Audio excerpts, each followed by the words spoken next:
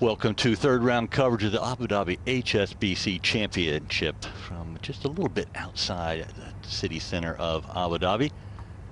We're at Yas Links, the first time in this 17 years of the Abu Dhabi HSBC Championship we've had a new venue. I'm Jay Townsend, joined in the commentary box by Jamie Spence. Bringing us the action from the golf course will be John Morgan and Incy Mehmet. Initially, we're just going to start off here at the first hole. Our groups today will consist of Robert Rock, Matthew Southgate, and Terrell Hatton. And then we're going to bring you world number 2 and DP World rankings number 1 last year, Colin Morikawa, Henrik Stinson, and Fabrizio Zanotti. So some great action coming today, Jamie, and a lot more friendly conditions. Well, they couldn't be tougher, could they? It was howling yesterday on Friday, cut day. And boy, it split the field up. It was tough. That's the first hole. That's what we'll be covering early on this morning. There's the hole of the golf course. Front 9, bottom left. Back 9, top of the screen. Great venue, isn't it? Great course. It really is. It's a golf course that is going to ask you to be on top of your game in every aspect. You're going to have to drive it well. Even though they do have wide fairways, you've got to be in the right portion. And it's really a second shot golf course. You've been saying that all week. Yeah, I think it is today with the calmer conditions. Yesterday wasn't so easy to find the fairways in that gale. So it's a tough day, but it's in absolute mint tip-top condition, this golf course. The fairways, the greens, the surrounds. I think everyone's saying the same thing. It's difficult to better, that's for sure. It is really amazing. It's a Kyle Phillips designed golf course, opened in 2010. So not old by golf course standards. Tommy Fleetwood has teed off. We're going to watch Tommy Fleetwood and David Law, the Scot, who has one win on the DP World Tour, where he won the Vic Open at 13th Beach Golf Course down in southern part of Australia, south of Melbourne. Yeah, great win that was. A couple of 2 balls to start off the first. Having to go a U draw, trying to catch up because I had to finish this morning. So 2 balls off the first. The rest will be 3 balls. Not easy as a 2 ball out there because they know they're going to have to wait when they get to that 10th. They're just going to wander around that front 9. That's very important, so you can keep in your rhythm. Just have a little bit of a break and off you go again. Rhythm, okay? You said it right there. Do these guys, knowing that they're going to have to wait at 10-2, do they just kind of slow their pace down, take their time, so they shorten the wait if they have one? Absolutely. You can just see Tommy just wandering along there. They've got Sammy Valimaki and Porrick Harrington just teed off in front of them. There's another 2 ball as well. So they just know that there's no rush for them today. So it's quite a nice feeling, actually. You haven't got to rush yourself. You can play your game. Tommy's trying to find his driver. Unusually for him, it's not been working for a year or so. Year and a half. Didn't drive the ball well yesterday. We followed his game yesterday. It was left and right, which is not a good combination. Fleetwood opened up with rounds of 68 and 76 to be on even par. As you said, he was in the long, natural sandy dunes, as you can see right there on this graphic. Too many times yesterday to put together a score, but he split the fairway here with his opening tee shot of the 3rd round. David Law will be hoping for a good lie as he strides up towards the first green. 151 yards for Law. Some players have laid up short of that bunker that encroaches in the right side of the fairway. Others, like Fleetwood, have played more aggressively. It's a sleeper, this hole. It looks nothing. It's dead straight, some bunkers down the right. It's only a drive and a pitch, really. But it's caused some trouble. And the green is very well protected with the slopes on it. Today the flag is right in the back left-hand corner. And not easy to get on the right level on this first. There you can see it there next to the bunker. Anything left of that will feed into that bunker. And not the ideal start for the Scotsman here, David Law. The rough is not bad here. It's kind of the cool season here in the Middle East. So it's all platinum paspalum from tee, fairway, rough, all the way, including the green. But it's not a penalizing rough if you keep it on the green stuff. Yeah, it's just not been warm enough for that rough to grow. So this is not an easy shot, middle of the green. If you pull it a bit, you might get it close there. There's 2 safe shots from David Law to start his day. Wasn't going to take anything on the bunkers off the tee, and that's actually worked out really well for him there. getting it pin high. Very large greens here, but they play small. There's little sections, little plateaus, a lot of swales on the green. Sometimes you can be in the middle of the fairway and not even be able to see the putting surface due to the undulations between you and the green.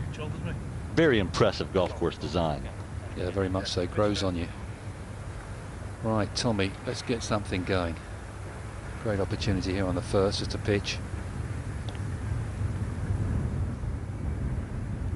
Hands in front.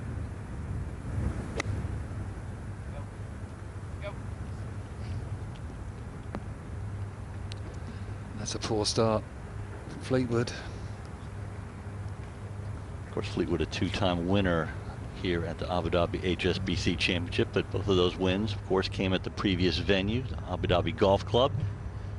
It's a parkland type course. This is a link-style golf course, totally different type of golf, you'd have to say. Certainly visually, they don't even resemble each other.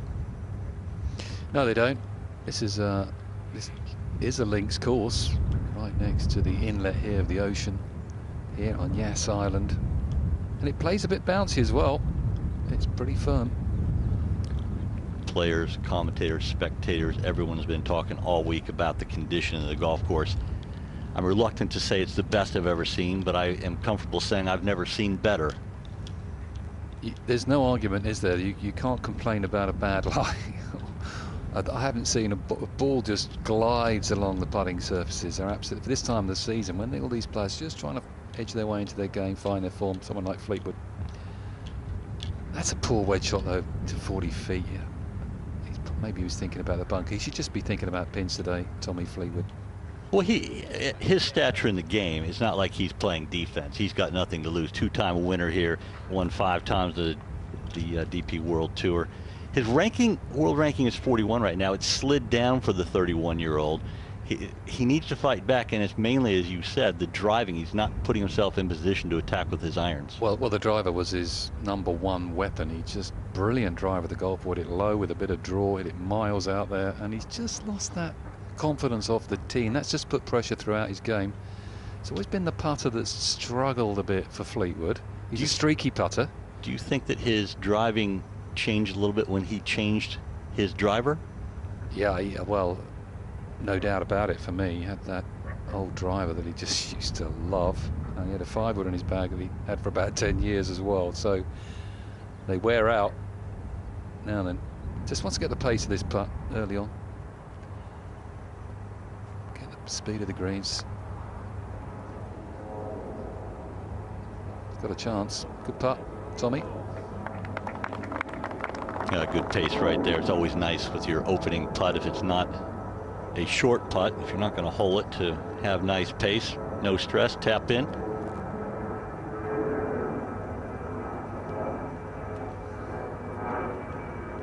So the two-time winner of this event pars his opening hole in the 3rd round. It's going to be a little bit breezy, probably 10 to the high teens miles an hour. It will be a challenge, that's for sure. If you want to join the conversation as AD Golf Champs, I'd love to hear from you. Certainly a lot to talk about. Fantastic golf course and a great field. The first Rolex Series event of the year. The first of 5, of course, next week in Dubai. There are back-to-back Rolex Series events as we keep the European season in the UAE. Alistair Scott, the starter, and he is poised to announce Thomas Dietrich, Charles Schwartzel, the former Masters champion and Ryder Cup hero, Jamie Donaldson, where he holed that incredible shot at the 15th hole to essentially clinch the Ryder Cup win for the Europeans at Glen Eagles.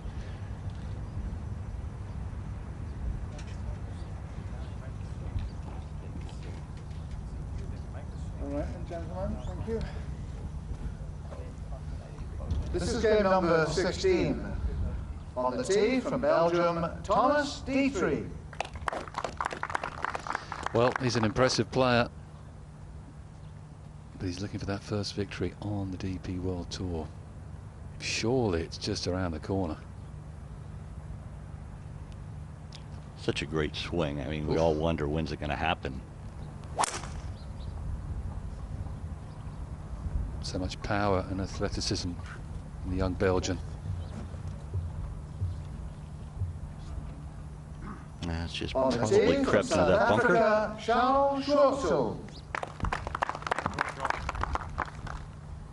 Schwartzel, of course, won the Masters. Has played sparingly on the DP World Tour in the last few years. It's great to see him in the Middle East. Another classic swing. Dealt with a few injuries in the last couple of years, mainly a wrist injury.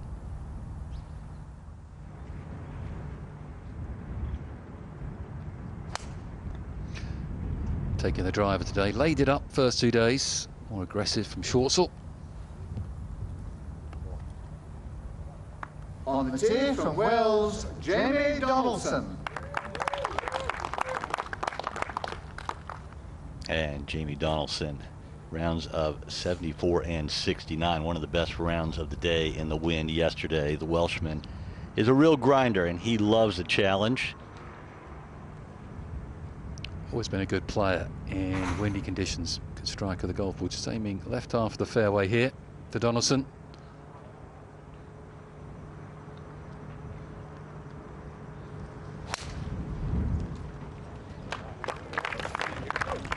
Oh, we had one right, one left.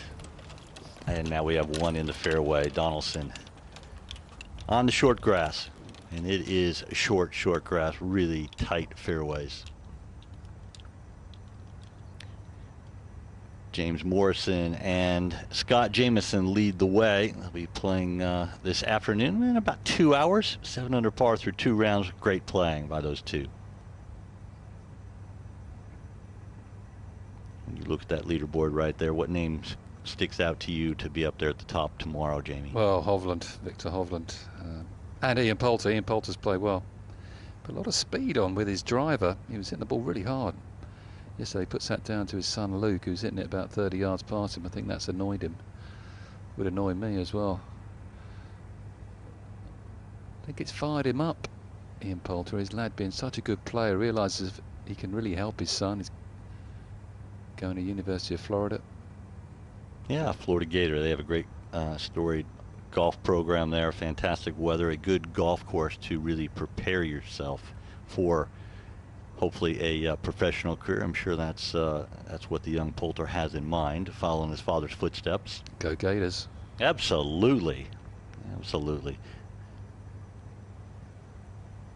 This is the first. Bunkers down the right. It's a pretty easy hole, to be honest with you. It's not the first at Muirfield, but it's caused problems. Just a drive and a wedge.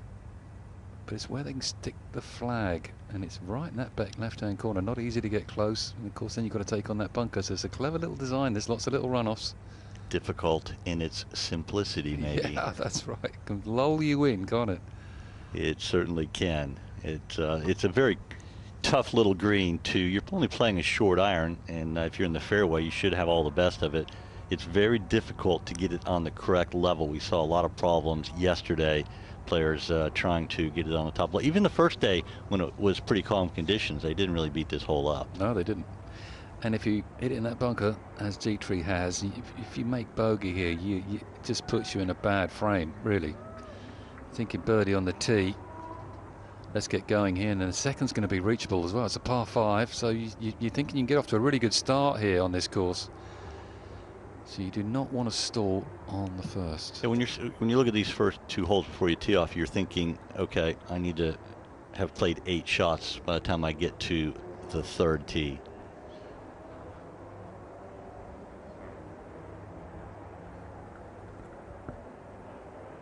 And there's a look from behind the first green. Dietrich in the left of your screen in that right green side bunker. Jamie Donaldson in the center of your screen in the fairway. And Schwartzel just ahead and to the left of Donaldson. 135. That's just kind of like a nice gap wedge for these guys, isn't it? I think it's a little bit of breeze into them here, and maybe just the strong wedge. Mind you, the wedge these days has 42, 43 degrees aloft. That was like an old 8-iron. It is really. So, with the pin stuck back there, you want a good yardage here, so you just hit a full out shot. You don't want to be fiddling. Woody on the bag, really good caddy for JD. Watch how nice and long this swing is from Donaldson. The long swings, they tend to last longer.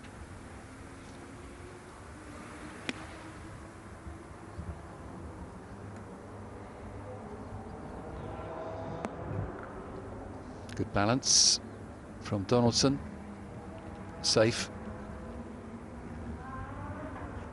You really do want to be attacking with the wedge. I think unless you've got a really good yardage for this pin, you're thinking, let's just make 4. I don't want to be stressing myself out on the first. You don't want to stress yourself anytime. Well, I'll try not to.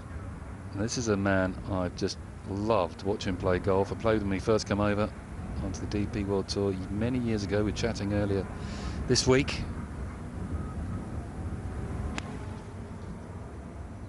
Put a little bit of timber on, hasn't he, over the years, Charles?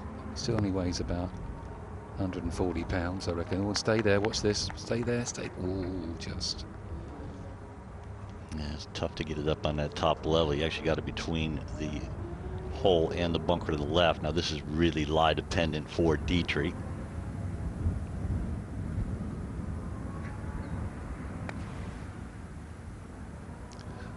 Looked a good contact. Oh yeah, brilliant. That's a fantastic shot. Clearly he didn't have to worry about the lip in front of him. He saw it was a pretty deep bunker. He was far enough away. He could just make a natural swing. I like the blue glove. Different colored gloves. You a fan of colored gloves? Well, I'll tell you a little history about colored gloves. Oh, here you go. What have I opened up? A white glove, they have to bleach the natural color out of it, and it dries it out. A colored glove is different. It keeps the oils in. It actually has a better texture to it. My father worked for FootJoy for 35 years, so that's coming from the experts. I knew you'd know something about gloves. I liked colored gloves. They just felt better. So here is the first of our 2 feature groups. Robert Rock will be leading the way, Matthew Southgate, and all 3 being Englishmen. Defending champion Terrell Hatton will be last to tee off in this group.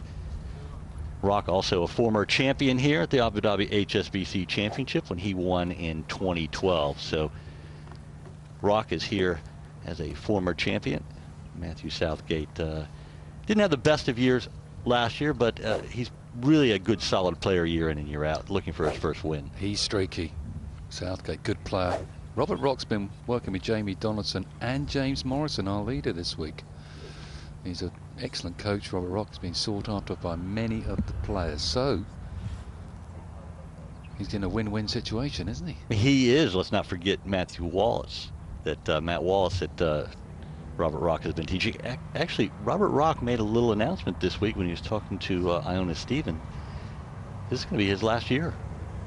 He's not going to play anymore after this year. We shall see. I'm not sure I believe him. We shall see. Yeah, I'm not sure I believe him. And it would be a loss to the tour. He's a wonderful ball striker. Great swing, as we're going to see throughout the day. A Mac O'Grady disciple. I think it's good to go out on your own terms rather than being forced out. So he's got plenty of other things going on with the Robert Rock Junior Academy and his coaching. Yeah, fantastic. 3 very different techniques in this group, and there's so many different ways to skin the cat, as they say in golf. But all that matters is the number. What do you shoot? Defending champion on the left over there. Should be an exciting day. These guys are going to be looking to go low. All right, then, gentlemen. Thank you. Well, guys. This is game number 17. Have a good day, boys. On the tee from England, Robert Rock. The 2012 champion opened up with rounds of 68 and 75, as you can see. And this is one of my favorite swings on tour.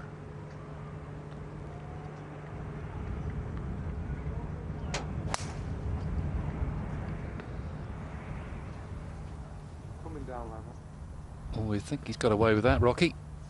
Yeah, he has. On the tee from England, Matthew Southgate. Matt Southgate looking for his first win, the 33-year-old, and this group is being followed by John Morgan. Good morning, John. Yeah, good morning, Jake. Good morning, Spencer. Good morning, everybody. Yeah, rock slightly down the left as we see Matthew Southgate now here at the first, back into the breeze. This first hole, just under 400 yards. And a little bit longer today.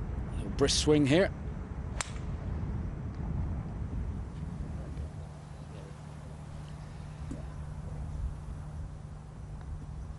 That one just dodging the bunkers down the right-hand side there, chaps.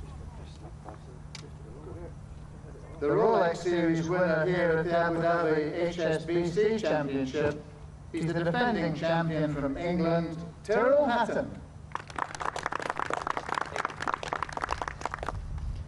And Hatton is ranked number 22 in the world.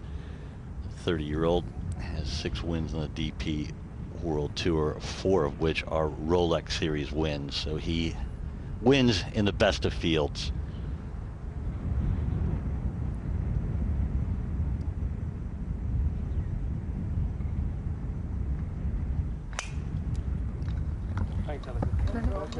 Hatton opened round with rounds of 66 and 77. Struggled in the wind in the second round. He'll be looking to fight back today. Yeah, finished bogey, double bogey yesterday. Knocked him right back down the leaderboard. Oh, you're so strong, carrying that. What's that on? This is the type of day, Jamie, you know, these guys are starting in the middle of the field. What is their goal? What are they looking to do? Do they get out of their game plan? Especially a guy like Hatton. I mean, he's got nothing to lose. He's not trying to protect. He's not worried about money. Is he just going to maybe play a little bit more aggressive, try and get his name in there for a chance to win tomorrow? Yeah, of course he is. First things first, it's great to make the cut in a Rolex event. And they're only 6 behind the lead. James Morrison and Scott Jameson. So one good score at the weekend, and you're making yourself some really good DP World Tour points, some good cash, and you never know with the finish we have on this golf course, if you put yourself within 2 of the lead come Sunday afternoon with 5 or 6 to play, you just never know. So they'll all know one good score, and they're right in the middle of this tournament. This is the first event of the year, the second event of the season. Of course, the Joburg Open took place in December. But points, you said it right there, points are so important. That's really how things are determined. That's how you qualify for the DP World Tour Championship at the end of the year, the 5th Rolex event of the season. The bonus points and everything. Do these guys keep track of the points? Do they look at tournaments? Okay, this one has more points, I'm playing in that one. Yeah, it's a mixture of the points you're playing for, golf course that suits you, where you feel comfortable at. So it's a mixture of quite a number of things. It's just not a case of just playing in every tournament. You have to plan your schedule. And also, when you start showing form early on, I've seen this season after season, you tend to carry it on. And if you're not finding your form, it's hard to find it as well. So this is very important few weeks here for all these players. Especially as the season goes on. If you get off to a poor first couple of months, then you start pressing because you're down in the rankings. You brought up an interesting point. When you were playing, did you make your schedule? Did you ever look at prize money points, or do you look to play at courses that you liked and felt comfortable on? I go courses first. I try and pick out whatever 8 or 9 courses that I'd really like, and I try and get my game right for those.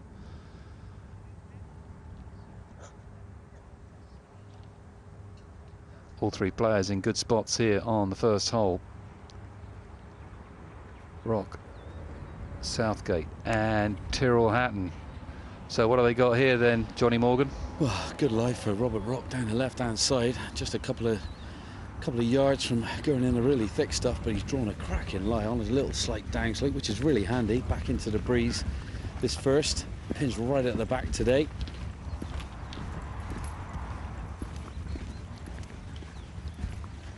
He's got 146 yards, playing a little bit longer than that. I would say probably with the breeze into his face, probably playing around the 160 mark. So clubbing up here. What a rhythm to the golf swing this is. Looking the visor today, normally without a visor or hat on, but showing his hairdo.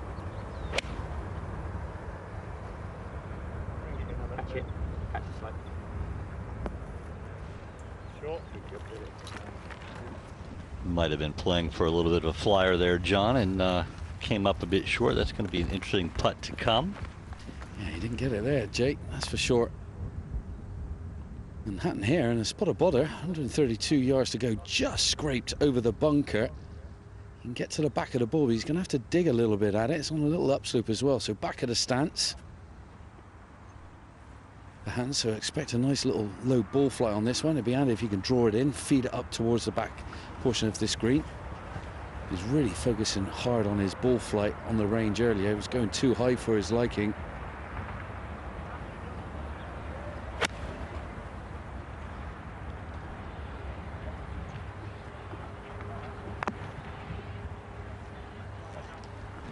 Very good from there, from Hatton. Good chance for a 3 from that lie as well.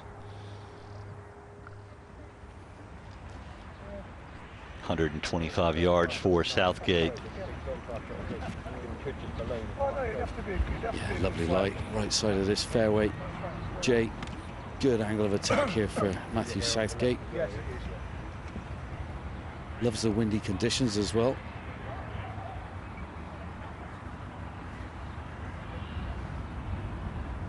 Ducking all over the place just hearing shouts of forward. Don't know where it's from, but there we go.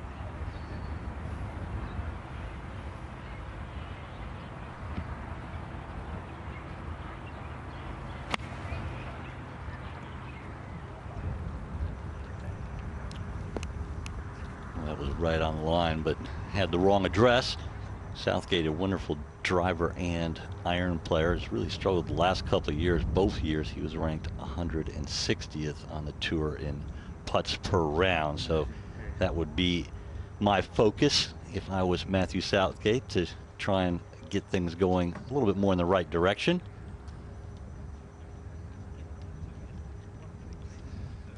Yeah, total different characteristics of all these players. Robert Rock's always been a wonderful striker of the golf ball. Struggled a bit on the greens. Southgate struggles with his chipping a little bit. But he's an aggressive player, Southgate. He can shoot low numbers. And Hatton's just a generally all-round good player, isn't he? Hits it straight. He's some putter when he gets that blade going. Don't really see much of a weakness in Hatton's game.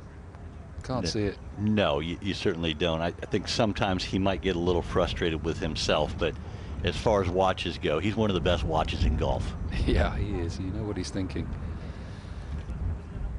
He's always chatting, always buzzy, lots of energy. Yeah, that's a good point. He does not lack any energy. Very aggressive, especially through the ball in the hitting area. Well, 2 poor shots really from Rock and Southgate. Not the easiest greens to 2-putt from distance. You're going over so many humps and down the other side. It's really difficult. Rock's got 3 different elevations to go up and down and back up again. Hatton's in good spot. Yeah, these putts at the first will give John, maybe he'll be looking here a little cross-eyed trying to figure these putts out. Yeah, I'm doing my homework on this one, Jay. You're bang on. And I've got to say, it's a club win day here, so this is why they've got caught out with their second shots coming in here. This one for Robert Rock, up on to that tier where the pin was yesterday, and down and across. This one going to break off his left. There's a little bit right to left in it, though, with about 10 feet to go.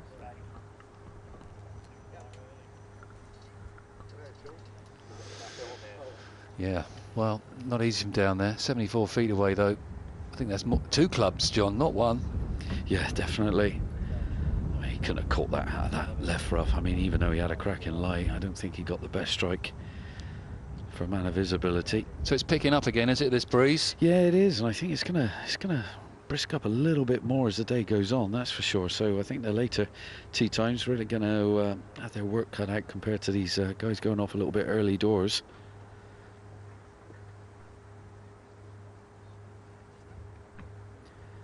Matthew Southgate with a lengthy one. His got a lot of movement in it. Probably a little hint off the left-hand side, all uphill putt. As Hatton there strolls around, eyeing up his putt from, oh, I've got to say, about 15 Well, no, 20 feet actually. I'll go for it. I've had the pleasure of playing with this man, Matthew Southgate. And yeah, like you made reference to, tee to green. Absolutely brilliant. Good putter as well. Just the chipping maybe off and on. Just lets him down. Blows hot and cold.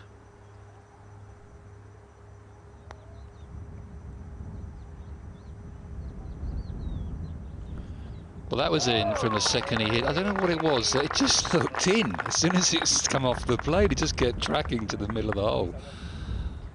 Yeah, the strike on that putt was awesome, wasn't it? Oh, wasn't it just? Well, it wasn't anywhere thinking of being short. He rattled it in there with speed. It's strange, isn't it? Sometimes you see a putt, you think, well, that's in. Halfway, thinking, that's in. And it was. It is amazing how you can see a putt rolling and so early. That's never going to miss. It's odd golf. Oh, it's always lovely to hold an absolute monster on the first, isn't it? Oh, you feel like it might be all day. Now, a little right to left putt here for Terrell Hatton. Good shot to get it here from that horrible lie he just had over the bunker.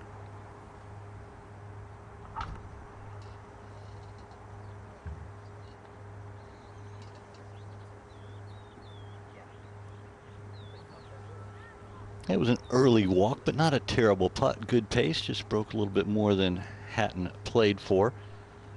Stress-free. Putting is a lot about visualization, and if you can get yourself to, you know, when you get over some putts, and we've all had it, everyone's sitting at home, you just think, oh, I fancy this. And there's other putts you go, oh, I don't really like this one. So the trick is, how do you get into that mindset of, oh yeah, I fancy this one, I like this one.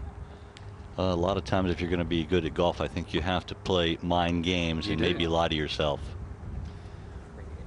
I think when people miss putts, they look at their technique as opposed to, you know, how did I prepare for the putt? Did I see it properly?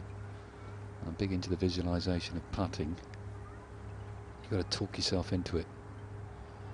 Okay, big putt here for Rock. He does not want to take bogey on the first, and it doesn't do much.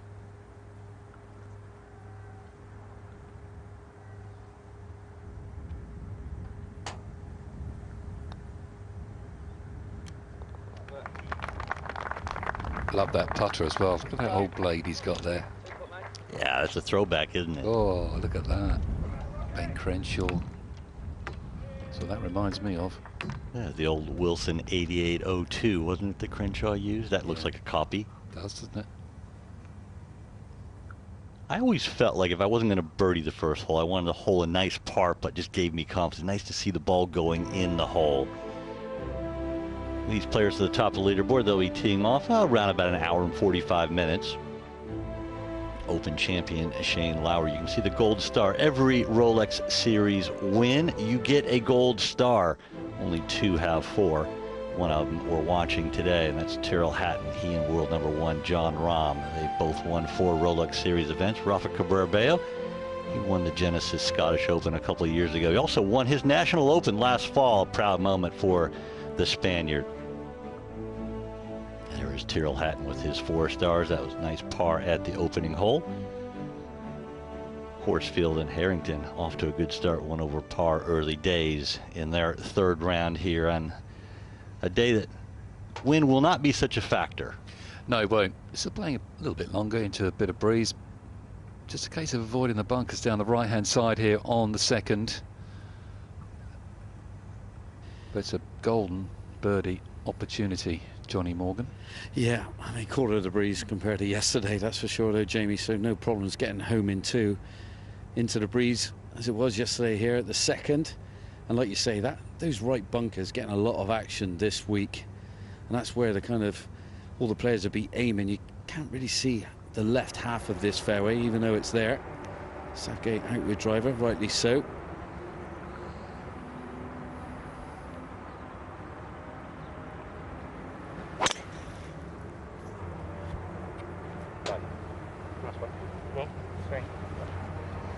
He's capable of shooting low numbers, this man, Southgate.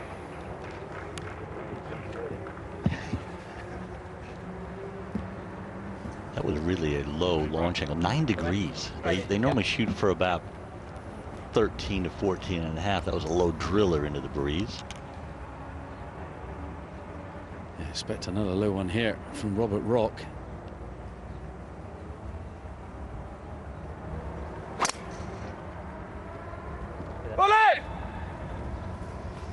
Well, he turned it left on the first, and he's done it again on the second. A little bit blind down the left, that's fine there. Still a bit of reach, I think. Rocky? It'd be a nervous walk up there and not being able to see it land. John will whisper to him, it's okay, it's okay, it's all right. I've put my hand up to him, Jay. He's all right. He's been reassured. Now, Terrell Hatton out with driver 2. Just going to rip this one straight down the middle of the fairway, hopefully. Give himself a chance.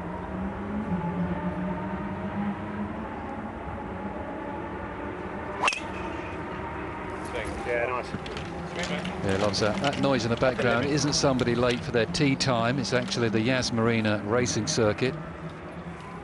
You a gearhead? No, I'm not into speeding. No? No, I'm afraid not. I enjoy watching it, but They have a go-kart track around here. You wouldn't do that? I would do that. I Yeah? enjoy that. Okay. But if I go in do fast... you like bump them? No. No? Of course not. Would No. I do that? Unless Yeah, it was you would. you. I Yeah. wouldn't trust you behind me. But going in fast cars doesn't make me feel good. I'm a tootler. I just wander along, driving Miss Daisy, me. Yeah, you did well driving her lunch yesterday. We had a nice lunch after our morning feature group coverage, and we hope you're enjoying the feature group coverage today.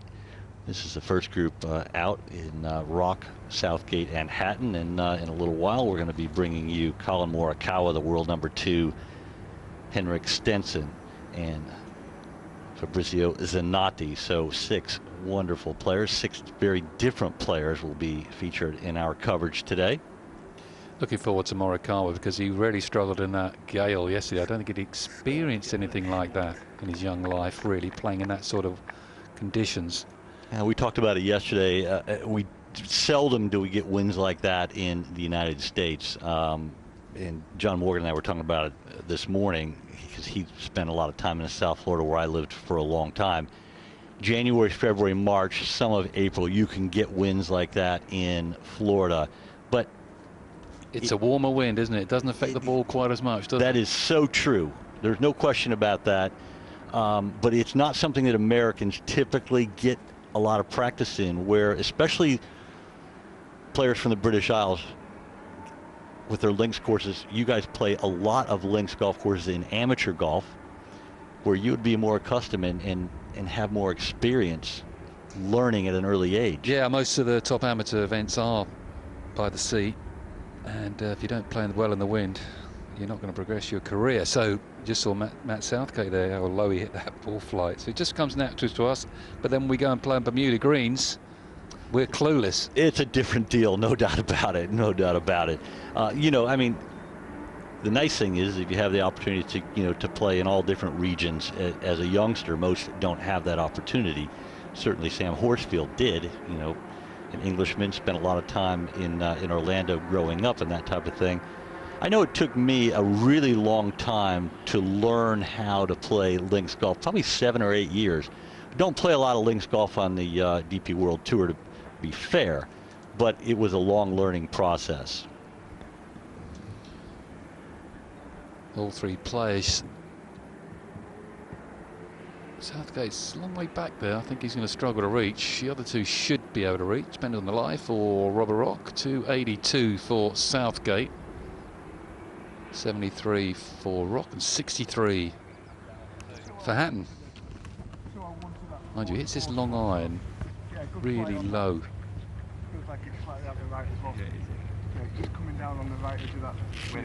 He's got a good caddy on his bag, Johnny. Yeah, he does indeed. And it's going to be a struggle. I think you hit the nail on the head. Just the lie's just sat down a little bit for Robert Rock down his left-hand side.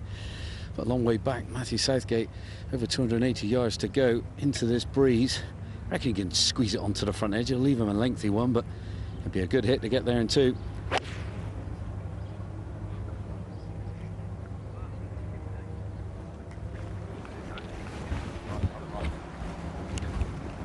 That's done all right. Flags on 43 yards, so he only had 240 the front, but not a bad spot there for Southgate.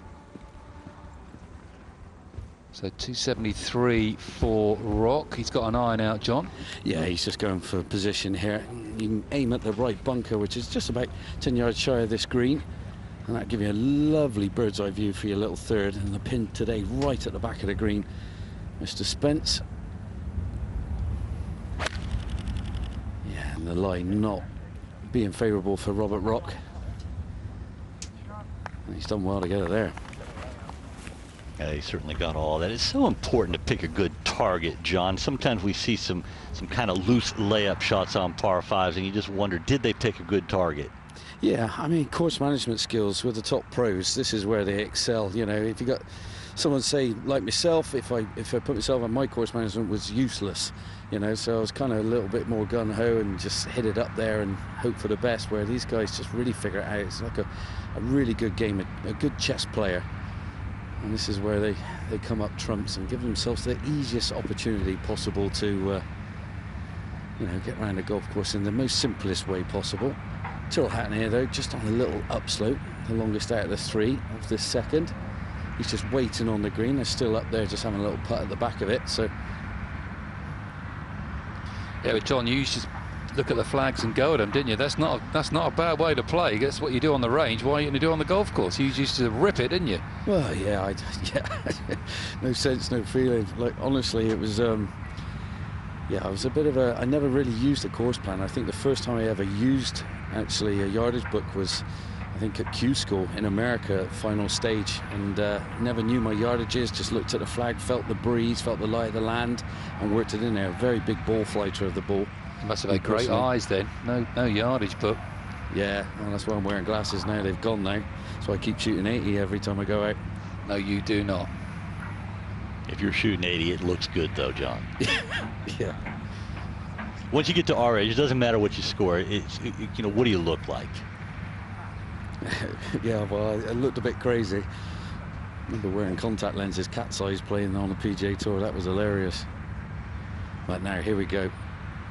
263 yards for Terrell Hatton. He's got the 3 metal out.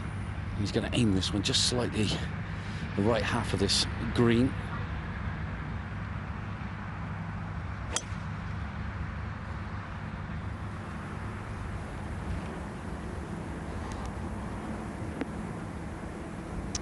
Beautiful shot from Hatton.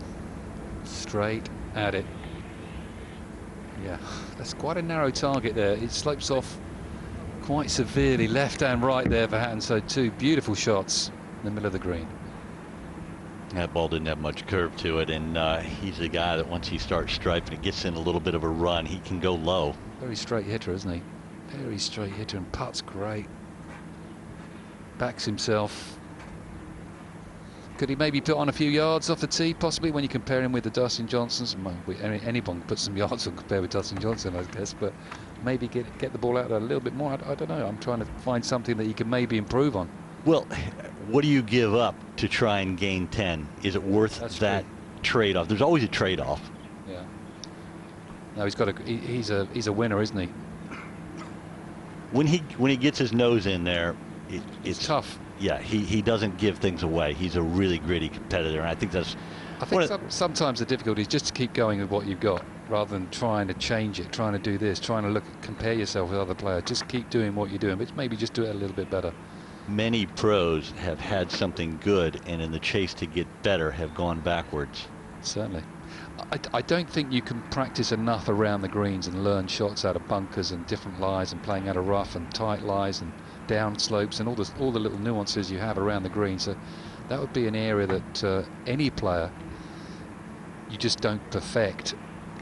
For all of you at home, that's a great lesson that Jamie just brought up. Unlikely you're going to change your swing and ball striking a lot, but you can really make a difference in your score by working on your short game. Just hitting shot after shot, spending time around the greens, and we know you all want to lower your scores and that type of thing, and that's the way you do it. Just a 72 yards. Matthew Southgate coming out of this left rough. Nice lie, pins right at the back. 43 on. Can use a little backstop behind this flag. That releases, it should feed back. Here we go, here we go. Just like he planned it. That's textbook stuff there. And Matthew Southgate talked a lot about his use of the greens books that are no longer legal to use, where he used them for his approach shots. Interesting. Well, Robert Rock definitely don't need a greens book. 69 yards. Mr. Au Natural.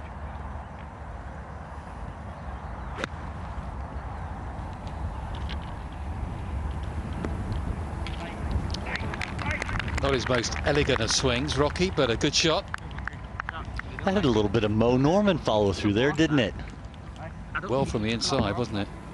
Yeah, of course, Mo Norman, one of the greatest ball strikers of all time, the iconic Canadian, passed away a few years ago. But if you want to check out an unusual swing, but arguably the best ball striker of all time, it's on YouTube. Go there, search it out. It's a good watch, a very interesting story as well.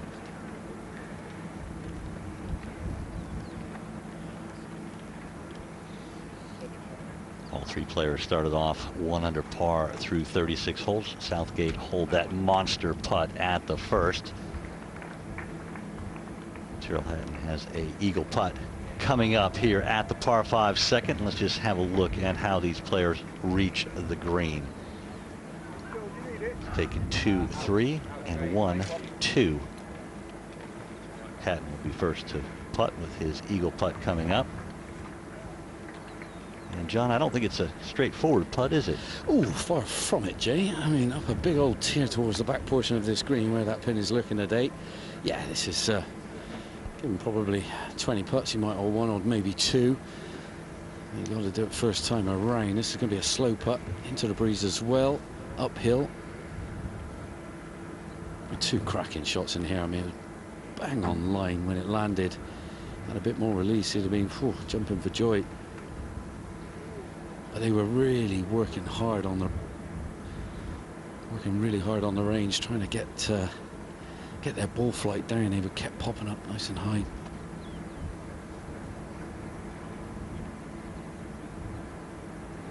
I'm sure he'll take his 2 putts and get out of here.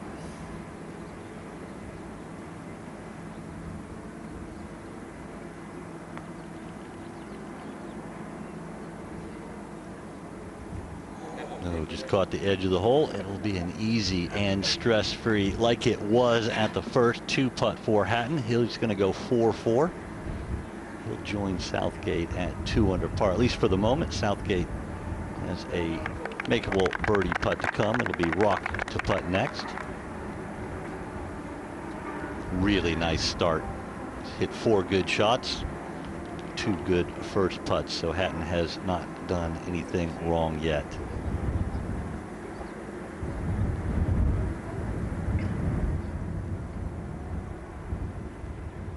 I say yet, not being unfair. You never play a perfect round of golf.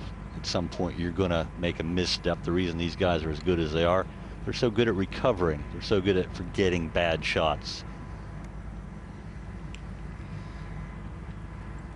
Well, good opportunity here though, Jake, for Robert Rocket. Just stalled in the breeze. His 3rd shot there and zipped back away from the hole, but straight up the hill for his birdie effort here. Not much movement in this. 2 good putts to start his day. Robert Rock, 1 for par, 1 for birdie. Good start for the Englishman.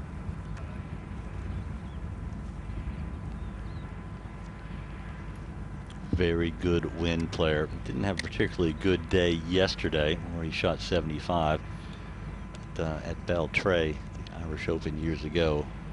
Played one of the best rounds I've ever seen. In the end, he ended up losing to an Irish amateur who, well, you know who he is. Went on to win the Open Championship, Shane Lowry. But this birdie putt coming up for Southgate. Yeah, knee knocker down the hill, this one, Jake. Use the backstop to bring it back on the green.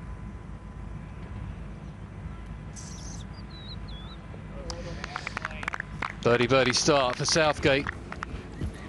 He's only 4 behind now. He could shoot 64, 63 today. No problem with the way he plays. When he gets on a roll, he keeps going. Southgate. Someone's going to shoot a low one, Jay. Might be him. May as well be me, as these players are thinking. Why not? We've done it before. Of course, Southgate's best ever result was a tied for second at last year's Porsche European Open. Jameson and Morrison lead the way through 36 holes. Scott Jameson set the course record with a 63 in the opening round and a 74 in the windy conditions in the second round. Hovland, Poulter, you have to be all eyes on them.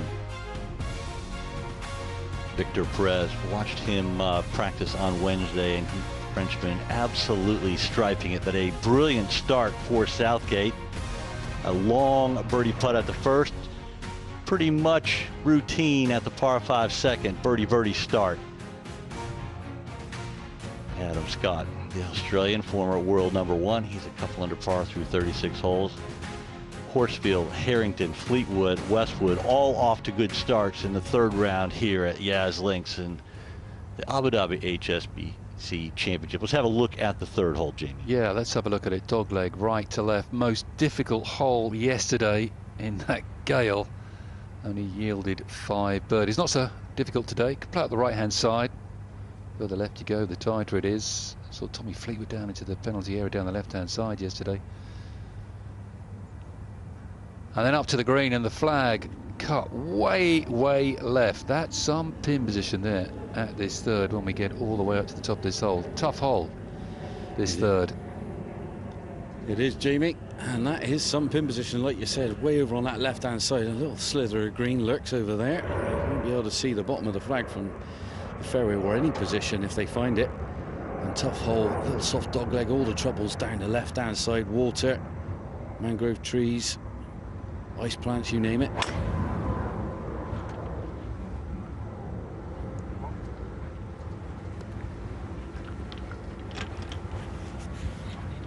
There is Johnny Morgan. Look at him. He's such an athlete there. Look at him. Yeah, he's got some moves as well.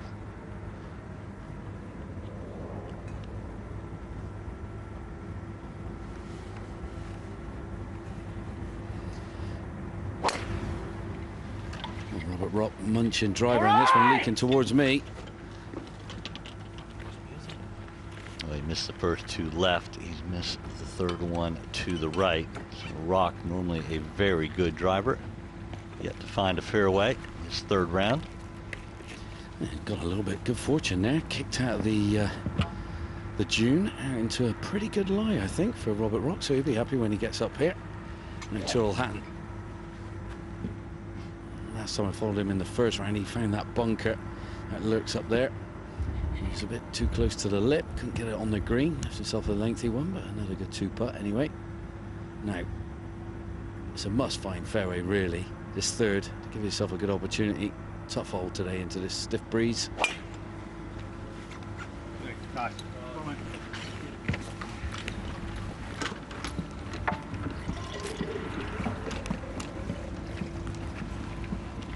Now, right down the middle of the fairway, Hatton has not stepped a foot wrong in the first 2.5 holes. Looks every bit of a 4-time Rolex Series winner and the defending champion, albeit a different golf course. How much does that play in when you're defending champion, but it's a different venue?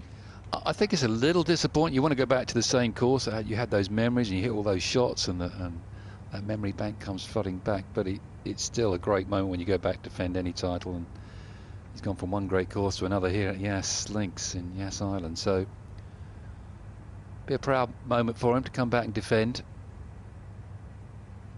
And again, he's one good score away from getting right involved in this tournament. And the way he started today, he's got the bit between his teeth. I mean, he had a terrible finish yesterday. And bogey, double bogey finish. He was only 3 behind, stepping on that 17th tee, gave it away.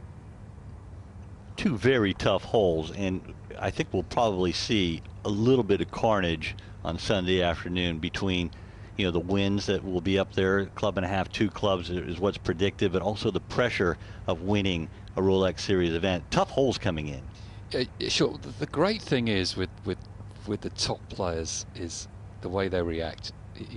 They don't dwell on it. He comes back this morning, and he just boom straight down the middle every hole. Just looks great, doesn't he? Looks great this morning. So it's forgotten. They got short memories.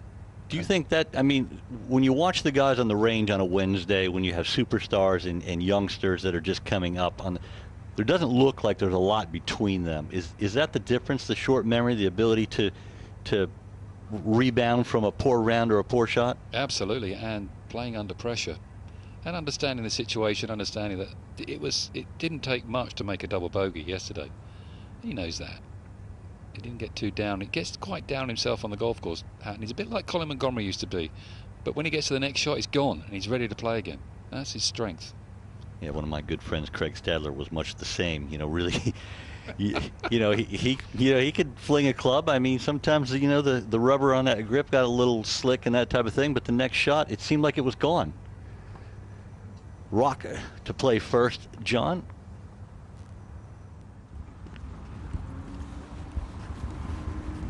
Sorry guys, daydreamy moment there. Just chatting with Terrell Hatton's dad, Jeff. So he's telling me the whole work ethic of what's going on with him and his son. And Robert Rock, like I say, coming up trumps here, Jake, over on the right-hand side, just kicked out nicely, which is very rare. Pitched on the sand, and you think it would stick, but actually popped out left. So he's got a beautiful lie ball, slightly above his stance. Still a long way to go though, but. As you made reference to, Jamie, what a pin position today, back left-hand side. I mean, a bear like this, a massive wide green, this one, so you can got acres of space right of this flag. Don't want to be greedy. Bunker lurks just short and left. Just waiting on the green a little bit. Thomas Dietrich just finishing off his putt with a coloured glove in his back pocket. It was a good stat that was, Jay, about the gloves. Didn't know that. Yeah, the bleaching it white, takes a lot of the natural oils out and it doesn't give quite the same gripping ability. Go for that dark glove, always better. Right in front of the green, that's 70. Can't go left here, John, can you, from way back here where Rock is? Oh, no way, Jose. I mean, water lurks, bunker, mangrove, ice plant, you name it, is over there. Wind is pumping it towards all the trouble as well. So Robert Rock will be aiming up that groove that's in the middle of the green. 197 yards to go. Breeze feeling into his face off the right as well. So had a good old 10 yards on top of that. Over 200 is going to play with his second shot.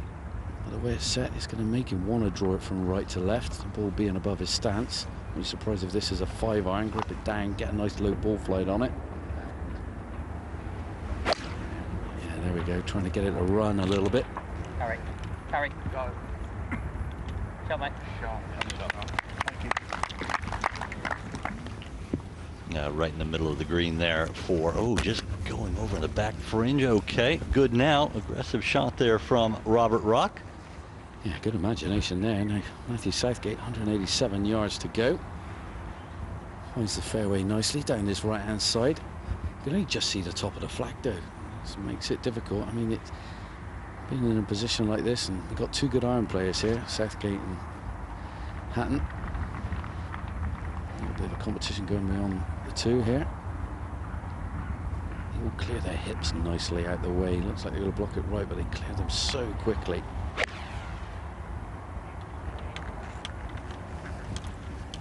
Sounded great.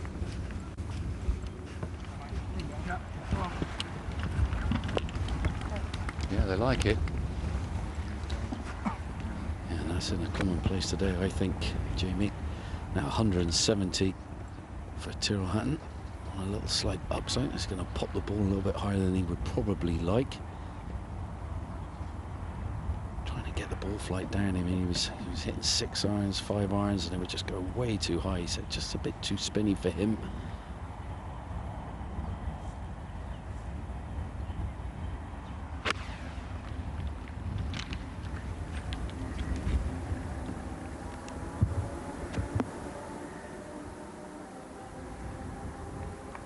Left that out to the right, but it was a good miss. Middle of the green rather than just a little left into trouble, but not what Hatton was looking for. He's such a fun watch. Body language tells you everything. Sometimes you just listen and he does all the commentary for you after the shot is hit. Yeah, he does. This third hole's just a par hole. Just make it, hit it in the middle of the green and try and make par. It's not an easy 2-putt if you hit it down the right-hand side. That's the only problem here, but where Hatton is, he knows it's a difficult 2-putt, but it's a hole you just make 4 on, and you save your battles for further on. Were you one to get the pin sheet before you teed off and kind of map things out? Okay, we can attack this when we can, or you just take each hole as they can? No, I'm a big advocate of that. Have a look at the pin sheet. Just realise which ones you can go for, which ones you can't. You have holes that favour your shape of shot and don't. So I was quite an advocate of that. Maybe picking out 2 or 3 holes, thinking, well, you know what, a par's good on that hole today. However, I can attack those. So I think it's vital information that you can have before you go out. You still got to adapt to the situation and where you've hit your tee shot, but no, I think that's a good plan for me. I'd encourage anybody to do that. Robert Rock closest to the hole in 2. He was furthest from the hole after the tee shots, but a very difficult hole location, so near the trouble on the left. You can't fault anybody for being well to the right, and it'll be Hatton first from just over 74 feet. He's got some slopes to work with, as you can see from the graphic. Yeah, a few tricky putts coming their way here, especially for Hatton and Southgate. Southgate coming to rest in that little bowl area at the back middle of the portion of this green, and Hatton well having to come through that bowl, so he's going to go downhill, uphill, a bit of a soft swing off the right, I feel, near the hole. Not a great deal of movement in it, all in all. Just a good old kind of old-fashioned go halfway down a putt, get a vibe of the pace of the putt, do your homework.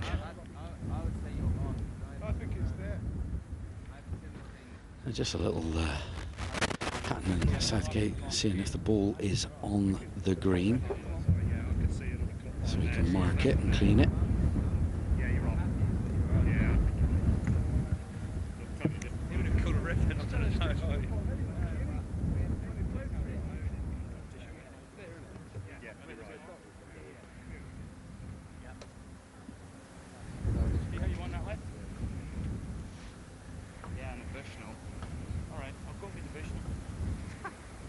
A lengthy putt like this, how important is just hitting it solid, John?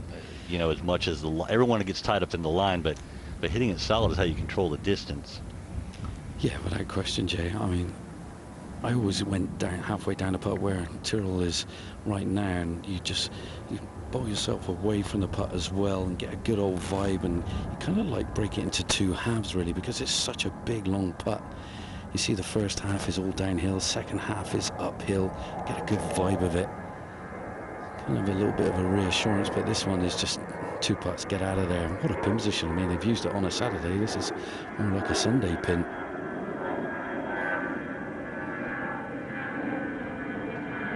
Plane going overhead. The bumblebees around my head as well. Straight why the racetrack is full tilt at the moment with all the cars going around it. Great view of this putt from behind. Starts it down the right. Should come back up over the hill. Oh, steady. Whoa, whoa, whoa.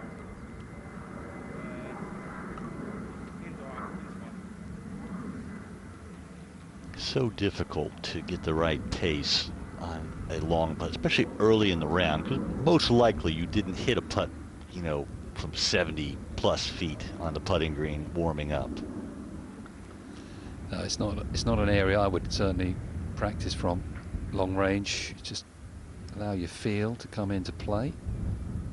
Visualization, trust yourself on the greens. You can overthink it. Do you think it's one of the first things you kind of practice on there as soon as you turn up to a new venue like this? Go straight to the greens and get your bearings on the pace of the putts and the lie of the land. It's good to play a little game, John, where you roll balls on the putting green, isn't it? Yeah, I'm with you on that. You're pretty good at that one, Jamie. You beat me last time. Yeah, I did. I think it was more of a fluke. They lipped in. Anyway, here we go. Up the hill. Little soft breaker off the right-hand side for Southgate. Still 2 beautiful putts already today in the first 2 holes. Can't make it 3 in a row, can he? Nah, this one way right. And it is rolling to downwind. It was the early walk for Southgate.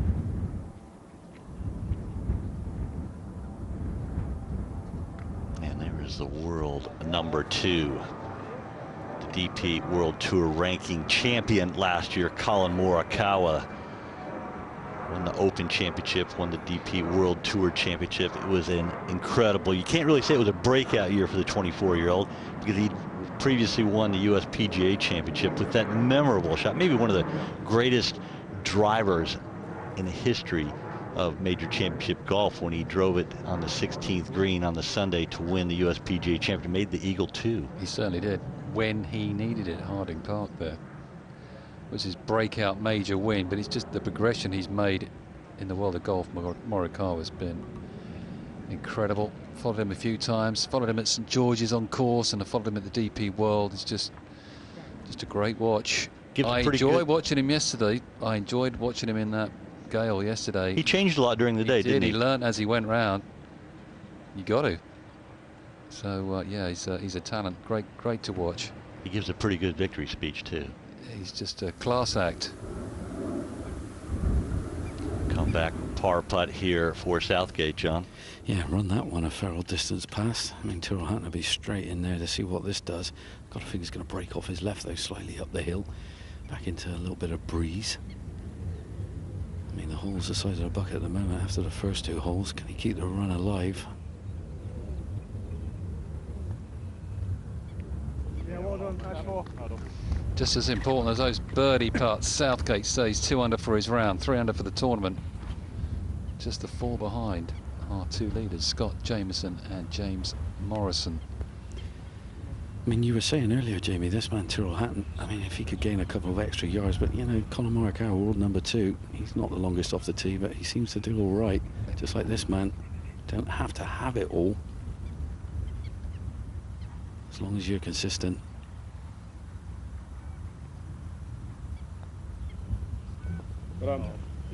He's pretty good at that. I know that. You have to be a good holer-outer to be a good winner, and Hatton certainly knows how to win. 2 under par through 39 holes. Tap in par putt for Robert Rock. All 3 players in the first of our feature groups are under par. Rock 1 under, Southgate 2 under, and Terrell Hatton 1 under through 3 holes. Good start. They're playing the golf course the right way around. But that is a view from 10 fairway down to 10 tee for the Morikawa, Stinson, Zanotti group. All 3 right on the cut line, 3 over par. 76 players made the cut to play this weekend. All will pick up points, all will win money, and well, differing degrees of confidence will be gained playing all 4 rounds early in the season here in the DP World Tour. And it's really a building process, isn't it, Jamie? You know, starting the year, coming off the holidays, and just building some confidence. Yeah, that's right. I mean, these players are 10 behind the lead, so winning is maybe just a little bit out of their grasp, but you never know. You just don't know. On a new golf course, shoot a low score today, he might get 4 or 5 behind Morikawa. And then he's in touch. Anything 5, if you're 5 behind going to the last round, you can win, no problem. That'll be his aim today. How much does it mean being 5 behind, but how many people are between you and the lead?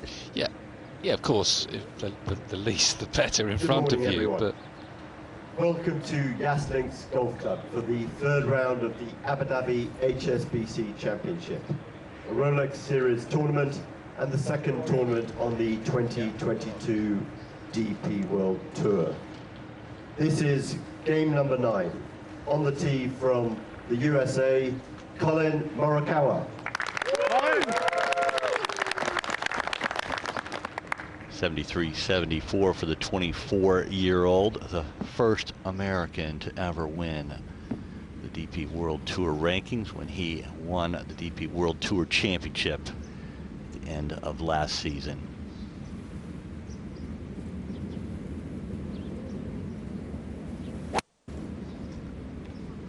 gentle par 4, dogleg left to right, just a 3-wood for Morikawa. On the tee from Sweden, Henrik Stinson.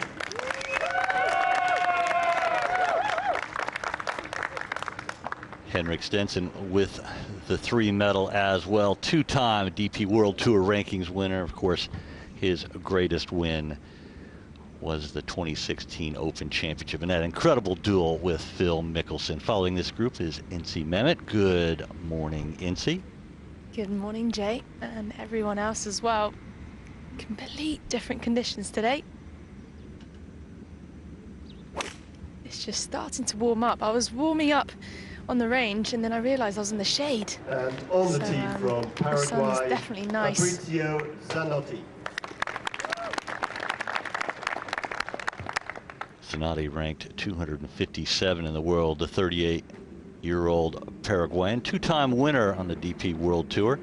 Most recent, the 2017 Maybank Championship, where he had one of the greatest finishes of all time to win. Finished birdie eagle in a round of 63 to just win by one.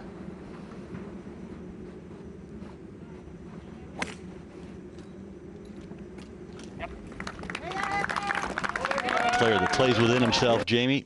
Nice economical swing. Certainly doesn't overpower things, but a good technician. Yeah, he is. Yeah, good, solid player, Zanotti. Playing with two heavyweights of the game here. He'll be feeling a little nervous, but you just got to get into your own game. Don't worry about who you're playing with. Get into your own little zone. Play your own game. You can't be looking at these stars thinking, watching them too closely. You've never been guilty of that? Come on. To start with, but you've got to learn just to get into your own little bubble and play your own game, because if you start watching these great players you're playing with, who you want to beat, by the way, and comparing yourself, it's no good. Play your game, whatever that is. Yeah, that's a great point right there, because you have a different talent than what they have. You can't really compare what you're doing to someone else. You have to play within yourself. Easier said than done, though. Yeah, it is. Let's go over to the fourth, and Robert Rock. 205 yards today. High right shoulder tells me it's a bit right. Not much. That should feed back down from there as well. Come on. But if they're your bad ones, Rocky, you're doing all right. Yeah, the other ball on the green is Matthew Southgate. Terrell Hatton yet to come, and that is a very good shot. The wind out of the left here. Never easy for right-handed players when the wind is kind of pushing you in the back as you're standing over the ball. Gettable pin position here, right in the middle of the green. At the fourth. Had two tough pin positions in a row here, so a chance. Good balance from Hatton.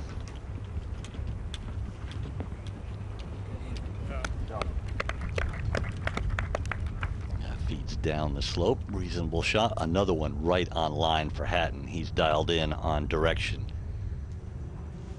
Morikawa, such a great watch, and I think it was interesting. You pointed it out early yesterday in the windy conditions, how he wasn't comfortable in the beginning of the day, and as the day went on, started hitting more linksy and windy type shots.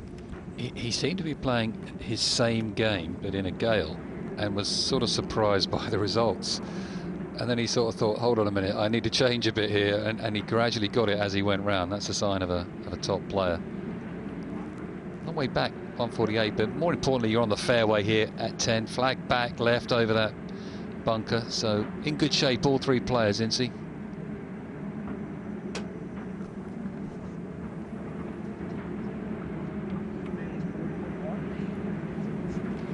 Yeah, so yesterday it was a driver and a flick, just a chip onto the green. Today you're laying back further up just because that wind's not as strong. From this angle for Morikawa, the wind is straight off your right into this back left pin, which is only going to help. Bit of a backstop as well. You're just eyeing up 3 yards right of the flag. Let Mother Nature do the rest.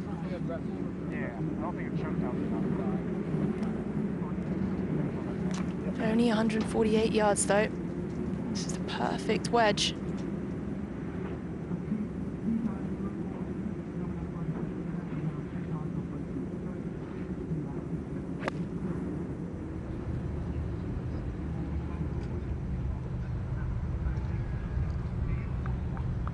Good shot right there. Good aggressive line for Morikawa. He has pretty much told you, I'm going for it today. Nothing to lose.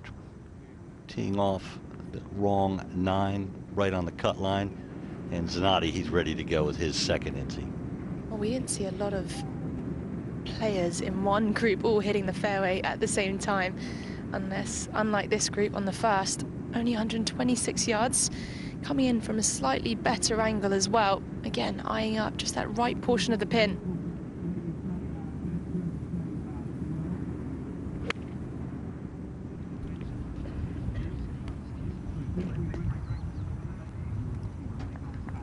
Good distance control. Just played it on the kind of the safe side of the hole.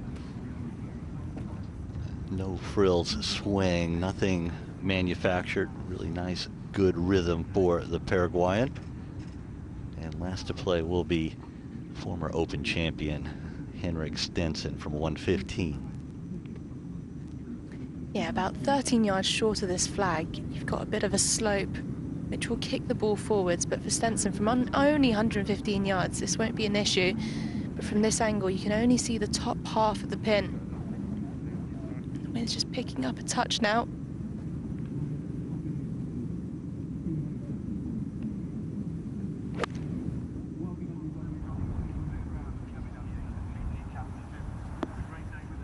Right over the top of the flagstick for Stenson. Maybe one wedge too many, but right on line. It was a good swing. Was known as the Iceman in the top of his career. Stenson now a little bit longer in his career, 45 years old. Let's go over to Hatton, defending champion, for birdie at 4. Just misses on the right side. Good pace again. Has yet to cause himself any stress. And it's so important as the day goes on, as the week goes on, not having to make 4 and 5 footers for par. Stress-free. That grinding for second putts really does take its toll. It's early in the year. Everyone is pretty fresh, but you don't want to waste any energy. Second of our 2 feature groups making their way onto their first green, the 10th green, as they play the golf course the wrong way around. You are watching feature group coverage. Hope you're enjoying the action here from the 3rd round of the Abu Dhabi HSBC Championship. There you can have a little look-see. Stenson right over the top of the flagstick, just under 30 feet from the hole, but these approach and fringe areas are almost like greens, probably better than most greens out there. That those of you sitting on your couch, drinking a cup of tea, cup of coffee, wherever you may be in the world, you'd be happy to be putting on these fringes. The fairways are like fringes. The greens, the lowest I've ever heard of, at 1.6 millimeters is where they have the mowers cut. Stenson lining this one up from the back fringe. Yeah, Stenson's got just over 35 feet, I would say, and it's downhill all the way, wind coming off your left. You've got to be mindful, be really, really conscious of pace control, because you're putting through 2 different textures of grass. You've got the fringe and then you've got the green, which is a bit faster too. So it's going to be down, breaking in left to right all the way.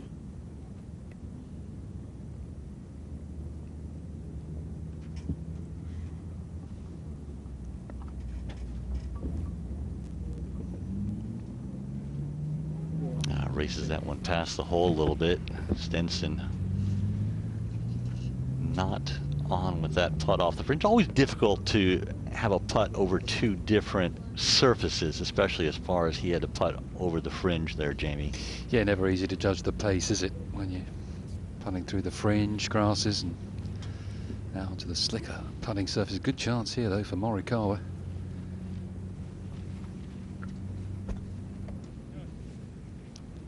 Zanotti to putt first, Incy, and what does this one look like?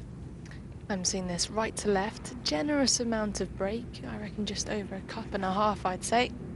Also a bit downhill, and remember those downhill putts will break more than an uphill putt too, so if anything, give it a little extra break than not enough.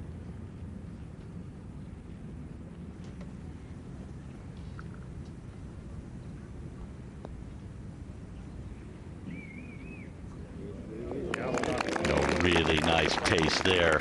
Always nice to hole first one. Well, of course, we saw a much longer putt from Southgate on his first hole today, but Zanotti played that textbook. Yeah, that was in all the way, wasn't it, for the Paraguayan? You like that early call thing, don't you? I do. It just looked good, didn't it, straight away, that?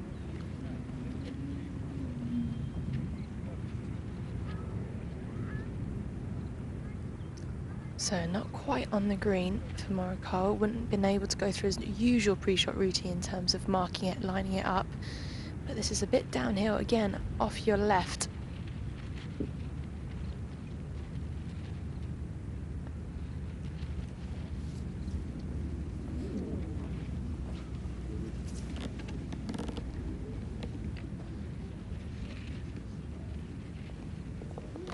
Just the par for Morikawa.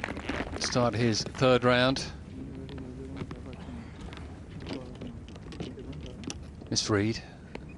First part there just turned more than he thought.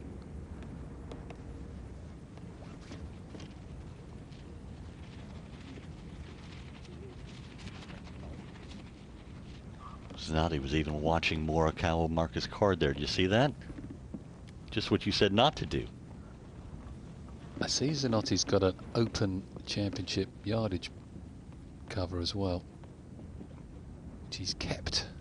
Obviously his favourite. Or he's trying to suck up to Colin Morikawa, one of the two. Be a good man to emulate. This uphill right to lefter, a little wind from the right for Stinson.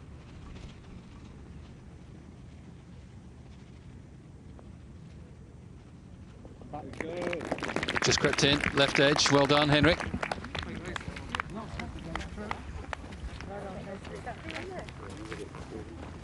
Two pars and a birdie in this group. It was Zanotti that made the birdie. The two major champions both parring their opening hole in the third round of the Abu Dhabi HSBC Championship. A new venue.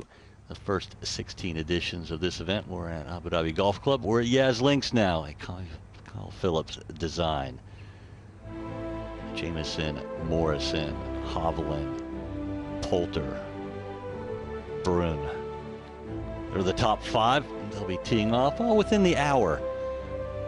Pretty good conditions. A challenging wind for the players today, Jamie. Not overpowering, but it's going to make you think. Yeah, there's enough of it. There's a good club of breeze out there today. That can help you on some holes as well. Some of the par fives helps you reach them comfortably. It needs a breeze, this golf course, actually, the way it's designed. Willie Westwood's got off to a cracking start. 3 under after 4 holes for him. He had a tough go over the holidays, didn't he? He had COVID, couldn't really practice, couldn't come in here with the preparation he wanted. Struggled a little bit in the opening round, but the great champion that Westwood is coming around as the week goes on. Yeah, he was missing the cut after about 8 holes in his first round. Look at him now. 3 over par through 7 holes in his opening round. Westwood, true class, and fighting back 2-time Rolex Series winner is Westwood. This 11th hole, 577 yards. Bit of help with the breeze. Needs it as well.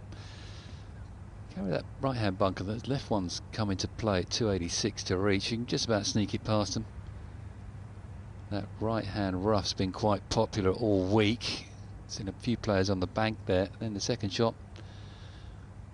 Thread it between the traps as well. Big rough on that left-hand bank. And a green with runoffs again, both sides. Great design. Plenty of humps and hollows, and the flag stuck in that right-hand corner. But reachable, this par 5 11th. And that graphic really flattens things out a lot. Tremendous amount of movement in the ground and the fairways around the greens, and extremely deep bunkers as well. Oftentimes you're in the bunker around the green, can't see the putting surface. Zanotti leading the way at 11 after birdieing his opening hole. Yeah, there's just a little bit of a wait. And Tonda in front of us, just hitting, approaching this par 5 and 2.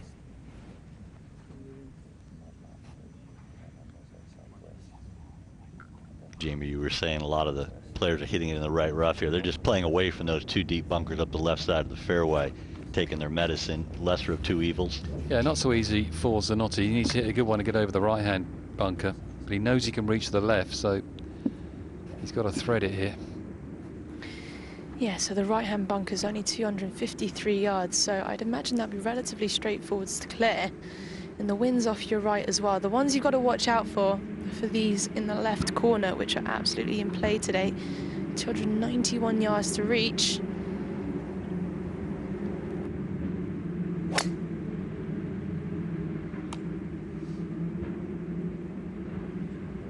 Trying to coax it from right to left. He's over the bunker, but in the rough, no harm there.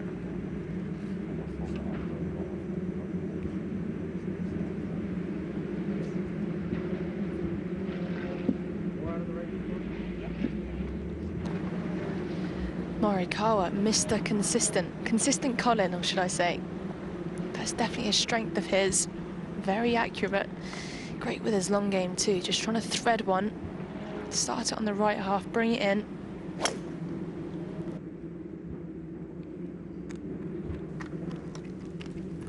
Watching this one intently. Ooh, it just crept past the bunker. It's not bad now. That lie in the rough might help him just kind of scoot it up there by the green in two.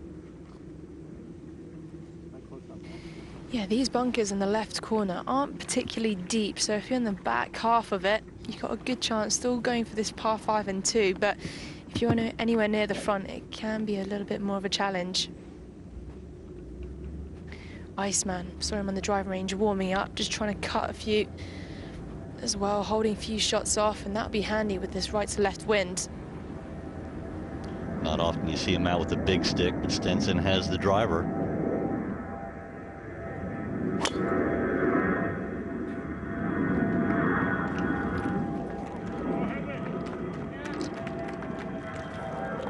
Not as lucky as Morikawa, who ran it between the two bunkers. Stinson, from the lack of bounce, looks like he is in one of those two left bunkers. It will be interesting to see how far he can advance it up the fairway. Let's go over to the front nine, and Terrell Hatton, second shot to the 5th. Flag on the left-hand side. He's coming from the left-hand side as well, Hatton. Unbelievable. That shot had a nice sound to it, didn't it? It sounded beautiful. And it was beautiful. Good chance for his second birdie of the day. Birdie the second. He's 1 under par for his round.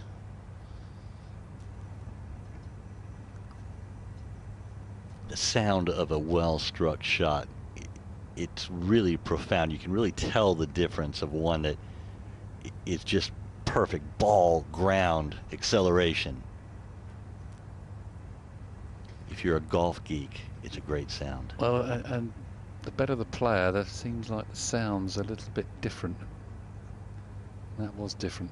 I remember hearing stories when Rory McIlroy was yet still a junior, long before he turned professional, even at the young age he did. People said when he was hitting balls on the range, it did sound different, and clearly he hits it different than most. Yeah, he's different. He's brilliant.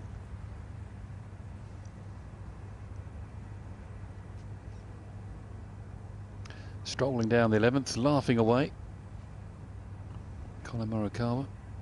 Hands in pockets, a little chilly out there. Doesn't have a sweater. Yesterday he was wearing the hoodie. He had the hoodie up a couple of times to protect himself from the wind and blowing sand. It's not chilly out there, Jay. I come from a cold climate. I'm okay. But I'm just saying, typically when you walk with your hands in your pockets, maybe you're a bit chilly. Yeah, yeah. This is warm for me. It's about 18, 19 degrees today. We are in their winter.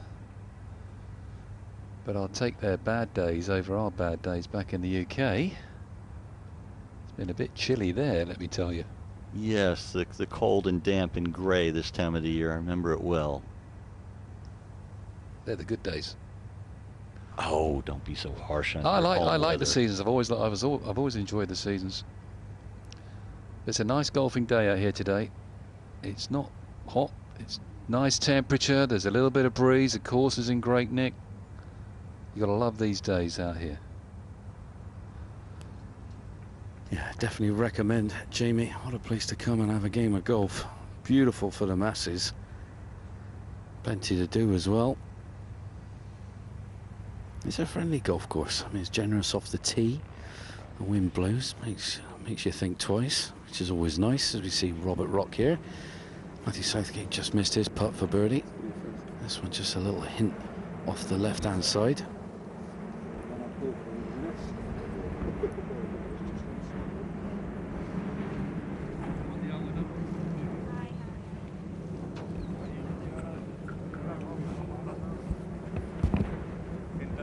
Stinson looking to his left.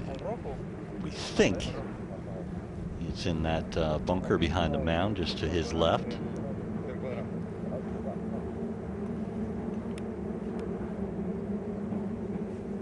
Yes.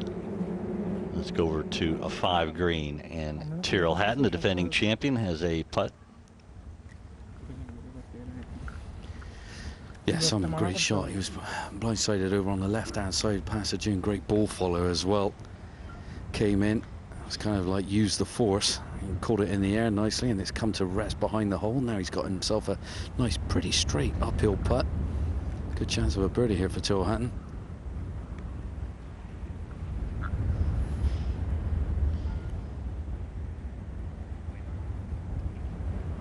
Ooh, that one went past further than what the camera looked like at that point. It's the first time Hatton's going to really have to grind out a second putt.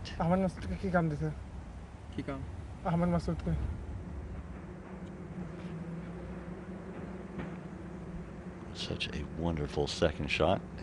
Didn't take advantage, but now has to grind out a par.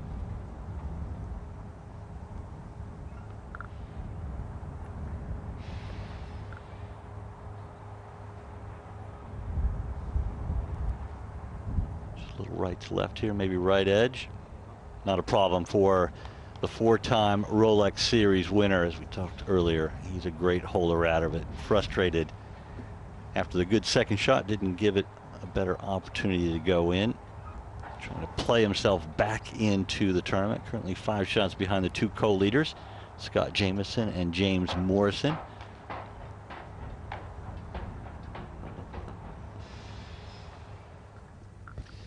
Setting up the shot here for Colin Murakawa. Stinson and Zanotti have laid up, but Morikawa won't. I think he'll have a crack at this. 277. It's a big shot. Bit of breeze behind though. He's only 251 of the front edge. Certainly he should be able to reach the green. Southgate just tapping in at the 5th. Yeah, it's definitely reachable in 2 for Colin Morikawa, but watch out for this lie. 277 yards on a downhill slope with a fairway metal, so I'm expecting this to come out low. Just trying to chase one down there, thread it through.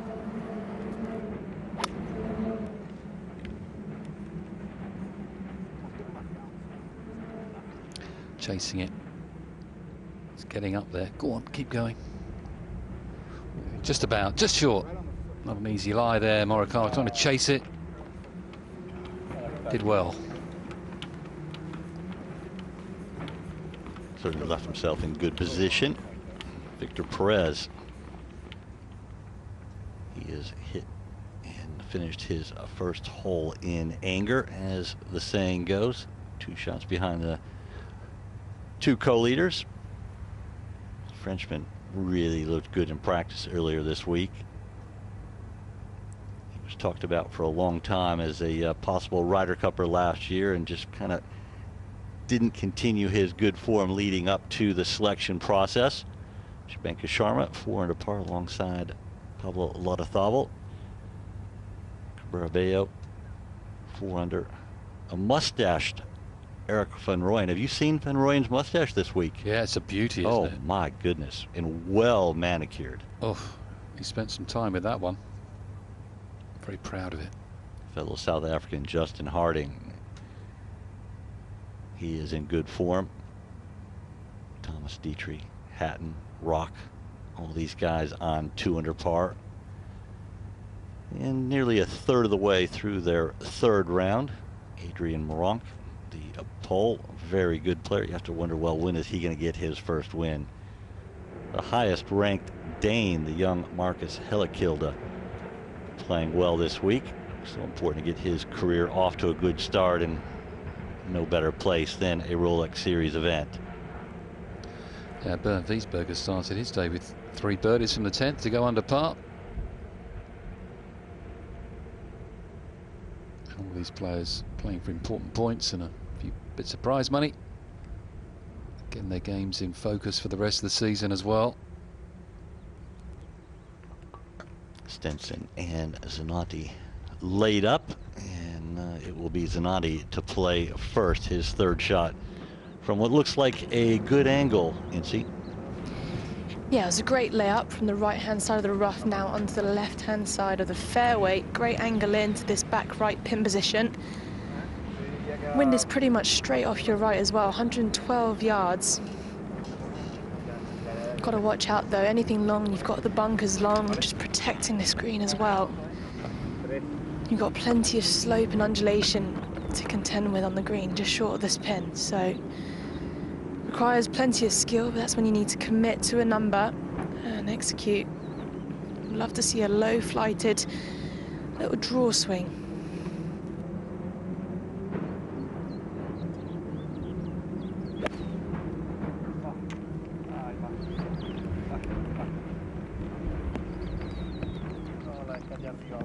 Zanotti playing that low draw, just riding it on the wind a little bit and playing on the safe side of the hole with the trouble to the right. Stinson next to play. Didn't have the easiest of layups onto that left fairway bunker, Incy. Well, it was pretty peachy, so I think that was quite a bad shot for Stinson and got quite lucky, missing the long stuff right in between. And Stinson, he's 6'2", and I can assure you that he can't see the flag either, so you got to pick your line. 97 yards to the pin, wind straight into now. So again, flight this down.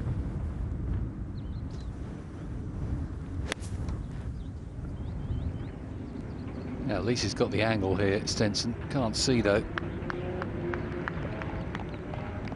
Not what he was after. No, I mean, you're hitting straight into the wind. That ball stops straight away.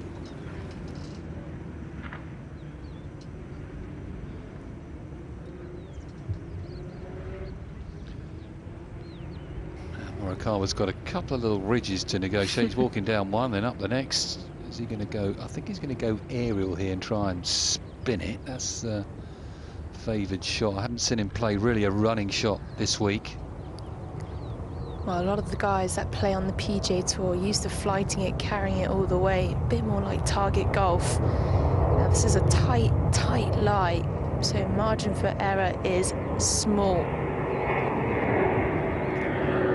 can probably hear that big airplane going overhead. So, wind into for Morikawa. He can flight it all the way, or he can land it short and try and bump and run it. But like you say, Spency, carries a 60 degree, and that's what it looks like to me. So he's looking to fly this all the way.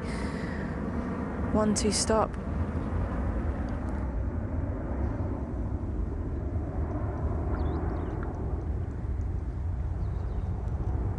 Oh, with this tight lie here, what are you trying to do with this tight lie when you're going to use a lofted club?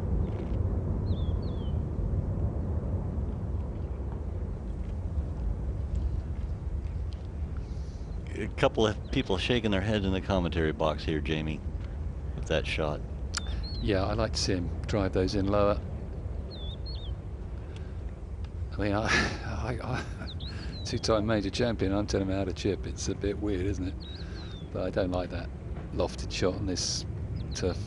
Watch Shane Lowry. Go and watch Shane Lowry play these links type shots like he did yesterday. Just brilliant, just low with lots of spin, skips them up the slopes. That's the way to play it, but it's how you see it. If you're used to playing that shot, it's difficult to get out of it and go somewhere else. So that's how he sees it, but he was never driven, that one.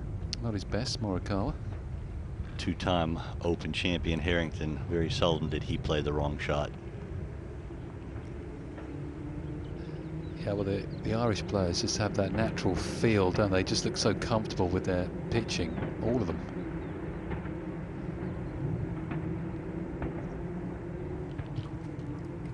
it's also a confidence thing, I think. If it's something that you've done your whole life, maybe visually and physically, it might just not match up, even though it's the right shot. Stinson. Not seeing a lot of movement with this one. Pretty sheltered here as well.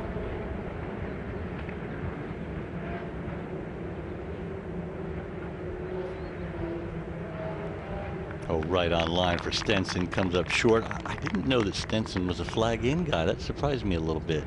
I knew that would excite you. Yes, I like that. Yeah, You know that. I knew you'd love that. Yeah, I like the flag-in. I'm just too lazy to walk up there and take it out. Speed of play and all, which was the intended purpose of the flag-in thing. And in the end, it turned out to be more of a, well, does it hurt you or help you thing. I don't think it's going to speed play up on the professional tours. It'll probably speed play up in the club game, for sure. That you haven't got to go and take the flag out, so another good rule change by the authorities. Zanotti, now then, this is birdied the last. It's an outside opportunity, 30-footer.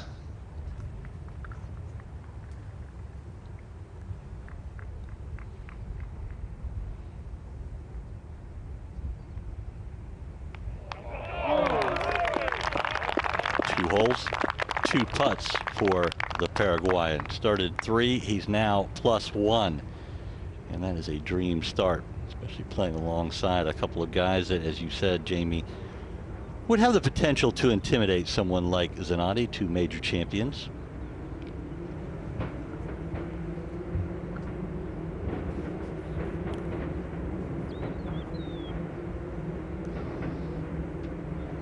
Bit of right to left here for Morikawa for his birdie.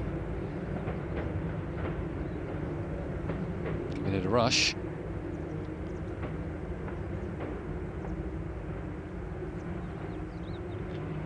Every bit of 3.5 feet will take your full attention. Looks like it's going to have a little bit of left to right of movement in this one. So Morikawa parred his opening hole, and now Incy has a little knee knocker here. Yeah, it's a solid 3-footer, I would say, and just a smidgen of left to right. Definitely still inside the hole, though.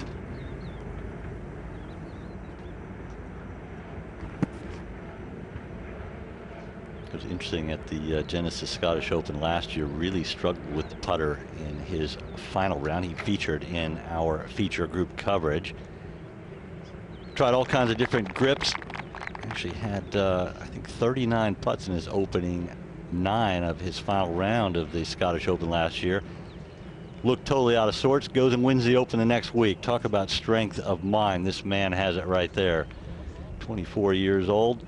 2 major championships to his name, but starts his 3rd round, the Abu Dhabi HSBC Championship, with back-to-back pars. Let's hop over to the front 9. Defending champion, second shot at 6, Terrell Hatton.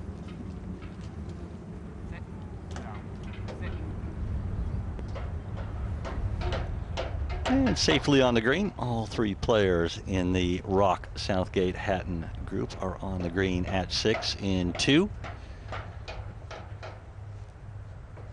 Certainly such a premium this week, hitting the fairways. And Zanotti ready to go at 12, Incy. Yeah, this is a nice wide fairway, especially with this wind off your right. It does turn a little bit right to left, this hole, the shape of it. You've got a bunker. Well, you have 2 on the left-hand side, 296 to carry the first bunker on the left. Zanotti was setting up to play a draw, ride the wind, and just got ahead of it and missed it out to the right, and that tends to be a short one as well. So not the greatest of tee shots for the man that started off a birdie. It really is one of those on and off days. I've put on and taken off my shades about 4 times already, and I'm contemplating what I should do with my jumper as well. And it's warm, and then the wind picks up and it cools you down.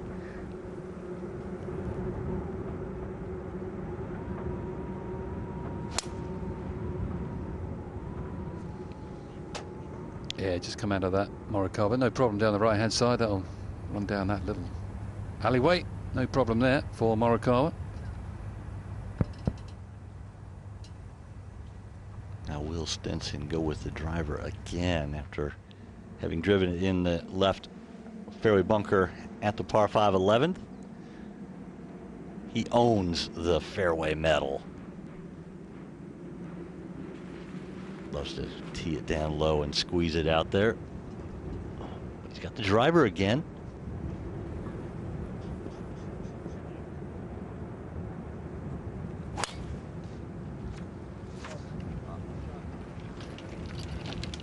I don't think that ball would have curved 1 foot if it wasn't for a little push from the wind from the right side. Brilliant tee shot from Stinson. And when he starts pulling out the driver on a regular basis, you know he's playing with some confidence.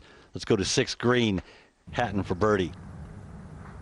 Yeah, up the hill, breaking off the left-hand side this one, Jake.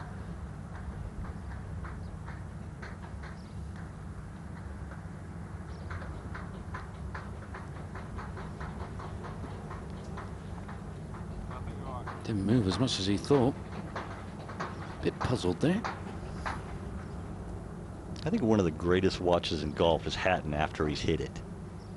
Oh, it's TV gold, isn't it, Jake? It is. I love it, John. You've got a front row seat. Oh, I absolutely love it. You never know what you're going to get. You've always got something to talk about as well, which is just brilliant. Now Matthew Southgate, after a beautiful second shot from the middle of the fairway, got it over that front left trap, glided on down to just shy of pin height. He's got a little right to left here, no more than probably a ball and a half outside right, if anything. This has been the top club in the bag so far. Tee to green also flawless, I gotta say. This for his 3rd birdie in 6 holes. Birdied the first 2 holes. That one just lacked the pace to hold the line. A good effort. Yeah, that one went the other way there, Jake.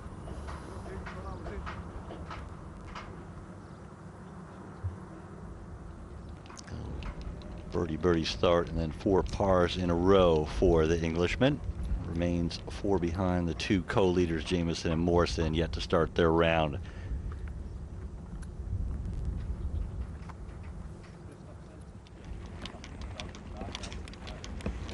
Go back to the 12th. Stinson, Morikawa and Zanotti group. So par 4 this 12th hole. Double green as well with 15. Flags right in the back right-hand corner. And Zanotti just flailed it down the right. Long way in, 237. Morikawa not bad, 195. Plenty of green to work with for him. And 188 for Stinson. Zanotti needs to be creative here. 15th green behind that flag in the distance. Great piece of land. They built this golf course on this little slither between the Yas Marina and the shoreline.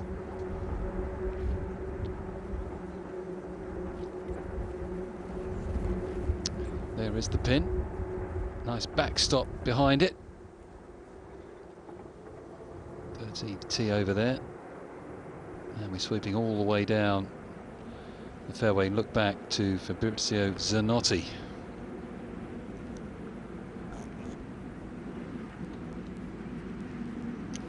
Yeah, long way in for Zanotti, 237 yards from this rough, and it's just sat down a touch as well.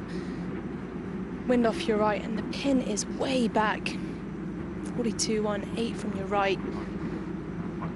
This is a double green shared with the 15th. Just got to watch out for that false front, which is a good 10 yards on. When you're looking to land this short, chase it up, I reckon, from this sort of lie.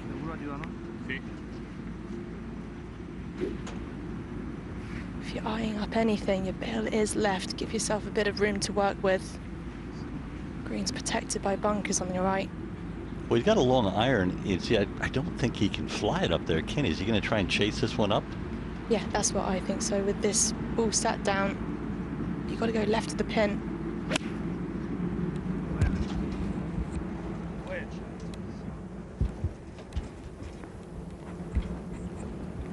And not a terrible miss. Just hit into that bank, killed the momentum. It was a good shot, but certainly out of position off the tee. Zanotti, after opening with back-to-back birdies, a little bit of work left here at the 12th to try and save his par. The other two players, the two major champions, both good drives in the fairway, would be Morikawa to play next. Yeah, 195 for Morikawa, and he's right in between clubs between the 5 and 6 iron. I reckon he's looking to try and hold a 5 iron off with this one, with the ball slightly below his feet as well.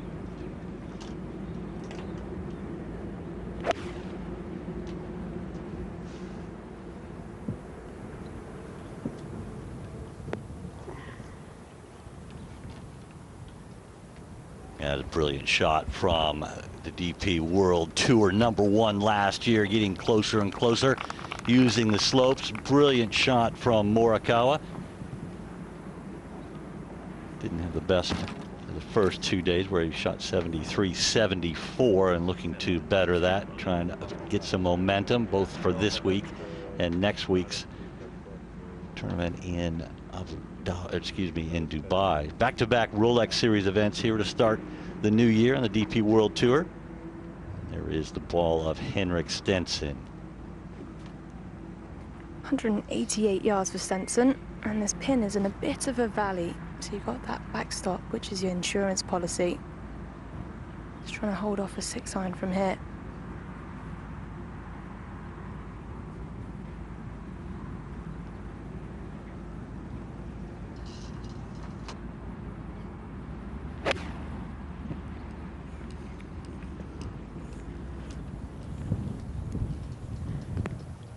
Oh, brilliant shot from Stinson, taking dead aim. Both Stinson and Morikawa, good birdie opportunities to come here at the 12. Zanotti just short of the green.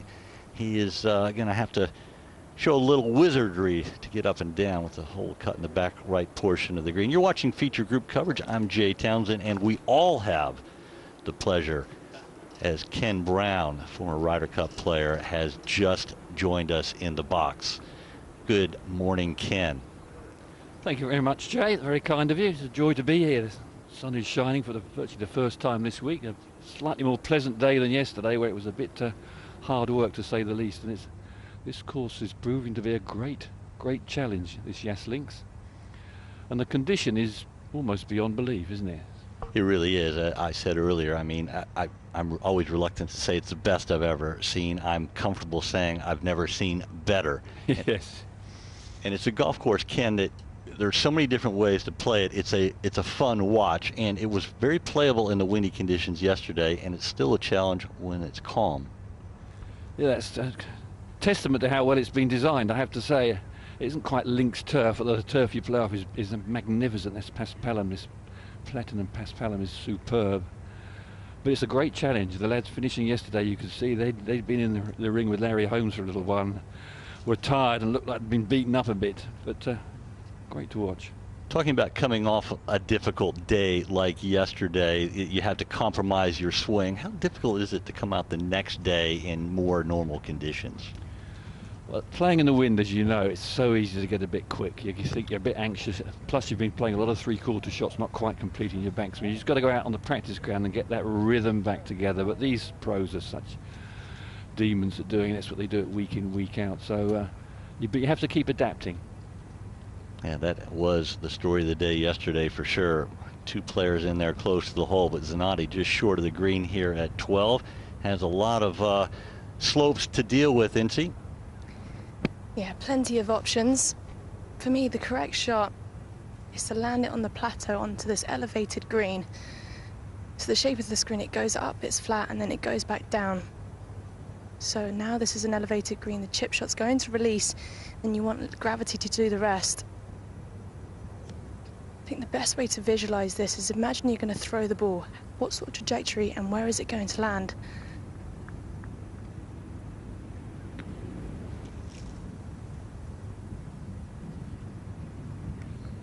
Just going down the hill, picking up pace, and really well played from not the easiest of positions. So a good opportunity to save par here for Zanotti after that dream start where he went birdie. Doesn't seem to be intimidated at all playing alongside the two major champions. No, he's a very nice, neat, tidy player. Got a lot of game. I haven't seen one single mark on these greens except pitch marks. The ball never bobbles. Watching a lot of putts in practice, you know, you're out there watching the balls rolling. I never once saw a ball that was putt leave the ground. They just roll perfectly like they're on a billiard table. You didn't see if you had a chance to look at this one? Yeah, I had a little bit of a look. And like I said, this pin is in a bit of a valley, so if you're on the left half, it's going to move one way, and if you're on the other side, it's going to move the other way. So in a bit of a spine, there's not a lot of movement to it. They're always tricky to read in the valleys, aren't they? Definitely. I always find those straight putts even harder, especially in windy conditions. It's very easy to second guess yourself.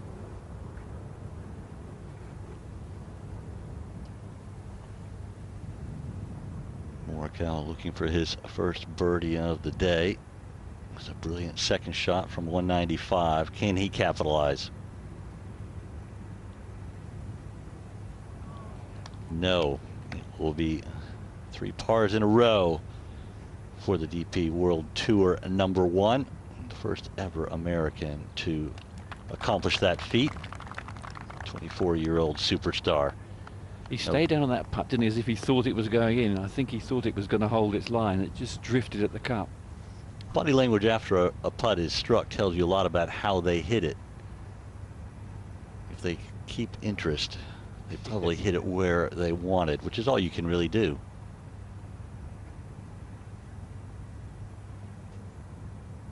I was speaking to Phil Kenyon on the driving range earlier, one of the best putting coaches out here. Also coaches Henrik Stinson. They've just been working on his takeaway. He has a tendency of opening up that club face a little too much.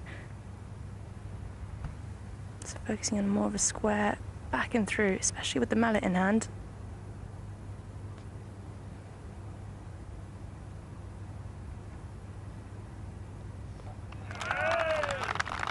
Well done. Very nice birdie. Great tee shot, and I love seeing Stinson hit the driver, which he's done both at 11 and 12. Takes advantage of the long drive and gets it into red numbers for his third round. Zanotti, after that wonderful pitch shot, looks like he has every bit of 5.5, 6 feet for par. Yeah, a little bit of meat on this bone, Jay. An incredible chip shot. Really well played, and this is just to finish off. Tidy up for your par. Already had a cracking start. Obviously feeling confident with his putter in hand.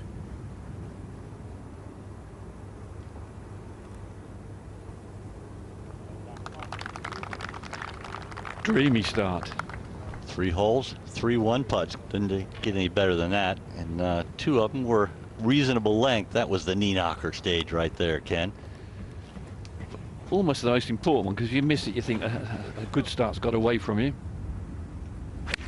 Robert Rock, second to the par 5 7th, downwind right to left, and you can chase it on the green here. Holes cut over on the right side of the green. Just going to keep on trucking down the slope, heading for the hole.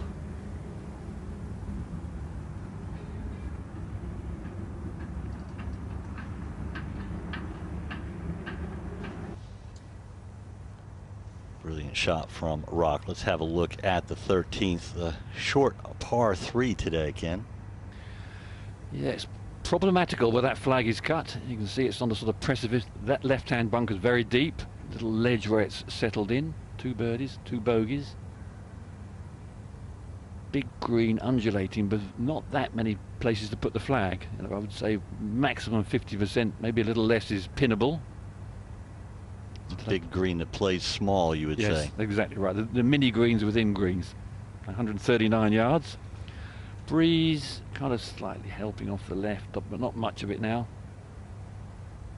Like a little parcel shelf at the back of a car, you know, one of those estate cars the flag's sitting on. Water not really in play, especially from these players, but it is beautiful water, as I tide is starting to come in. It was a low tide just a little while ago. Pretty view from up here, Incy. Yeah, absolutely stunning. The most incredible thing is, rewind your watch about 20 years or so, this was all flat desert, so just to see the elevation in this tee box, the coastline, just imagine how much earth they would have moved to create this coastline-like feel. It's really quite incredible.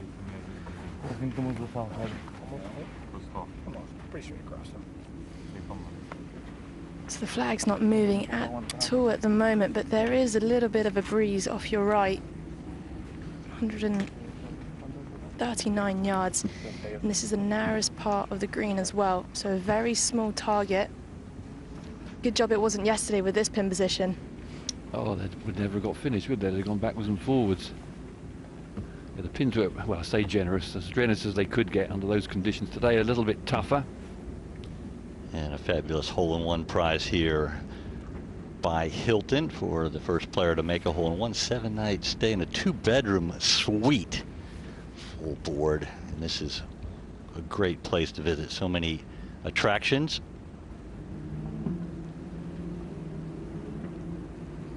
Of course, you have Warner Brothers, all the movie attractions, Ferrari World. Great shot from Stinson. The fastest roller coaster in the world. I know you would like the 149 miles an hour. Jeepers. You'd go for that, wouldn't you, Ken? I'm not sure. I'm No? pretty sure Incy would ever go at it. She's a bit more of a cavalier than me. There's the pin position, 11 on 4 yards from the left, and if you drift about 5 yards to the right, you can see you go into the hollow, which runs off the green. So, small little landing area. How about go-karting, Kent? Go-karting, I think I'd be up for, but I might have the odd crash. I'm a little bit of an Ayrton Senna. I've driven with Ken, and I think he'd have the handbrake on half the time. Zanotti with a short iron in hand.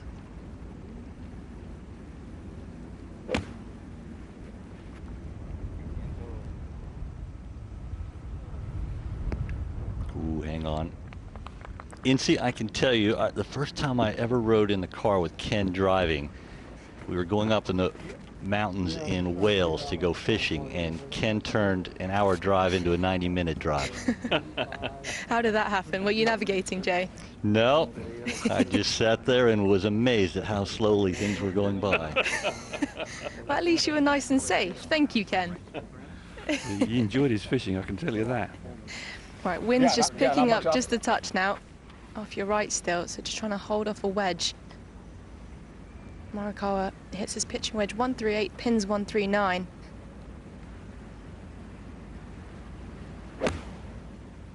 Morikawa, the only player in this group yet to make a birdie.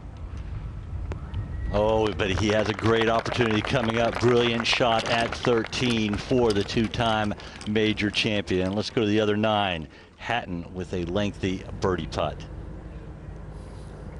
Yeah, straight down the hill here, Jay. This is for eagle, actually. Hitting this green in 2, all of them. Matthew Southgate went before. He's just left himself a bit of work as this one tracks. Keep blowing it if you want.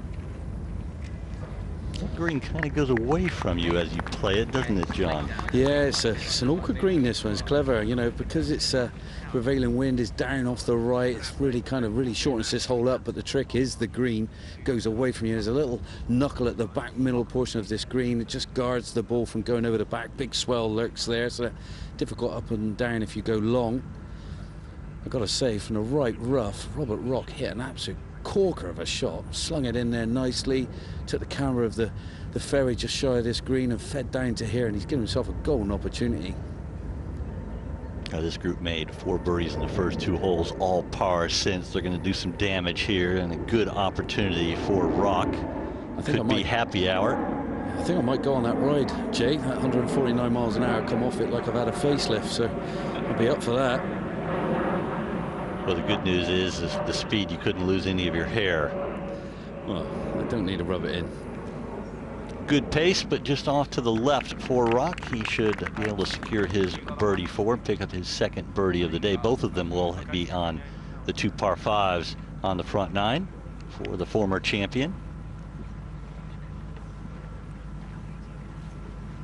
Always slightly battled with his putting over the years. Robert Rock tried different styles. I've never seen him using a blade putter like that before. You used one like that, didn't you? Kind of the old 8802 putter.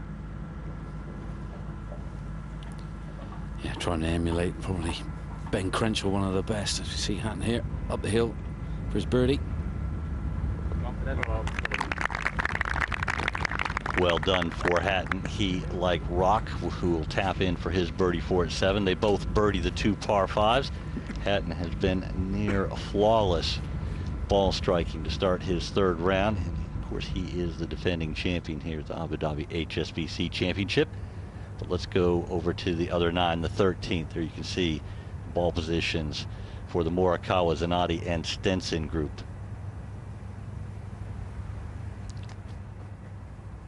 Yeah, there's not a lot in it with this putt for Zanotti. A little bit uphill, right to left all the way. Just a gentle curvature. Wind a little bit behind you as well.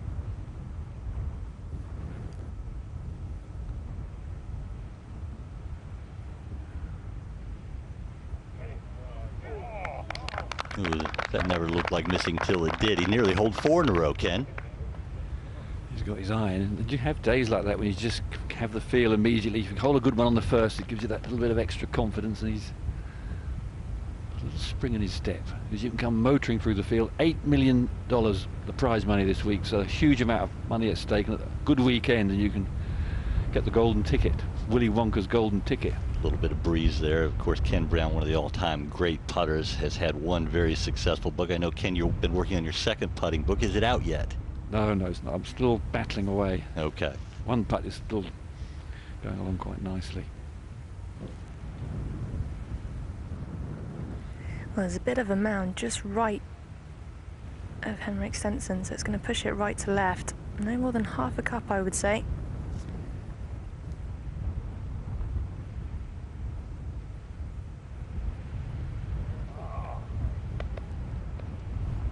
Yeah, certainly looked like a good stroke, and that's all you can do as a player.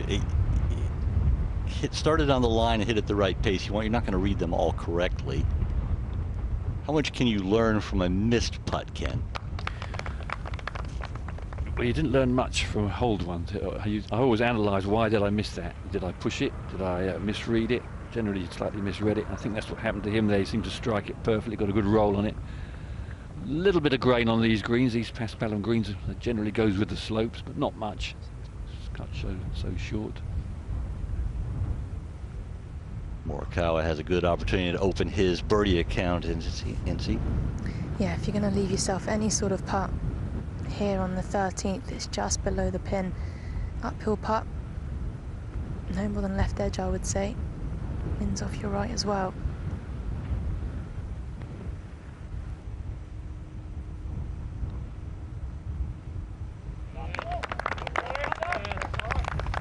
Just a matter of time before the first red number came on the board.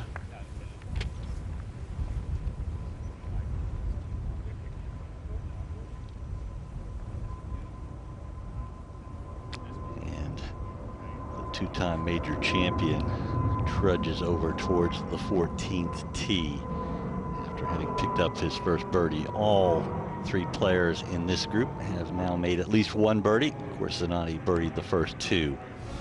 Let's have a look at the leaderboard. Julien Brun, the Frenchman, has birdied his opening hole. He's joined Jameson and Morrison at 7 under par. No doubt it's going to be a shootout. Thomas Pieters off to a good start. He birdied his first hole as well. Shane Lowry, a lot of eyes will be on the former Open champion. He's good in the wind, good on a links course. This is, I don't know if it's a links course, it's certainly a links style. A gold star means you've won a Rolex Series event. None has won more than Terrell Hatton, the defending champion. He and world number 1 Jon Rahm both have won 4 of the elite Rolex Series events on the DP World Tour. If you want to join the conversation, it's hashtag #ADGolfChamps. We'd love to hear from you as Morikawa is ready to go on 14. Well, it's a short hole, this one. 359-yard par 4. Fairway metal in hand. Bunkers on the right. You really want to play into the left half of the fairway here.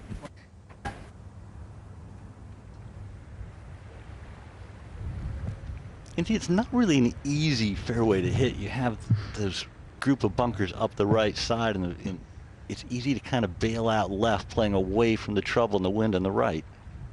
Yeah, it kind of snakes this hole. I mean, off the tee, you almost want to hit a fade because the hole shapes that way, left to right, but then your next shot with the approach, it kind of goes right to left. So, no, it does make it tricky, especially when you've got all the trouble on your right. You've got the coastline and the bunkers. Line for Stinson, 3-wood in hand, his favourite club. I wouldn't be surprised if this is a 4-wood, in fact. He carries 2 fairway metals. Just try and get this landing a little bit softer. And you could hear you trap that one, Ken. Perfect shot. Find the fairway, the pin on the sort of back left of the green, spin one in there, ideal.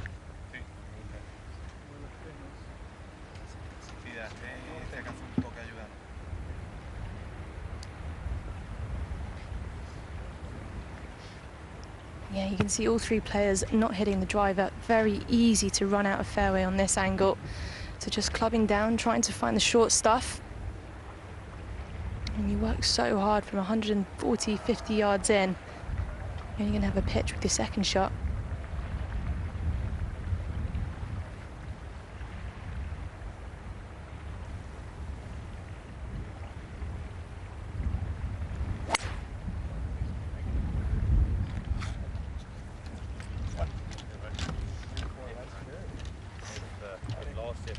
Another good tee shot, but a big bounce to the left for Zanotti, and stays in the fairway, and certainly not any trouble there. A little further up the right with this back left hole location would give you a better angle. And big greens, big fairways, angles are really important, aren't they? Yes, and particularly on this hole, you've got to decide your strategy, because of a big hit, you could maybe just about reach the green. Bunker short and right, bunker on the left, and where the flag is cut today, that would leave you a very awkward bunker shot. So most players, I think, are probably going to lay out, leave themselves 70, 80 yards and zip one in and use a little slope behind the green. Lots of tactics here. I think that's a golf course that makes it such a good watch, because there are so many different options and ways to play.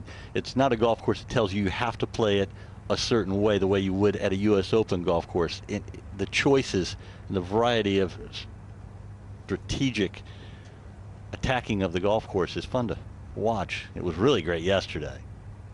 Yeah, that comes down usually to the greens.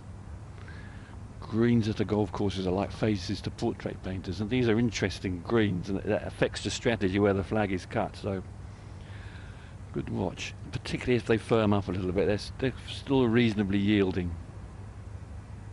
Well, luckily they weren't too firm yesterday. Things might have gotten away. The average score was right about 3.5 strokes over par in the windy conditions. At times it was nearing 40 miles an hour.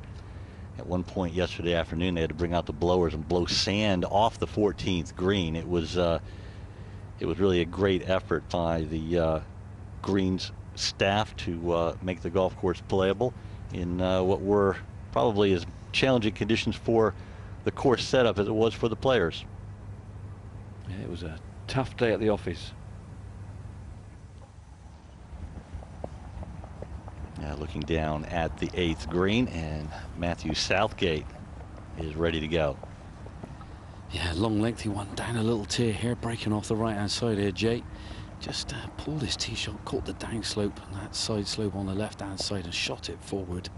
Breeze up on here, straight down the breeze this 8th.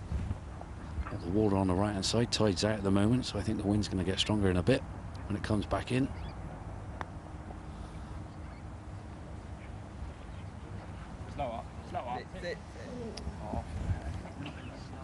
Caught Matt Southgate just getting into his courtesy car this morning. He chatted away. He said he had a day on the greens that he couldn't believe yesterday. He just aimed it where he thought it was going to go and hold time after time. And a windy day, you don't say that very often. Yeah, it was very challenging on the greens, the ball blowing around, but the wind buffeting you as you tried to stand over it. All 3 players at 14 in the fairway. Zanotti first to play. Well, it's a big old green this, Jay. 52 yards long. I mean, depending on where the pin is every single day, it's going to play differently. It's right at the back today. Back left corner, in fact. 133 yards up. And the wind's just picking up too. Strong, still off your right. I mean, the stretch from the 10th, you go out one way and then you come back in the other in this corner. Looks like he's got a nice flat lie. Yeah, it's perfect. I mean, these fairways are so tight. It's just like carpet. I wouldn't mind it in my living room almost. Yeah, you wouldn't have to hoover it, would you? Now, just using the wind a little bit here off the right, you're eyeing up just 5 yards right of the pin. Try and let it move. You've got to watch out though. Anything long, you've got a big slope. It's going to only take the ball away. Just see the top half of the flag.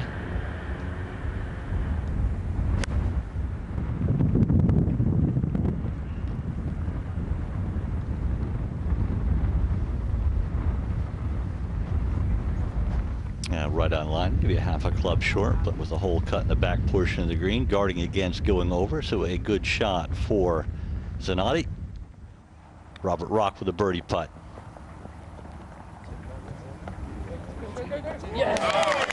Rattles it in there with the flagstick in, I might add. I'm a big fan of that flagstick, Ken.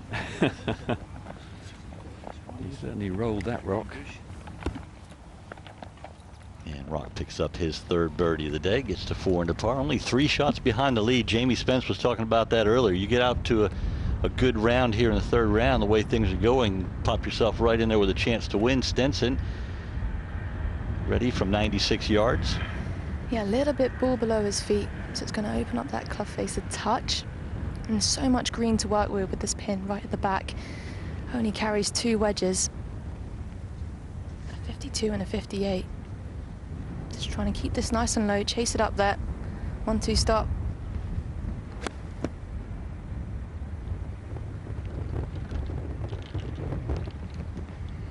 Aggressive shot from Stinson. Just looks like he has his eye in today. Yeah, that was beautifully clipped off. Of course, he doesn't know where it is.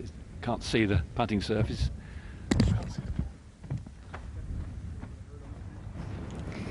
Morikawa in a little bit of a divot, an old divot, so there's a bit of grass there, but it's not lush.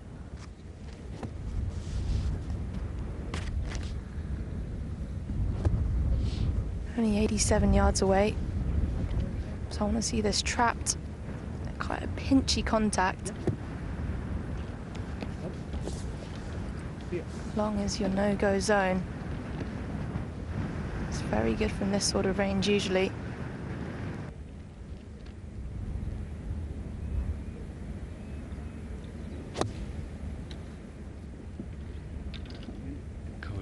Clip that one. If you just keep it to the right of the flag, there's a little bluff there that you can pitch the ball into. A little unlucky that didn't come back a fraction more, but excellent shot from a slightly awkward lie. Always nice to see these guys when they have their distance control, and you know that they're on when they're hitting the wedges. They've got the feel, the right distance. All 3 with their putter. 2 of the 3 on the correct levels. Zanotti has a little bit more work than his illustrious playing companions. 3 major championships between the two. 2 for the 24-year-old and 1 for Stinson. The 45-year-old, of course, won the Open Championship. One of the greatest duels of all time, where he beat Phil Mickelson. Off to the 9th. Terrell Hatton with driver. Yeah, that was a good duel now. Standing on 9, Terrell Hatton all over water this tee shot. And way over on the right-hand side. Soft boomerang dogleg left to right here.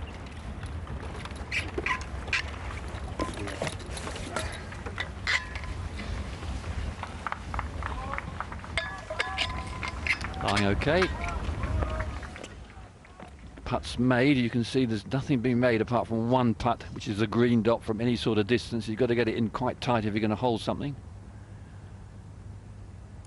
So Zanotti, if he managed to get his in from 33 feet, would be the longest single putt hold. Little ledges, you see. If you get it on the right ledge, you get a birdie chance. If you miss the ledge, it's actually quite tricky. Yeah, subtle double break here with this putt, starting off left to right, and I think it's going to come back in off your right towards the end. Almost counter itself out.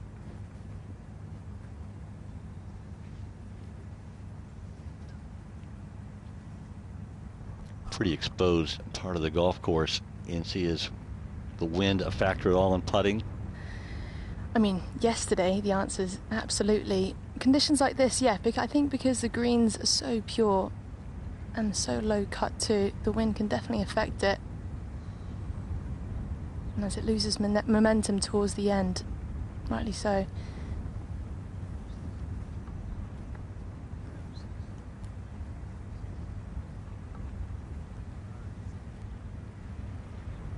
That's the length you don't like seeing, Ken. Yeah, just get that lap slope. You thought just give it enough, then you go over the top of the hill and past the flag, the green sort of slopes away from you. Par putts that length, they'll give you two things: gray hair and a microphone.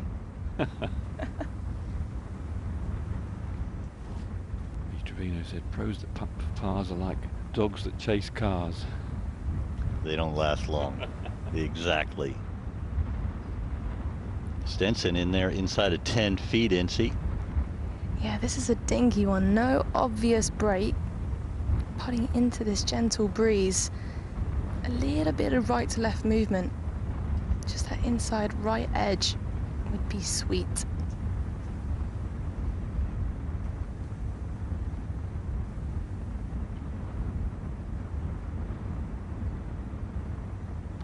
Birdies in 3 holes for Stinson, 2-time winner of the DP World Tour rankings. And a little wave to the crowd there. He's always had a lot of support in this part of the world. Has had a house in Dubai in the past. Very comfortable in the Middle East. Well, plenty of support, that's for sure.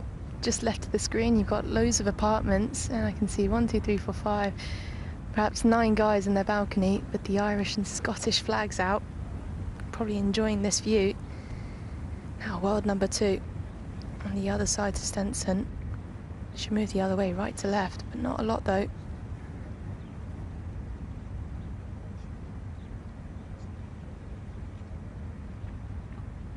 Beautiful pace for Morikawa. Back-to-back birdies for the winner of the DP World Tour rankings last year. Had such a stellar year, won his 2nd major championship, but the first American to ever be #1 on the DP World Tour. And he just never ceases to amaze us. A great watch.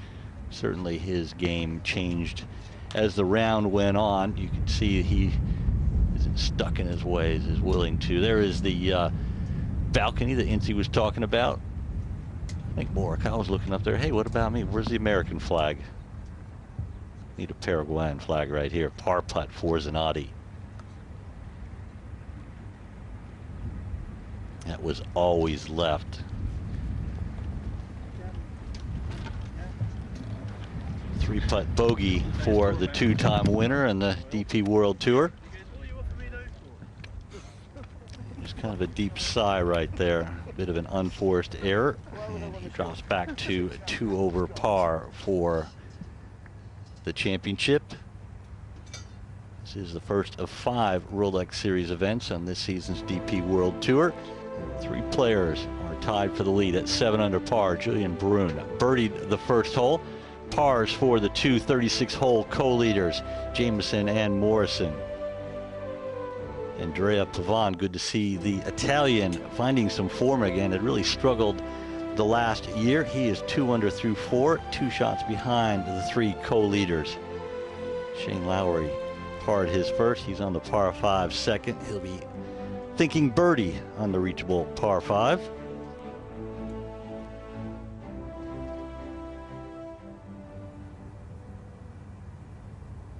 Now it's back into the wind, the 15th. Wind coming off the left and hurting a little bit.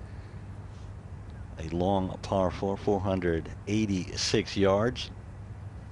2 bunkers up the left and 1 up the right. 330 yards today, likely unreachable, but a good target. when the hole turned right to left. And as you can see, there's a front left hole location not far from that very deep bunker. It's a double green with the 12th hole. Morikawa ready to go.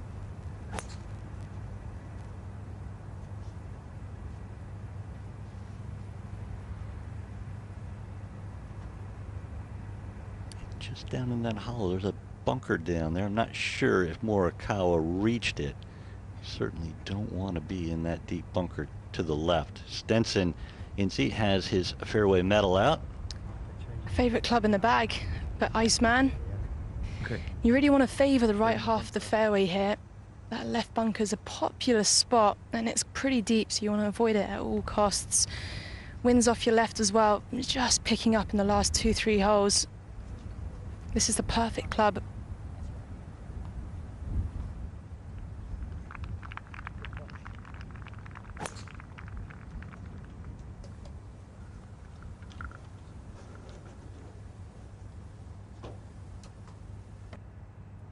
Good tee shot for Stinson as it runs out on these pure fairways.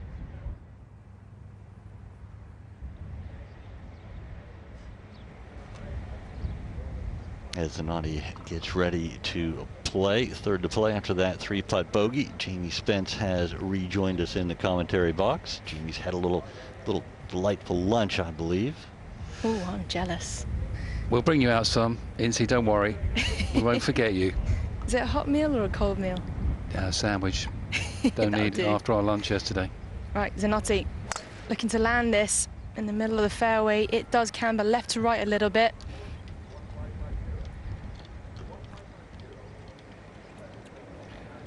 Yeah, that's fine down there for Zanotti.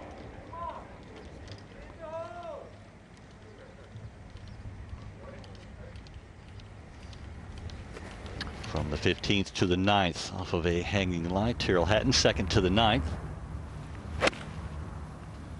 Flag close to the right-hand side here at 9. Oh, don't get better than that. You do not get any better than that. What a great shot that is from Terrell Hatton.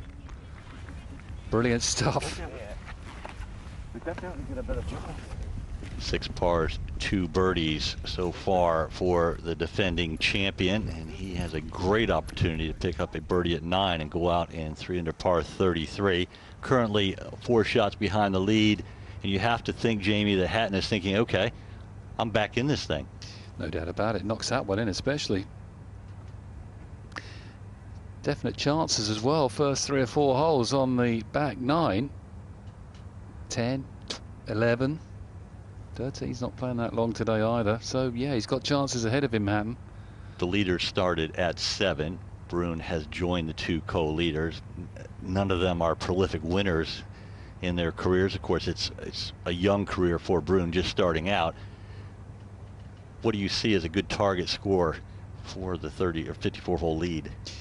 I've got to think someone's going to be 10 under. I look at the 4 players tied for second place: Thomas Peters, Shane Lowry, Victor Hovland, Ian Poulter. What a quartet they are. So you'd expect one of them to get to 10 under. Maybe James Morrison or Scott Jameson, or maybe Julian Brune might get there as well. But I think one will get to double figures, don't you? I would think so. And it's a challenging win, not an overpowering win like yesterday. Hatton has a good opportunity to get to 4 under in total if he should hold that one at 9. If Hatton gets to 6, he's right in there then. Yeah, that's what I'm thinking. That's the number. Well, the rock. Similar angle to Hatton holding it off. And a good shot from Rock. That's a tough flag to get to. Great shot from Hatton. And Southgate's ball is on the green as well, a little bit further away than his 2 playing companions. Let's go over to 15. Morikawa not in the bunker, just short, so it will be lie dependent. Zanotti will be first to play from 182 yards. And, well, playing back into the wind, so that might help him a little bit.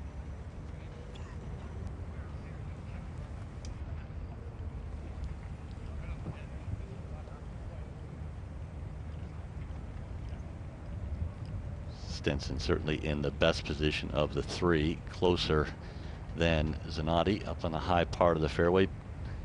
and in the fairway, which is most important, to be able to control the ball. These greens that demand precision. 182 yards for Zanotti. Ball sat down a little bit, and it's just a touch patchy here. Easy to get your club stuck if you don't get this ball first contact. Nice pin to get at today. Front left corner. Got a bit of a backstop as well. Take that as your insurance policy. Ball a little bit above Zanotti's feet. Wind off your left as well.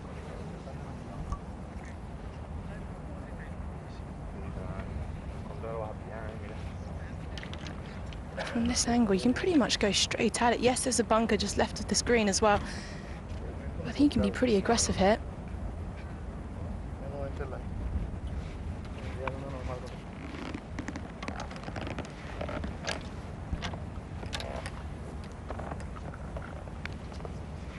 You can see from this first cut of rough with that bunker just to the left of the hole, is this one that you can take dead aim, or do you think you have to play it out to the right? Well, the wind's off the left, and you don't want to miss this green right either. From this angle, you're pretty much heading straight into the wind. I think you can go straight at it.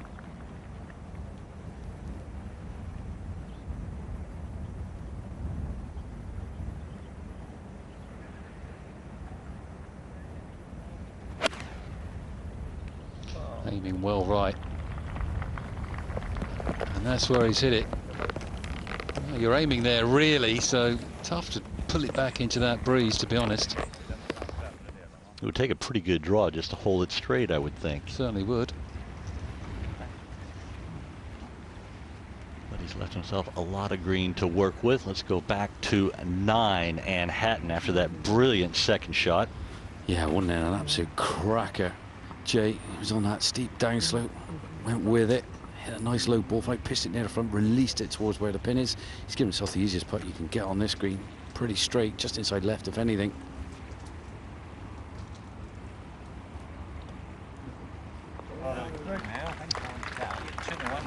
Well played, Terrell Hatton. And he moves to 4 under par. Stinson, second shot into 15.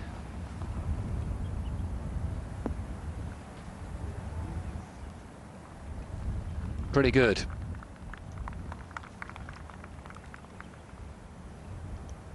What's Morikawa's lie like, I wonder?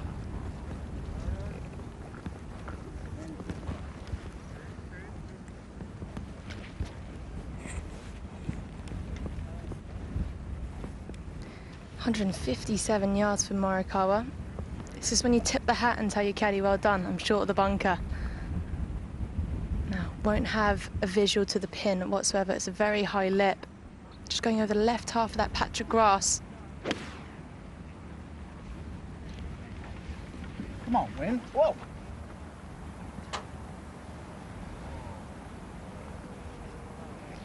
Asking for the wind to blow it left to right, and likely missed it in that bunker short side of himself. That's a deep bunker. We saw him play that amazing bunker shot at late in his 7. Yeah, that was, what a shot that was, when he knew he had to get it up and down. That was something else, that one. And he's got some skills out of the bunker. There's the Open champion. But he's not just quite enough to really affect the ball that much if you hit a straight shot. If you just start hitting a bit of curve, yeah, it'll take it today. But it's not like yesterday. He looked so unflappable when he was striding towards his Open Championship win. You know, no history on links golf courses, so to speak. It was so impressive for a youngster. He was in full control of his game. And Royal St George's... Your backyard, by the way. Yeah, it was calm. It was... I'm not going to say it's never an easy golf course. It's a very difficult golf course, but there was no real wind all week, so it was there to be played. And when you're on top of your game like Colin Murakawa, and he is so calm under pressure, it's almost like he's just playing a practice round at times. Do you think anybody is really calm, or he just appears calm? Oh, he just appears calm. He just handles himself so well. He has a real inner strength and confidence. And here he is. Looks a bit awkward. Yeah, it looks like he's grounding the club like he's actually in the grass, not in the bunker. It might be easier to be in the bunker.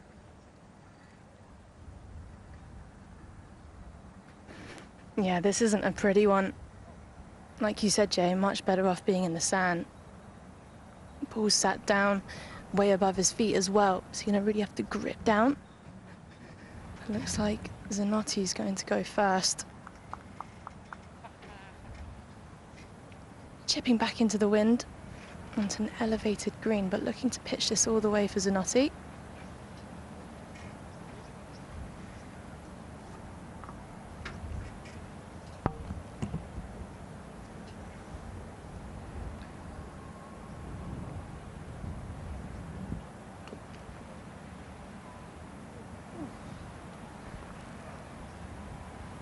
About the same length that he had at the previous hole that he missed and dropped a shot. That is not a very good looking lie right there, and that is the lie of Morikawa. He and Caddy are trying to figure out. It looks like it's going to be really tough to get the ball cleanly on the back of the club on the back of the ball. Yeah, it's going to be really awkward, not only with the lie but with your stance as well. Weight mostly on your toes.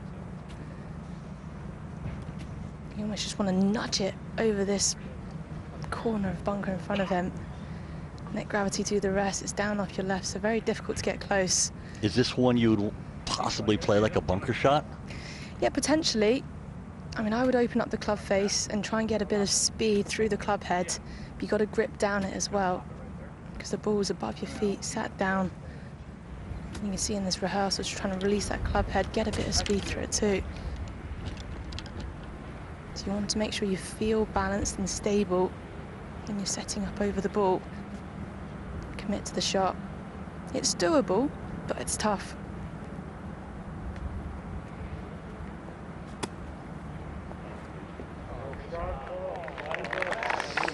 Terrific shot from Morikawa from a very awkward spot. He did play it like a bunker shot. When you do that, you've got to just trust that the ball just comes out softly out of the rough.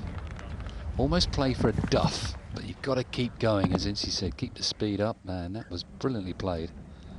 Difficult to coach that. You've either got it or you haven't, and he's got it. That's just time spent around the greens practicing, isn't it? Yep, sure is. There's not real technique for that. It's just a matter of hitting tens of thousands of them throughout your childhood and later in life. Of course, you have to only go back to childhood for a 24-year-old, but some things you can teach in golf, others you have to learn on your own.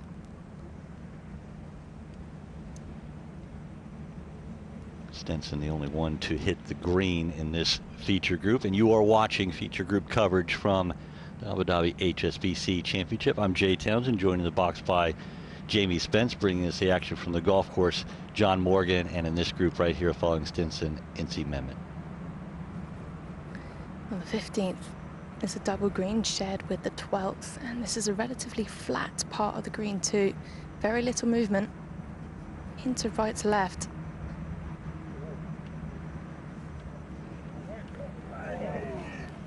Come back. Everything but that. Incy nearly got it.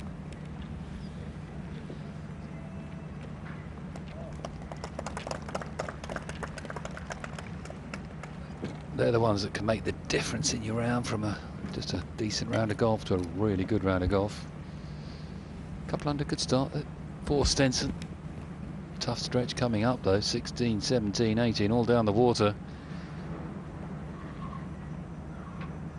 Yeah, down the water with a left to right wind, which is worst case scenario for a right-handed player. Hate it.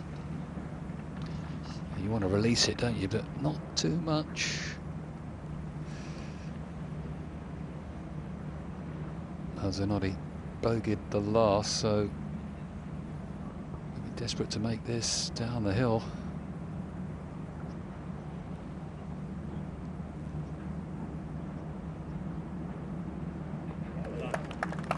He's a good putter, Zanotti. Always has been. He has a wonderful, simple swing as well. Nothing is rushed, no hitches in his giddy up. Very consistent player. Got off to that dream start. Lone bogey was a 3-putt bogey.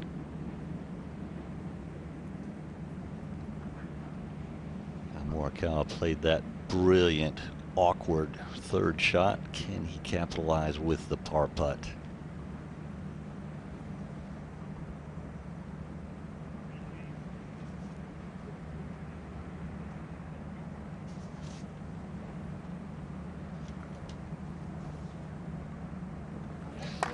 Yeah, what an up and down that was. And the two-time major champion, Colin Morikawa. He could, unlikely, if he were to win this week, which he won't. I mean, he's not there. Had the opportunity to overtake Jon Rahm for world #1 this week.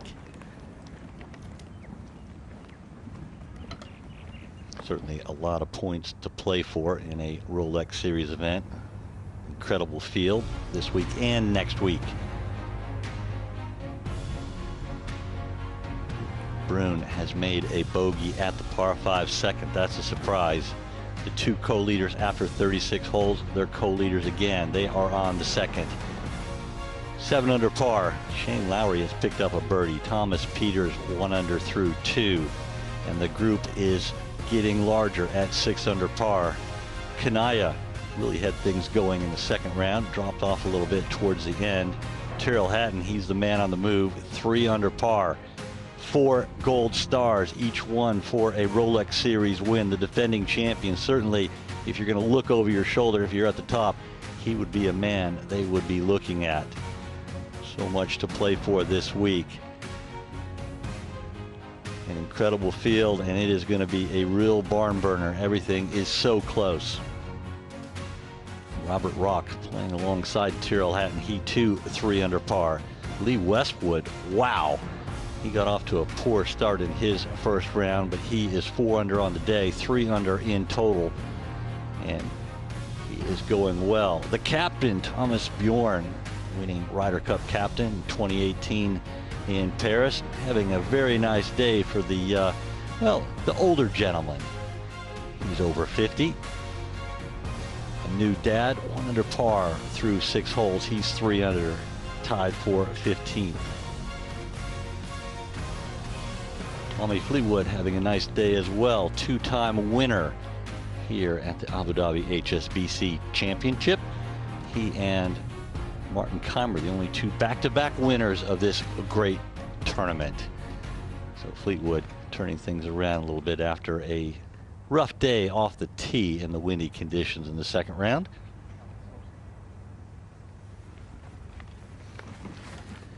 Sixteenth tee. And Morikawa, dogleg right to left, around the bay. Big bunker frames this hole, 290 to reach that today. Finish all about. Yeah. This is a brilliant hole. It's got to be one of my favourites. It's not lengthy, but it's testing. Shapes right to left. Watch out for the bunker though, right in the middle of the fairway.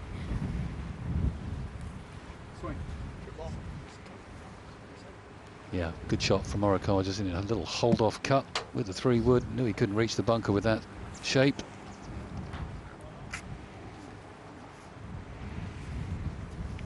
Yeah, like I said, the whole shape's right to left, but you've got that coastline, you've got the wind coming off your left. Popular spot is the right half, just short of that bunker.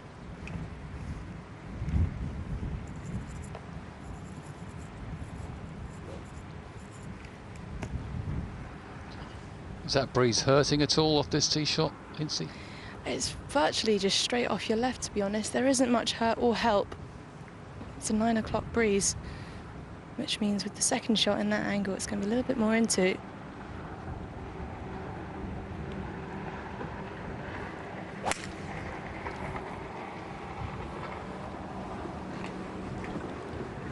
I didn't like the looks of that one, but it's a good miss. The first kind of loose shot we've seen from Stinson today. He's really looked in control of his swing. but it is a hard shot with the wind coming from the left.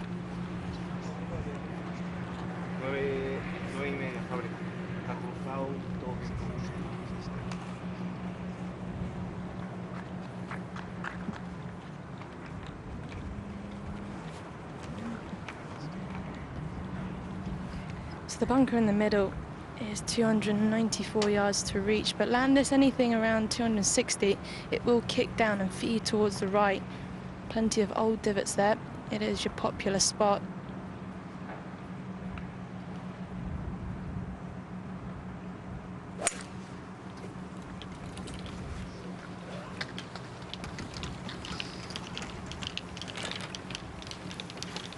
That's fine for Zanotti. Yeah, quite a long second shot, but he's on the short stuff. That's the main thing. Well, tough pin position here over on the left-hand side. Terrell Hatton went with driver off the tee, got it no more than probably 30 yards short of this green. Poor chip to here. Was cussing himself. Got to break it up the hill from left to right.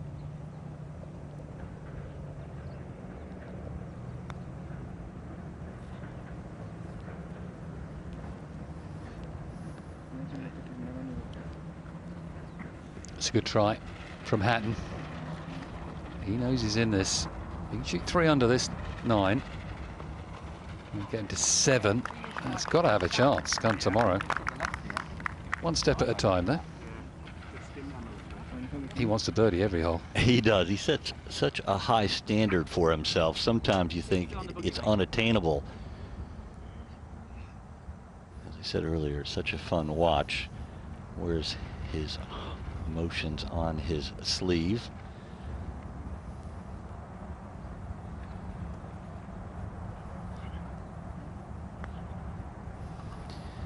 Breaking off the left through the fringe.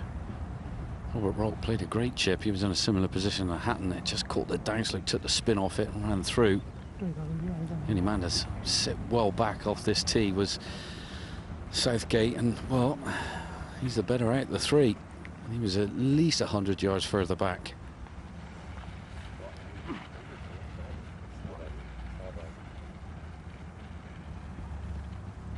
Southgate here, uphill putt, pretty straight. Might just want to move off his left a fraction up the hill. It can be nice and thorough with this putt. Beautiful day at the office now. Perfect temperature out here. And you're having a good watch, John. These guys through 9 holes are collectively 8 under par, not a bogey between them. Oh, it's been glorious golf, I've got to be honest. Exhibition stuff. This is the group to be watching at the moment.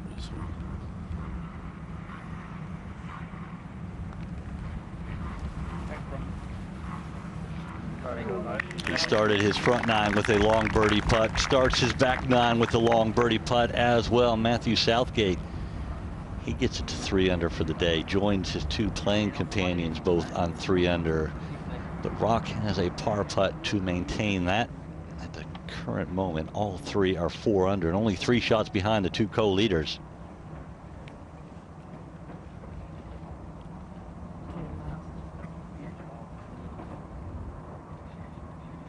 One of those little ticklers here, John.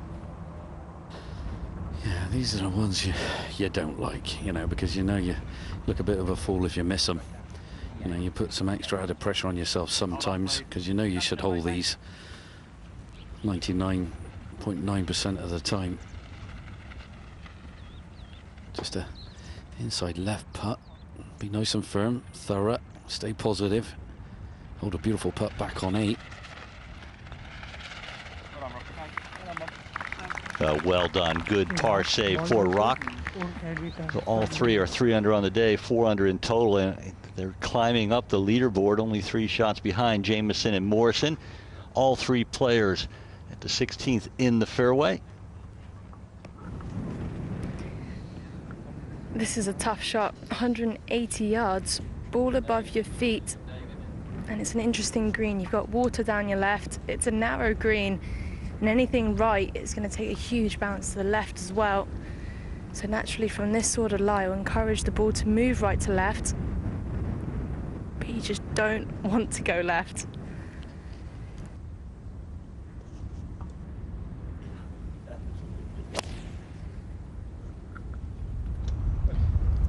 Good looking swing. I need a bit of help off the bank, and it's going to get it.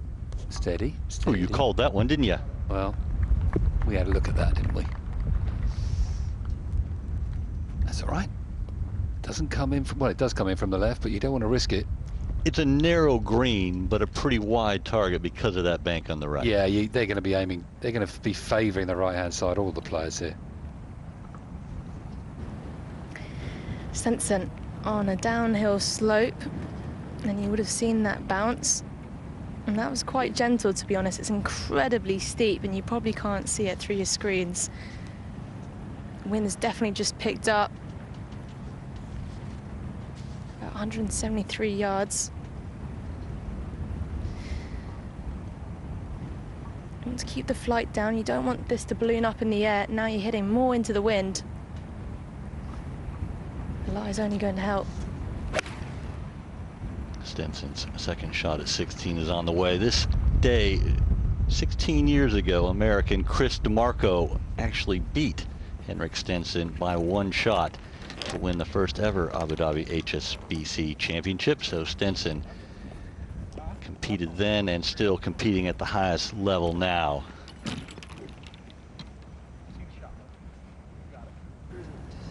Coming in from the perfect angle for Morikawa. 163 yards on a slight downhill slope again. Wind's picked up into off your left. You want to take dead aim. If it goes a little right, it'll bounce back in. If it goes a little left, wind should help you as well.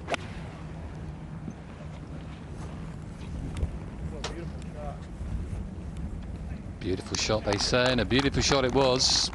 Just dug its toes. So we know where Henrik Stinson is. Where's Chris DeMarco? What a player he was there for a time. He was contending in all the majors, wasn't he? Never quite got there. He didn't. He lost in a playoff at Augusta. He did, I remember Masters. that. Yep. And at that point, you don't know what kind of roadblock losing that major championship was, but that was kind of the beginning of the end for Chris DeMarco. Didn't really play to the same level for long after that. We've seen that quite a few times, haven't we? Molinari's going through that a little bit, having had his... Bob May lost that playoff to Tiger, that iconic playoff at Valhalla. What a championship that was. Yeah, it's tough to take. Tough to get back into your game as well. You know, another guy that losing a playoff at Augusta. Oh gosh, I'm having a mental block. American? Yes. Scott Hoke? No, from Jacksonville. One of 3 brothers that all played well. Got me now. I'll think of it. Not Chad Campbell. No, I'll think of it in a second. If you know out there, you can always throw in the answer, hashtag AD Golf Champs. That is how you join the conversation this week. Len Matisse also had a big disappointment at the Players. Always played well at the Players, didn't he? He did. Hometown from Jacksonville, Always Florida. played well. Yeah. There were 3 brothers. They were all good players. Len Matisse went to Wake Forest. And one of the other 2 brothers played at Florida Southern, where 2-time U.S. Open champion Lee Jansen and U.S. Open loser in a playoff 2, Tiger Woods. You're taking us on a journey. I know. Well, we've got time. There's some stuff in my head. I don't even know it's there. Rocco Mediate is the one I was talking about that lost the 90-hole event at Pebble Beach, or Torrey Pines. Stenson, third at the 16th. Deep bunker. I'm a golf geek. I told you that already this week. I love all this stuff. Yeah, that Torrey Pines where Tiger hold that putt in the last to get in the playoff. Oof. Poor old Rocco at the back of the green watching that. That's tough to take. Lee Westwood had a putt to get in that playoff as well. He did. Hey, Morikawa just under 30 feet. Zanotti the closest. The easiest pin they're going to get this week, I've got to think it's going to be on that back slither tomorrow on the 16th hole. I had you on Len Matisse, didn't I? You did. Morikawa getting ready, Incy. Yeah, the spectators are surrounding the screen. Some more people in the afternoon is expected. Always good to see. Morikawa went straight at it, came a little short. So this is back up the hill, right to left, all the way.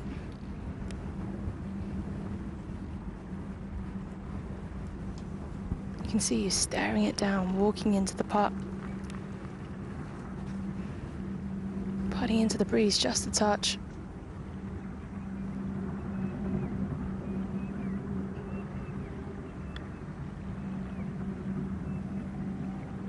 Get in there. Good try. Morikawa. He's halfway to the career Grand Slam. Oh, at 24. Yeah. 24. He's got 2 to go. Of course, Rory McIlroy has 1 to go, the Masters. And Spieth. It has been elusive, yes. Of course, Spieth has the PGA Championship. You think? Will they? Yeah, I think so. Both of them? Time ahead of them. Why not? Well, they're both young. I'm seeing very little movement with this putt for Zanotti. Straight up the hill. And he's been putting beautifully so far. Only 3 putts in the first 3 holes. He's looking confident.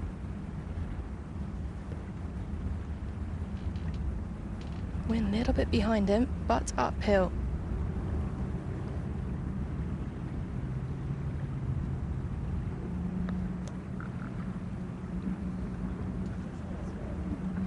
Just to the left side, as we mentioned, Rory McIlroy, just to update you, he made the cut on the number, as did these 3 players. 3 over par was the 36-hole cut. McIlroy playing a couple of groups behind the one you're watching at the moment. He is 1 under through his first 5 holes. Picked up a birdie at the par 4 12th, so McIlroy 2 over par.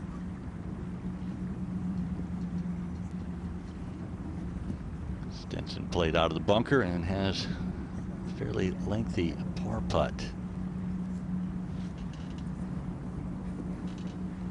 Would have had a good look at what Morikawa's putt did. It starts off right to left, actually straightened up towards the end.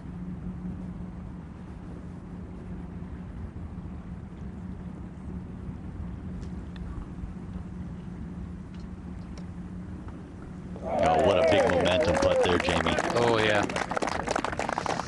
Great putt from Stinson.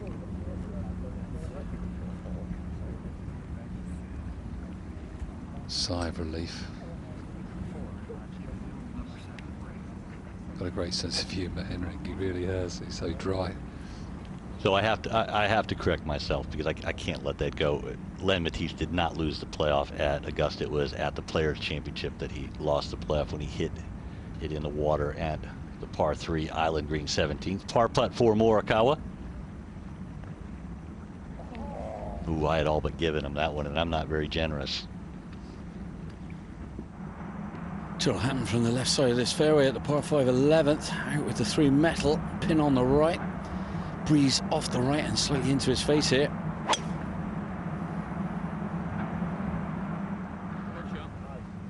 I think he likes it. So he should. What a shot from Hatton. That landed like a 7-iron. Yeah, cut that one into the breeze there, Jamie. That was an absolute peach, wasn't it? Oh, wasn't it just, Johnny? Just got it pin high. He's got about 20 feet, just under for an eagle now. Oh, look at that. Frozen rope. Look at that look, John. He has the look in his eye right now. Yeah, he's got the bit between his teeth, Jay. Some good golf between these 3. They're feeding off one another. They really are. And you made good reference to it, Jamie. And Jay, you know, if there's a certain number, if you can get to like 7, 6, 7, 8 under, you know, this back nine's giving it up as well. These conditions are a lot more easygoing than yesterday, by far. You see Robert Rock following suit, out with a little metal wood here. Similar yardage, good drives from both these. Matthew Southgate was down the right, blocked out in the right rough. He's just laid up.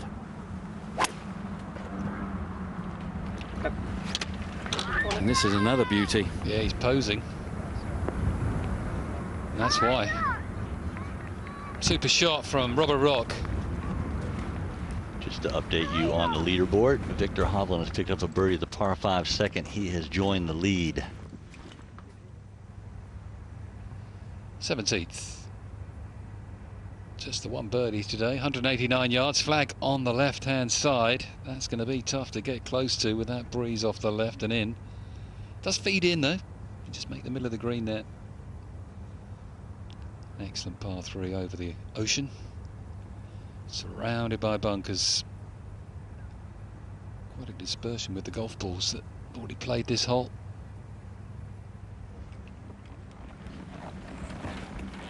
And of course the hole-in-one car on this hole, the Genesis that you see up there. It is the G80 2.5 turbo, and that is a wonderful ride. The courtesy cars this week are that very vehicle, and any player would love to win that. So the first one to make a hole-in-one at the 17th hole this week will win the Genesis car. You would look good in that NC. I can see you speeding around in that thing. You know it, Jay. I mean, this has got to be the signature hole out here. It's a wonderful par 3. You're hitting it over a body of water. 189 yards today. 10 on, 4 from the left. I mean, with this wind coming off your left, you want to be starting at least on the left edge, but you've got plenty of room just right at the flag as well. The flag's not moving, but I can assure you the wind is up as a jet ski just goes by. That looks fun as well. Jay, would you jet ski? I have, not one of my favorite things. I prefer to stand in the water and cast flies, but yes, I've been on one or two. Where I live, you're more likely to be on a snowmobile, similar type of engine.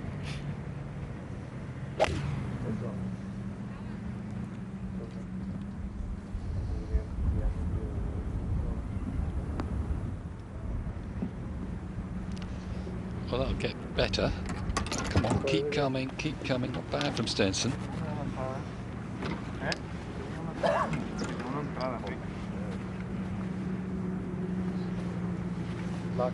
The wind off the left, front left hole location. This is not a very inviting hole location here. Visually, it just doesn't look like, okay, I want to attack this. It's definitely an intimidating one. You know, you're hitting it over water from an elevator tee box, so you're going to feel the breeze a little bit more so from the tee box. With all the trouble on the left and the pin cut on the left, and with this wind off the left, it does make it tough.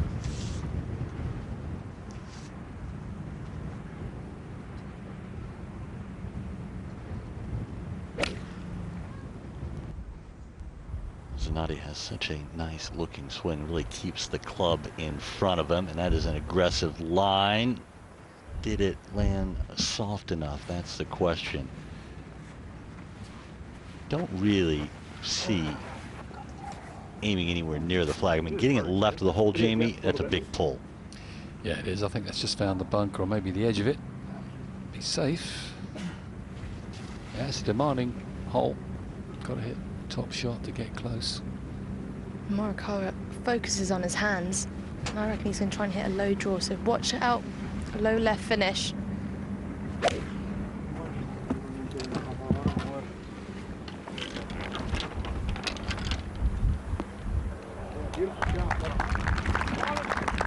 One of the best shots we've seen so far today at 17, and not surprising, it is from the talented 24-year-old.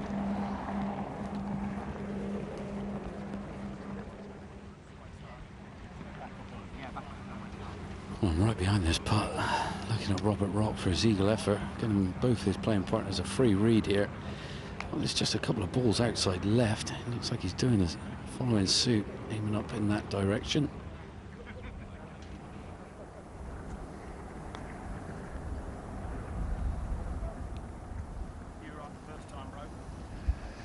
Yeah, I think Bro got it right. His caddy said you were right first time.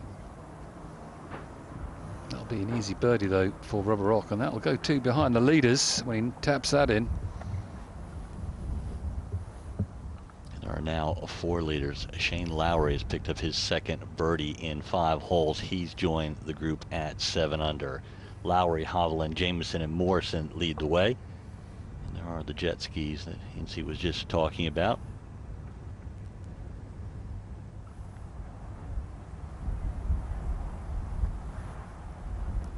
Question is, how much did Matthew Southgate learn from Robert Rock's putt? He was slid in there quick right behind to watch it roll up to the hole. Yeah, broke quite a bit there, Jay, so a bit extra here for Matthew Southgate, and the putter's been working for Southgate today. Got off to that flyer, hold that monster at the first hole to set the ball rolling, getting off to a nice birdie start. Dried up a little bit there, the birdies, apart from the first, the 10th hole he's just played. So he's getting back on the run again.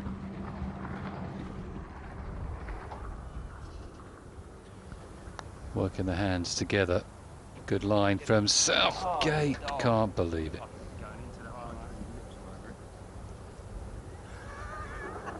Thought that was going to move a little bit more when it was losing its steam. There, Jamie. They're chuckling away, John. I don't know what he's just said, but it's made them laugh. Well, I definitely owe Hatton a favour here. He gave me half of his sandwich, actually. I was a bit starving, so he said, "Are you hungry?" I went, "Yes, I am." So he gave me a little bit of his ham and cheese sandwich. Very nice of him too.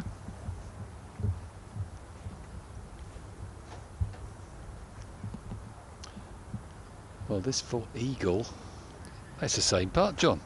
It is, exactly. I mean, a clear train of thought here. I mean, this is the kind of putts you want. You know what it's absolutely going to do. Positivity running vibrantly through your veins. This is no more than 12 feet, if that. Breaking off the left, as we've seen, putting out of his shadow.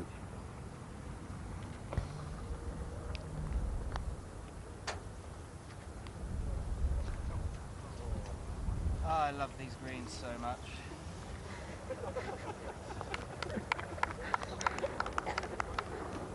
Well, the easiest of birdies for Terrell Hatton, and he's now 2 behind the lead. As much as he likes the greens, he expects to hold them all. Can't do that. But look at the move he's made here on Saturday at the Abu Dhabi HSBC Championship. And Alison Whittaker's dropped in to say hello. Hello, Ali. Oh, it's good to be here. It's nice to see everyone getting a little golf and a show out there with Terrell Hatton. At least there's a little bit more red on the scorecard, which means that the tongue is a little bit less in cheek with him. As a general rule. There's the ball placements. Moral of that story is, if you want to make it, hit it in tight at 17 today. Not too many made from long range, just the one.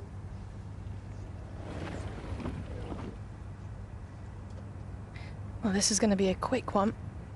Putting from the higher level to the lower one. Gently right to left. As it rides down this slope, let gravity do it. Well, it's just line and pace kept that one out of the hole for Stinson. Not his best read. Just not one of the two of the two. Yeah, he didn't get either right.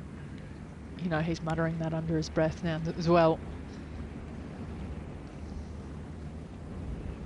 Difficult to read. There's no memory bank either here. First time we've been here at Yas Links, so everything's new. Yeah, and there's a lot of homework that goes into that, you know, even for commentators returning to a new course or coming to a new course as we are this week. Any information you write from your first-hand experience, you're allowed to put in the books with the new rule change. Birdie putt now for Colin Morikawa.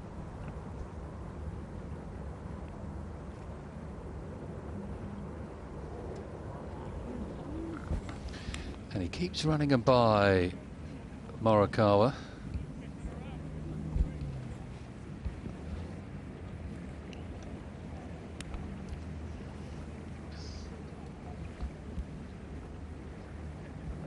So 1 under par still for his round today.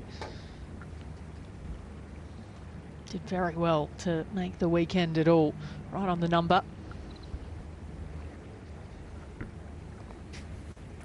Yeah, the mistake really was a tee shot. You can't afford to miss it left. Your bailout was right. Very difficult bunker shot. Virtually nowhere to land it. Kick forwards now for a testing par save. Back down the slope. A little bit of right to left. Would have seen what Stinson's done.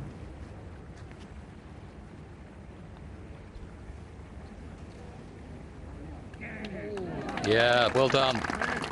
Let's hold a few of them. Zanotti keeps it ticking along nicely.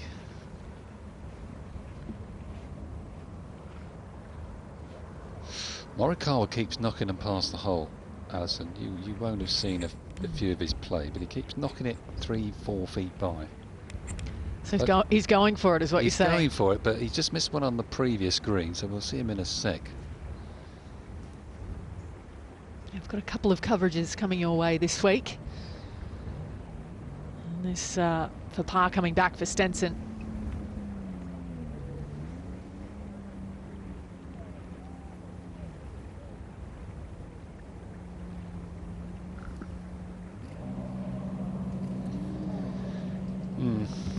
That drives you mad. 3-putt. What, 25 feet? No, it's a difficult one, but oh, we'd be angry. You're going to have a lot of that length on these greens. They are tumultuous at best, but letting your guard down from inside kind of 25 feet, I think, is pretty unforgivable, because you just don't get that many stress-free moments on these greens. Hard to be kind to yourself when you've just done that. Now, this is the length he missed on the last. Morikawa.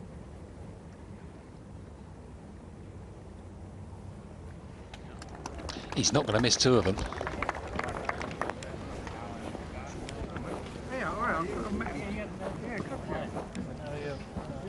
So just a bit of struggle for this group as they stride towards the 18th. It was always going to be that kind of day for it, trying to fight their way back into perhaps not contention today, but to make the first few steps. All of these players are right in the mix, though, and there's plenty of them. When you look at that first page of the leaderboard, only 2 shots separating more than 10 players. That's the trio of Lowry, Hovland and Jameson. But looking down on the rest at the moment, there's Matthew Southgate, 3 under par today. He's in 4 under par and just inside that top 20. A little bit of a dodgy start from Takumi Kanari, and the fact that he birdied the second, double bogeyed just a hole later, nearly holed it on the 4th, however. He's going to be a fun young man to watch as his career evolves. We've seen the whole career pretty much of Thomas Bjorn. We've seen the eyebrows. We've seen it all as he captained the Ryder Cup team to victory in 2018. He's at level par today. Plenty of Danish flags out here in the Abu Dhabi HSBC Championship. Højgaards as well. 2 over par so far today for Rasmus. And there is the star next to the name of Minwoo Lee. He's 2 under the card through 5 today, playing the course the other way round. What a victory it was for him in his Rolex Series win at the Genesis Scottish Open at Renaissance. We're returning there about midway through this year, where he'll be the defending champion. Such a big 1-2 start for 2022. We've played 36 holes already this season. But we've heard the likes of Scott Jameson talk about how important a quick start can be for your year to set it up, Jamie. Not dissimilar to that of someone like Jason Scrivener last year, 66 in that final round. Runner-up finish for him. And all of a sudden, a lot of the sweat was off for the season. Oh, yeah, great to get off to a good start. No doubt about it, especially in these big tournaments. This one, next week in Dubai. Tees up here, but it doesn't make it that much easier on 18.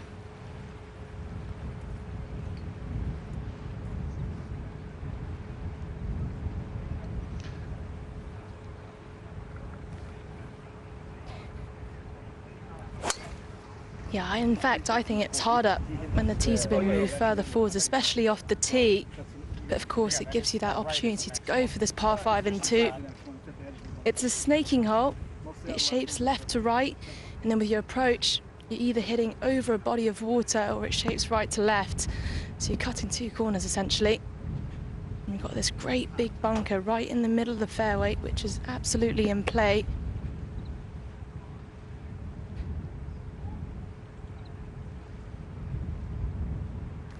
Big dog in hand. The further down you get, the more narrow it gets. Fairway does camber left to right as well. And that's A1. Yeah, I think he can reach from there. Morikawa might be easy into the wind over the water, but just about get there from there. Well, because of the shape of the hole, off the tee, the wind's straight off the left, but with your approach shot, it's going to be straight into your face, making it a lot longer.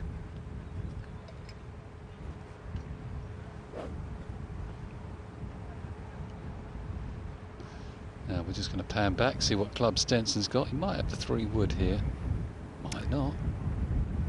Yeah, he carries a 3-wood and a 4-wood. This has got to be the 3. It is.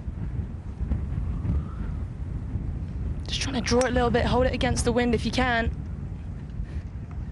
But watch out for the bunker.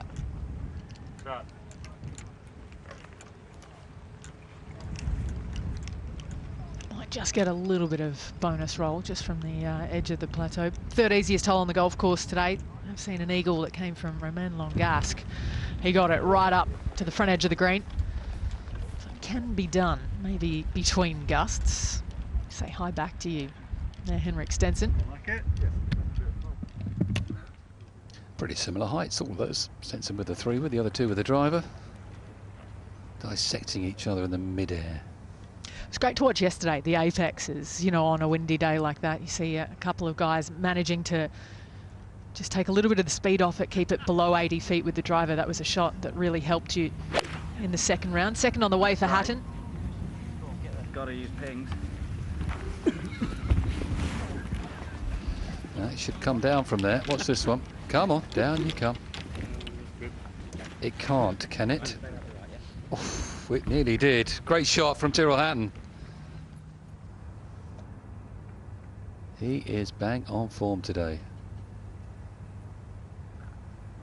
Chance to come for 5 under par for the day for Terrell Hatton. That could get him within one of the lead. But we're back down with Stenson, Zanotti, Morikawa, all identical scoring. 1 under for the day, 2 under total.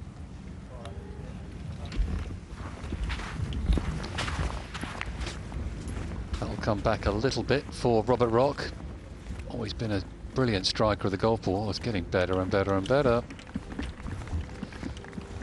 2 crackers. Feeding off each other, these 3, and having some fun while they're doing it. It's interesting how that can happen. You know, I think you can get dragged along by your playing partners so often in this game. Yeah, they get on very well, that trio of players, and of course you got the old stager Robert Rock there. Said he's going to retire at the end of the year. If he keeps playing like this, I doubt it. Well, he's got a nice little side business. He's got a good fallback plan, doesn't he?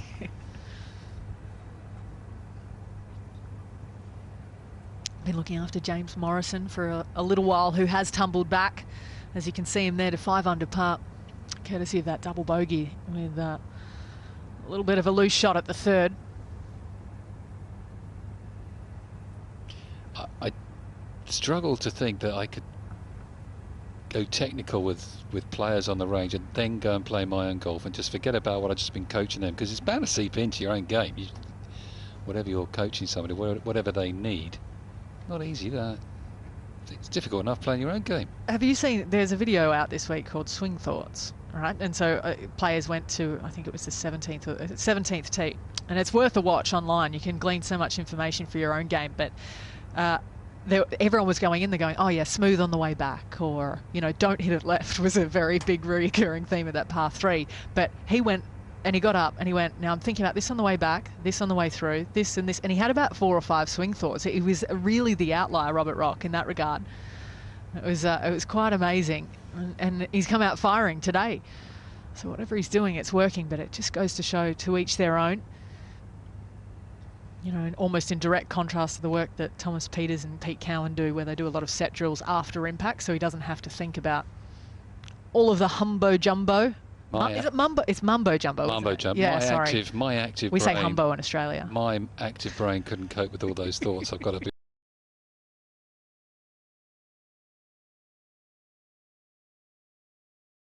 That. Half of them. Yeah, Oh. there was a few identifying. Soup on the left at 17. What a great par 3 it is. Ready to play down now on the 18th, Stinson. Well, it's a long way in from here, and there's no way Stenson's going for it in 2. 325 yards or so. Looking to lay this one up with the forward.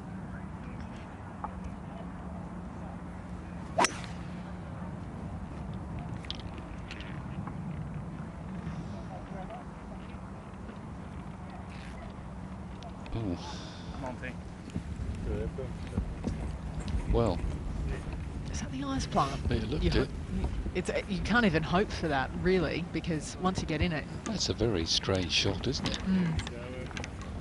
It looked like he hit it down the right line. We've seen a few just cut it so close on that layup.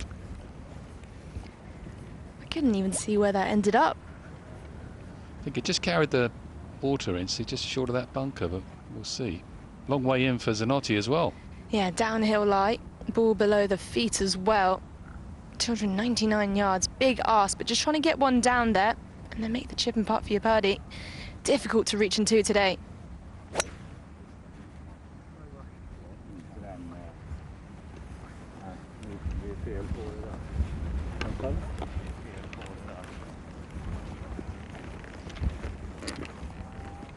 Yeah, good spot, nice flat lie to come, which is something you don't always, take for granted on this layout. Again, ball below feet for Morikawa. Hole shapes right to left from here. Big ask. Wind off your left, into your face as well. He's having a crack at it though. Started straight, I think he's cutting a bit. Great effort. That's not bad there. I think that's up past the front edge of the green, isn't it? It's down in that little hollow. And I lied earlier. I said that Romain Longas made eagle from the front. I think he actually pitched in from the rough about 20 yards further back from Morikawa's ball. Either way, it was a fantastic 3. Good way to do it. Yeah, there we go. Some perspective as we pan out.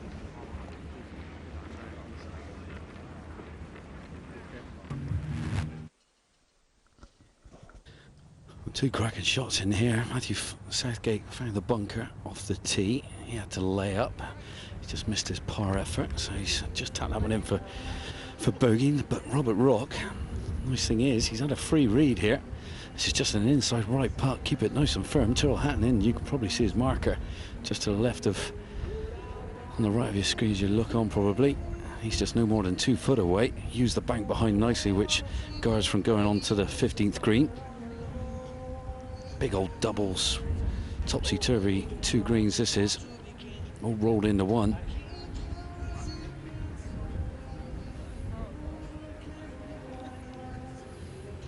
Did everything but drop there for Robert Rock. I really appreciate the fact that Morgie's resisting the urge to go and ditch this mic for the other one in the background as well. Good of you to stay with us, John Morgan. That's all right, Ali. Nice to hear your voice, girl. Oh, this man on a crest of a wave. I mean, Mickey's rocking the 4 stars on his bib, and this is a 5-star performance so far from Terrell Hatton, I should say. He plays like a boxer, doesn't he?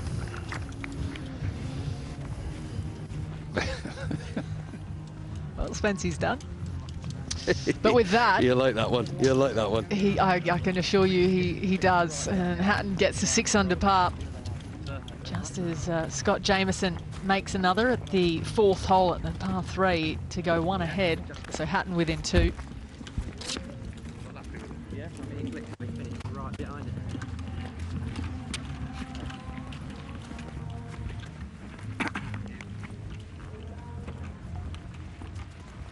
Looking for his 5th star. Can't imagine you got too many of those in school, Jamie, the gold stars. Only when I was younger. I became far more annoying as I got older. got worse, did it? Got worse. Teachers hated me. I don't blame them. Get plenty of them in this job, though. Oh, it's very annoying. I've heard people quite like you in commentary. Really? Incy can save us. She's down there with Zanotti. Oh, this is a tough shot. Pins right at the back. And the green sloping back to front too. You really want to try and keep the flight down with this approach. Wind's a little bit into your face. Relying on a bit of a finesse shot here. Really trying to visualize that flight, keeping it down. Hold it against the wind, right to left a little bit.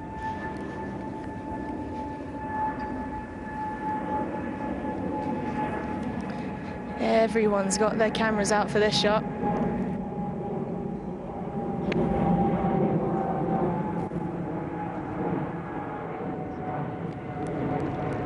Pretty good. I bet you were teacher's pet, weren't you? Oh, yeah. I bet you were top of the class. School captain Braid here. Not. This 13th hole's going to test Ricky, John. Look at you go, eh? You had to jump all over that, didn't you? You had to. You're not going to let that go for the rest of the day. I know it. Well, some hole this 13th. It's kind of like a very similar hole to the 8th, just a lot shorter pin today at that front portion of the green where it's at its narrowest. Wind obviously a lot different from the 8th. 8th was straight down. This one now straight across them from right to left, very close to that left-hand side of the green where there's a big old deep bunker there. Not the place you want to be. This man, Mr. Hatton, well, he's feeling it. He's in the groove. He's loving life. Swinging it beautifully. He'll be aiming just at the right edge. Let the breeze do the rest. Very neutral ball flight. Ricky.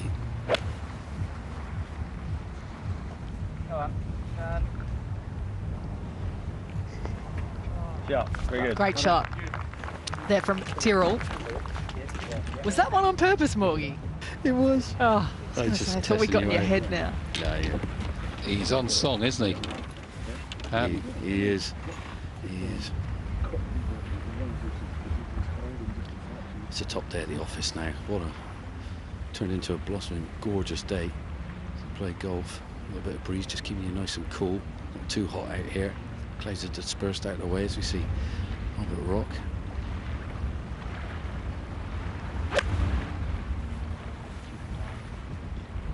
Drawing this one in nice. Just gets inside him, not bad, eh? Yeah, side by side, great rhythm from Rock. He's always been a wonderful swinger of the golf club. Good yardage for this, like, just the flight, isn't it? That's all. Just making sure it just started flying up right. I think mine will bend in a little more than what theirs did, wouldn't it? That's fine, yeah. Well, Southgate wants to get back on the birdie trail again after getting that drop shot the previous hole at the 12th. There's two great shots in there. Can you get inside them both? Mr. Southgate, this is where he excels. Good iron player.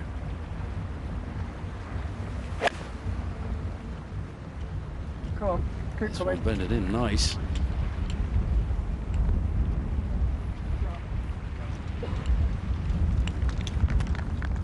I don't think too many groups would be complaining with those three today. Such a good drill. If you're playing by the coast, go out to the range maybe in the lead up and try and hit kind of 4 or 5 clubs around about the same distance, and it just gets you in the swing of taking a little off clubs and controlling your ball flight. Good preparation if you're ever going to maybe a British Am or something like that. We did a lot of that back home in Australia. Yeah, it's a good drill, that. Pick out a mark of 140 or whatever, and say hit 3 or 4 different clubs to the same point. Just teaches you to control the club head, which you need to do in the wind. They're in good spirits, this crew. Having a great time. Not surprised the way they're all playing. There we are, the mangroves on the other side. Down with Morikawa now. Yeah, lovely chip shot. It wasn't easy from a tight lie, elevated green. Wind was into, had to carry it all the way. Just checked pretty quick. Not a lot of break with this putt. They had a bit off your right.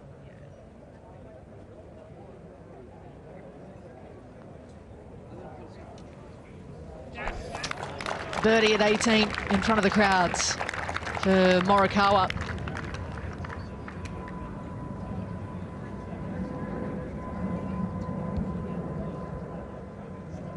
He gets one back, 2 under par for his round.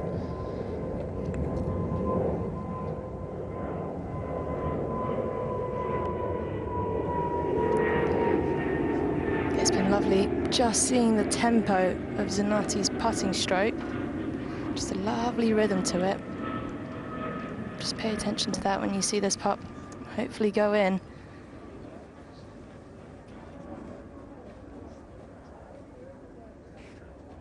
Just a hint of break on this one, a little bit off your inside left.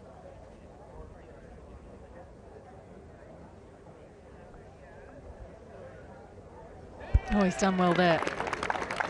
So easy to go looking for break on golf courses like these where there's often so much of it. You get to more straightforward putts like that and overthink it. Not done there by Zanotti. He too bags a birdie at the turn. Southgate on 13 for his birdie. Yeah, up the hill, breaking off the left here, Jamie.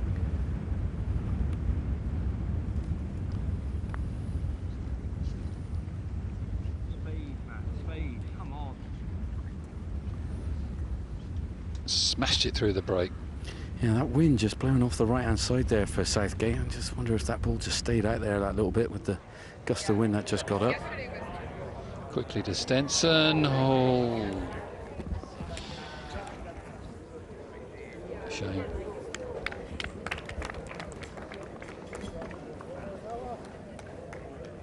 Disappointing end to his 9 holes.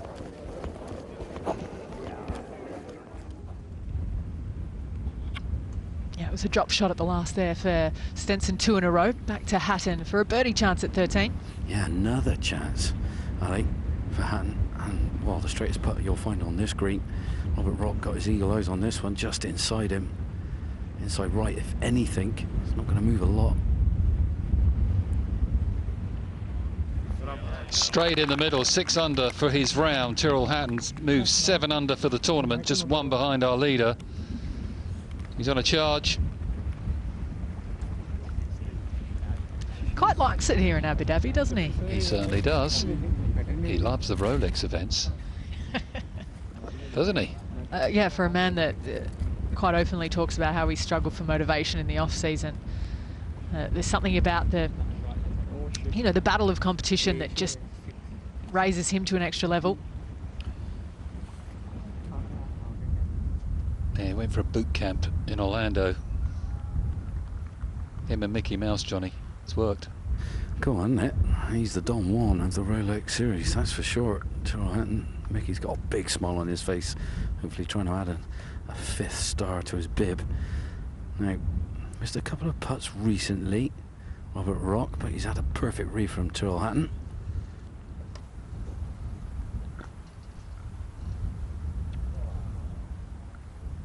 Well, he had all the answers, just not quite the execution.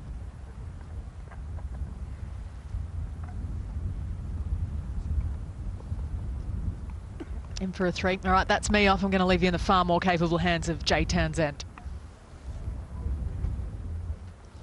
Yeah, thank you, Ali. Always a pleasure. You must come back.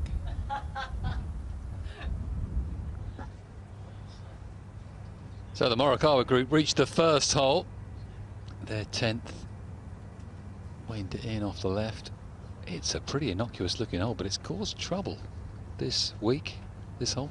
Bunkers down the right. Bit of rough on the left. Not much really, but it's the pin position that's caused the trouble. And it's right on the back left ledge here, close to the bunker. Feeds into that trap as well. So very important to get on the fairway here at the first. Morikawa couple under, so is Zanotti. And Stinson's just gone bogey. Unfortunately, he's level par for his round. 3 over for the tournament. And this is Zanotti with the driver. That could be bunker bound.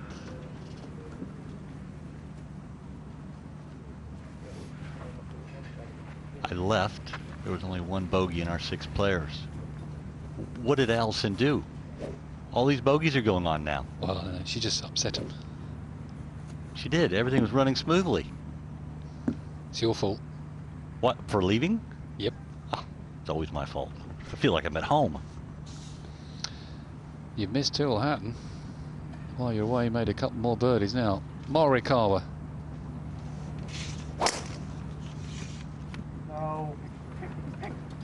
That could be going right as well. I think that strong wind yesterday just got him out of his tempo. He's just getting ahead of it a little bit, Morikawa.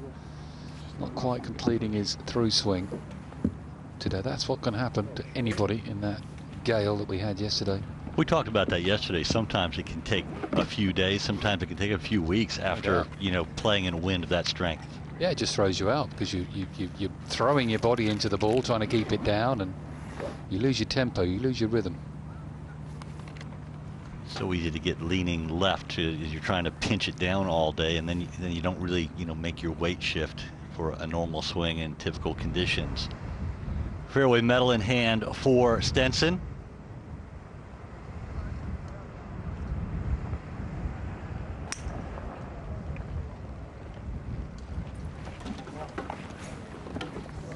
That looks perfect for Stinson. I think that was 5 wood, actually, 5 metal, whatever you want to call it, playing up a little bit short of that bunker that encroaches in the right side of the fairway. I like it when Stinson's hitting the big stick. It tells me he's confident. When he's unsure, he takes out that 3 wood of his and squeezes things out there.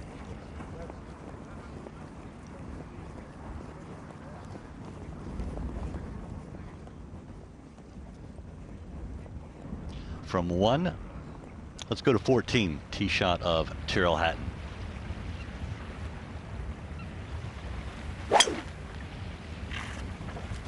Short par 4. Just a 3 wood for Hatton. He's hit driver down here, getting quite close to the green both occasions. First 2 days, but more positional play today. The flag right on the back corner.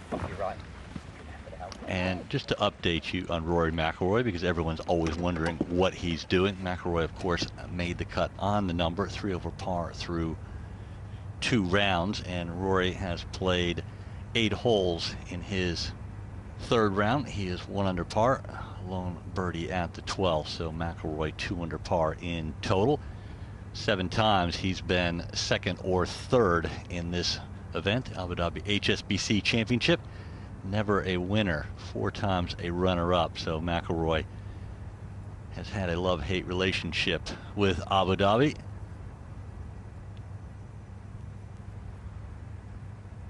That is the DP World Tour rankings #1 player that we just saw. Morikawa walking up the fairway, and this is the Rock, Southgate, and Hatton group. All 3 players playing extremely well. Collectively 11 under par through 13 holes. John Morgan has had a front row seat. It's been great stuff. The only person to make a bogey in this group, and it was only 1 bogey. It was Matthew Southgate at the 12th. So stellar play. Not the easiest of days, Jamie. There is a bit of wind, not like yesterday, but it's there. Yeah, there's a good club of wind there.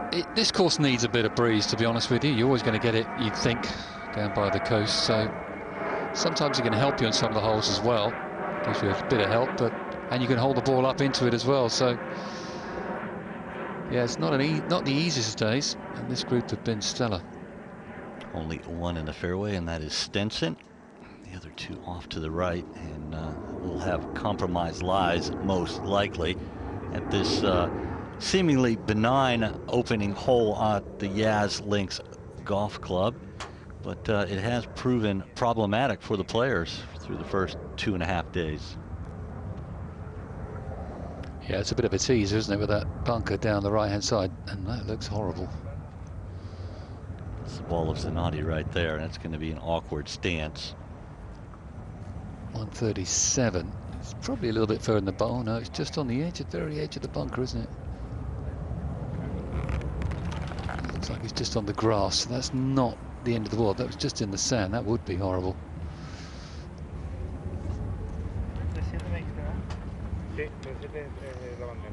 So the pin is just to the right of our camera tower. Probably just about to see the little red flag sticking up. There it is, looking back.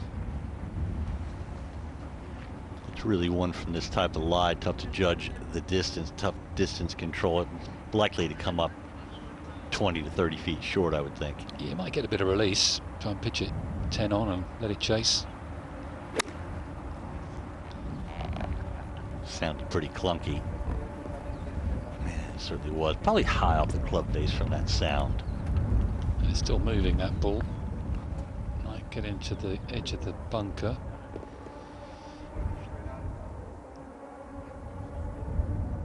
Now the Morikawa's on top of the bunker, so he's in a better spot. And Zanatti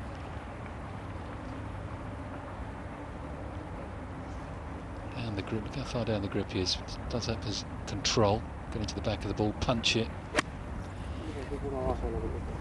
Get that hard. From there, that's okay, actually. Not an easy shot, Jay. No, certainly not. You have to guard against going over the green. I remember hearing someone say pretty early on in my golfing life, greens are meant to be approached from the front. And most of the time when you go over the green, it's not good.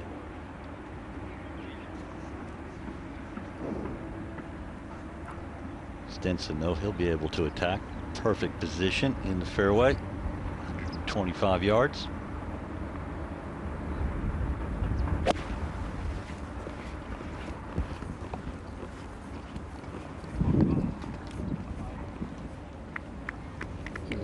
Just about.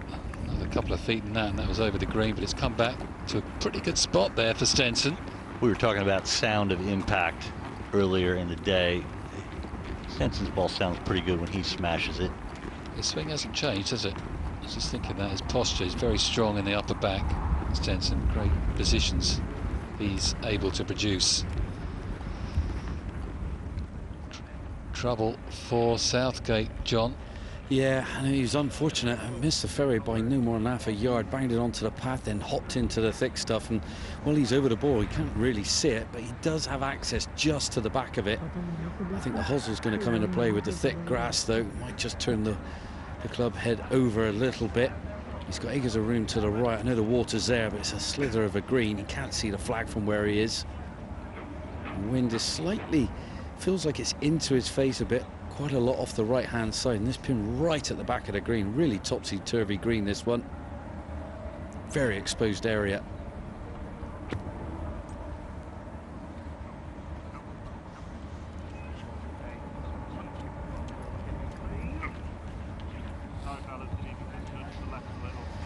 And Robert Rock, well, hit the knuckle in the middle of the fairway, kicked it miles left, just run into the rough hand side. Left-hand side, I should say, in the rough. Nice lie, though. 104 yards to go. You can't see the flag, just see the top of it.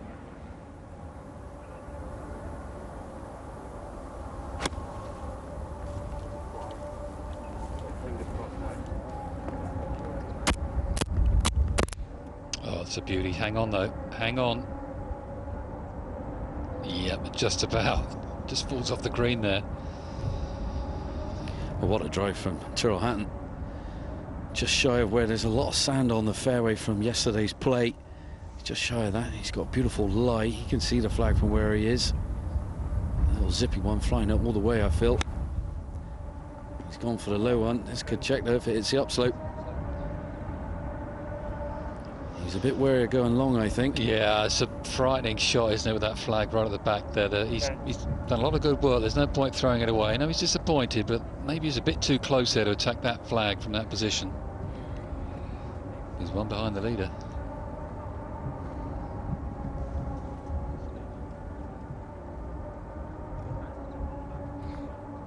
terrible out there behind that. It's not what you can do.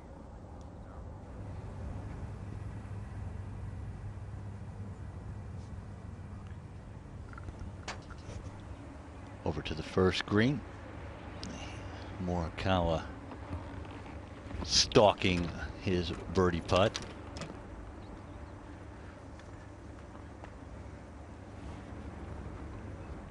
Coming from a little bit in the lower level here.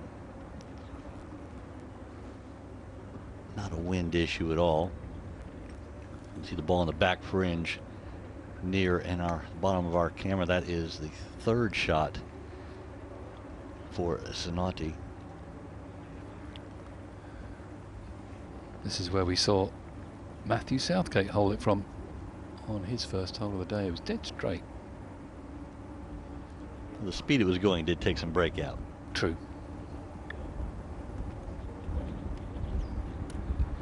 Just needed hitting. That's all it was. Clearly an obvious line.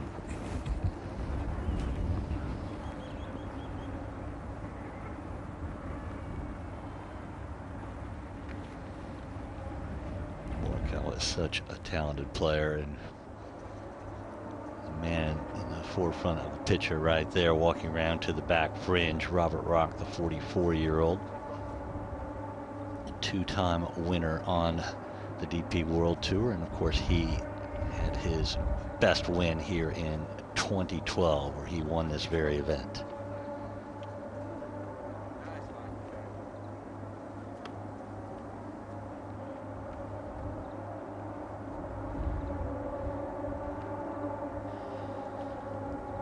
You can't make 4 in a row, John, until you make the first 3. Hatton has done that.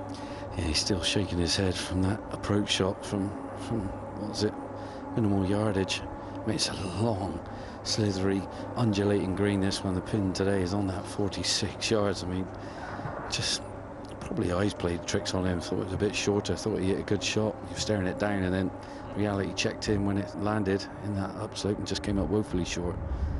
But this is an interesting one. It's got a little subtle break to this one. I rolled a few balls on this green on Tuesday, and it came from the right-hand side, but then from the other side it comes from the right-hand side. So it's a bit of an optical illusion here.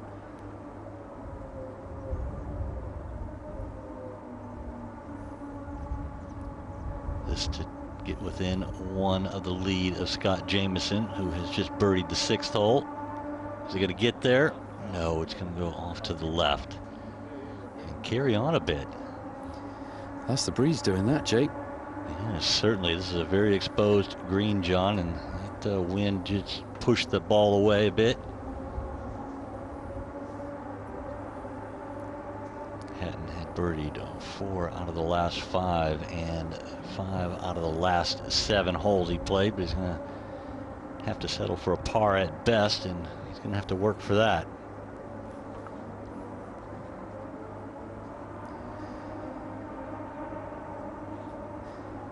That's the Ferrari world.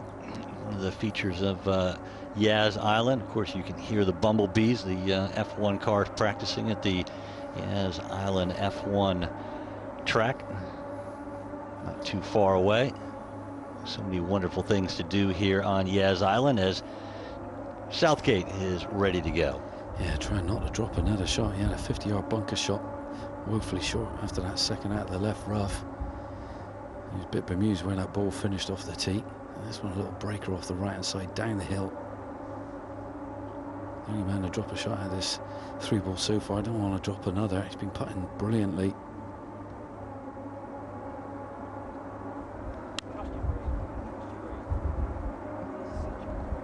And 2.5 to 3 feet for bogey for Southgate. He's going to make his second bogey of the day.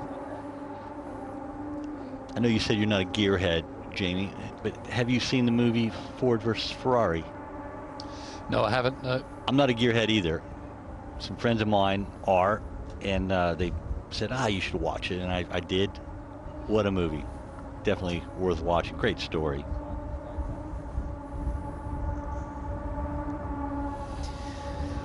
Oh, Robert Rock wandered up on his green, thought his ball went long. He was happy to see it just hanging on for dear life at the back of this green. And this is a surprisingly slow putt up the hill.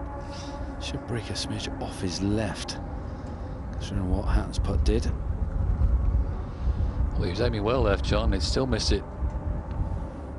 10 inches right. It's fooling them, this pin. This is not an easy putt coming up for Hatton. No, this is a knee knocker, Jamie. Keep whispering my hands near my head, thinking there is a bumblebee near my ears or something like that, but it's relentless, the noise coming on. My goodness, I wonder what it's like at ground level, right by the track. So loud. Terrell Hatton, inside left, keep it firm, through his shadow. Not a problem at all. Right in the middle with confidence. Hatton remains 7 under par, 2 behind the lead of Scott Jameson, who is at 9 under par. The same number that he shot in the first round when he shot 63 and set the course record. It will be a new course record this week, and Jameson certainly has that.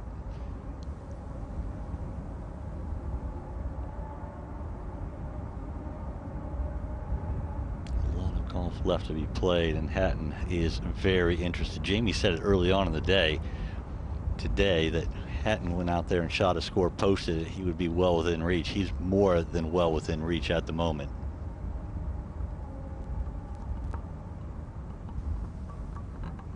As is Robert Rock. Taps that in. He's only 4 behind, 2 behind second spot, so both these players are well in this tournament. Yeah, having another look at that birdie attempt. Just got the line wrong. It did shock me when Rock said earlier this week that this was likely going to be his last year on tour. Of course, he has many other interests and a great stable of players that he teaches.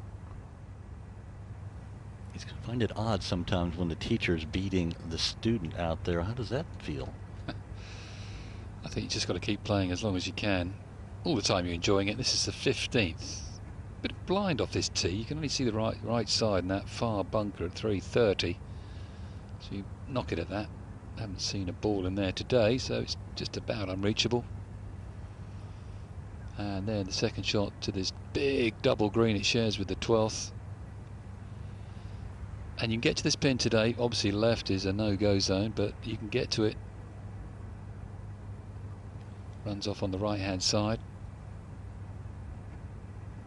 Taking yesterday out of the equation because it was, with the high winds, it was kind of an aberration. You said early on this week it's a second shot golf course, and is that because the greens are so difficult? If you're not close to the hole, you struggle to two-putt? Yeah, it's in winds like this, it's not too difficult to get the ball on the fairway, but then there's just little sections to the green, and you want to be in the right area, so it's very important to get the ball pin high and get it within 20 feet. You've got chances all the time, but if you're not, tough to two-putt.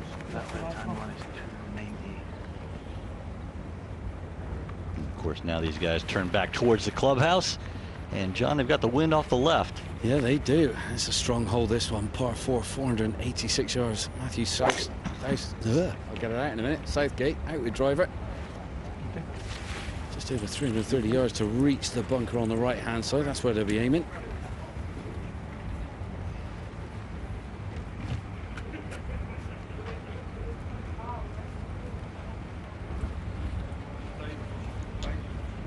Terrell Hatton has seriously been dialed in off the tee. See that segment they did on the track, that yard wide he had to land on. He did it 5 times, got it to stick once. Colin Morikawa and Rory McIlroy. Very neutral ball flight, doesn't get a lot of movement on it.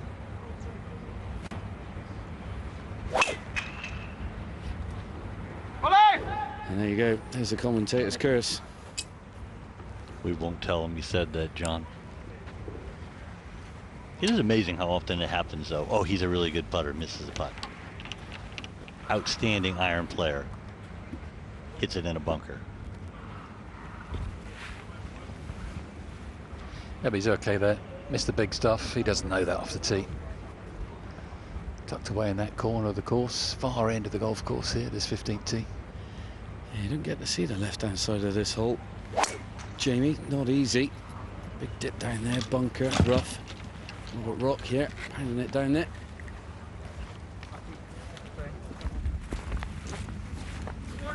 Love Rock's swing. Never looks like much can go wrong. So well balanced. Never looks like it's out of position. Terrell Hatton with his 4 gold stars, trying to get 5. You get 1 every time you win a Rolex Series event. He won this very event last year. He's the defending champion, the Abu Dhabi HSBC Championship. And Scott Jameson holds a 2-shot lead, really on the strength of that 9 under par 63 in the opening round, 74 in yesterday's high winds. Schwartzel making a move. Rock making a move. Daniel Gavins, 3 under par through 13. He's tied for 16th. James Morrison having a rough day today. Adam Scott, former world #1 and Masters champion. He's 1 under par. He's in that group at 3 under. Matthew Southgate made a couple bogeys in the last few holes. He's dropped back. Lee Westwood had it going, has dropped a shot, but he is 2 under. Of course, Lee Westwood had COVID over the holidays, didn't get the full prep that he would have planned, so he's having a pretty good effort this week, and he'll be trying to build on that. Bernd Wiesberger 3 under par through 11 in this 3rd round. Thomas Bjorn, he just dropped a shot and he's 1 over par, but the over 50-year-old captain is having a good week. Min Woo Lee, he's 3 under par through 8 holes. He's last year's winner of the Genesis Scottish Open. That's how he got his gold star. Of course, Morikawa won the DP World Tour Championship last year, won the DP World Tour rankings on the strength of that win. That's his gold star. Got a couple majors in his back pocket as well. Brandon Stone, he's a Genesis Scottish Open champion. South African, 1 over par for the day, 3 over in total. Henrik Stinson, he had it going, back-to-back bogeys to end his front 9. That was on 17 and 18. He's dropped back a bit. Josh Hill, the amateur, acquitted himself very well so far. 1 over for the day, but he is through the weekend. Matt Wallace, 4-time winner of the DP World Tour, just not quite in tune at the moment. It takes some players longer than others to kind of get in the swing of things. Some take it easy over the holidays. Some go to warm climates and really get ready to start their year. It is important to start the year well. 2 Rolex Series events back-to-back in the Middle East to start the 2022 season. Ian Poulter, even par through 7.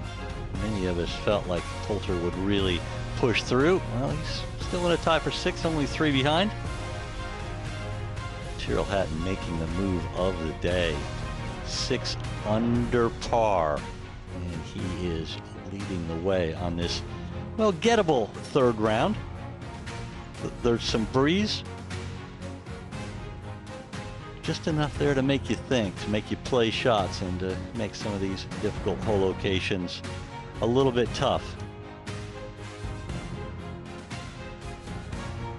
Schwartzel, former Masters champion. He is 4 under par for the day, 5 under in total. South African inside the top 10. Victor Dubuisson, the Frenchman, 3 under par and 5 under in total. The enigmatic, excuse me, I know I was going to get that out there eventually, Frenchman. Hatton over to the left, Rock down the left side, Southgate down the right.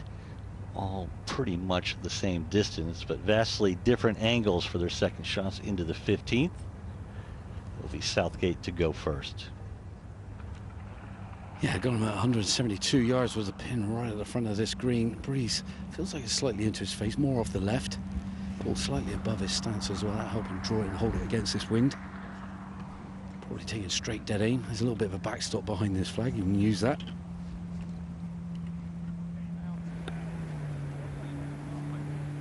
Southgate turned away, didn't really want to watch that one. Obviously it got away from him to the right, but if you're going to miss it, it's probably the side to miss it on, I would think, John. Yeah, but still moving. Hold on. Yeah, it's just held up. I'll tell you what, another yard right. That'd have fallen down into that huge swell on the right-hand side. That would have been a difficult up and down from there. Hatton looks unsighted.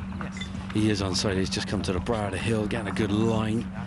And he's looking at something in the distance where Ferrari World is. 162 yards, just 10 yards closer than Matthew Southgate. And not a bad lie in the rough on a little upslope. And a pin today in a favourable position at the front portion of this green. Anything near the back is a hard get access to. It's on 3 big levels, this 15th hole. Oh. Oh. Feel that one in there, yeah. It's going to be a little fiddly one, just short and left there. Need a good touch from there now. Robert Rock finding the left-hand side of this fairway, ball slightly above his stance. And 173 yards for Robert Rock. Trying to drive this one in. You see a lot of sand come up there. That's after all the high winds yesterday going across the golf course. That ball trying to feed in there from the right for Rock. Such a well-balanced, unrushed swing.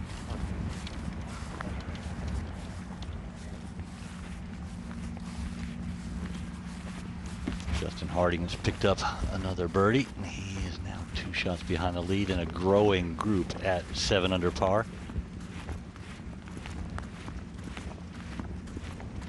7 in total. Rafa Cabrera Bello is a Rolex Series winner. He had one of the biggest wins of his career last fall, where he won his National Open. Did the Spaniard. Such a proud moment.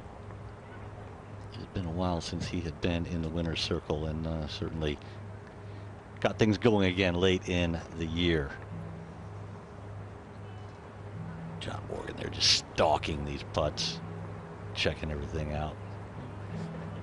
Look out, Morgan, we're watching you.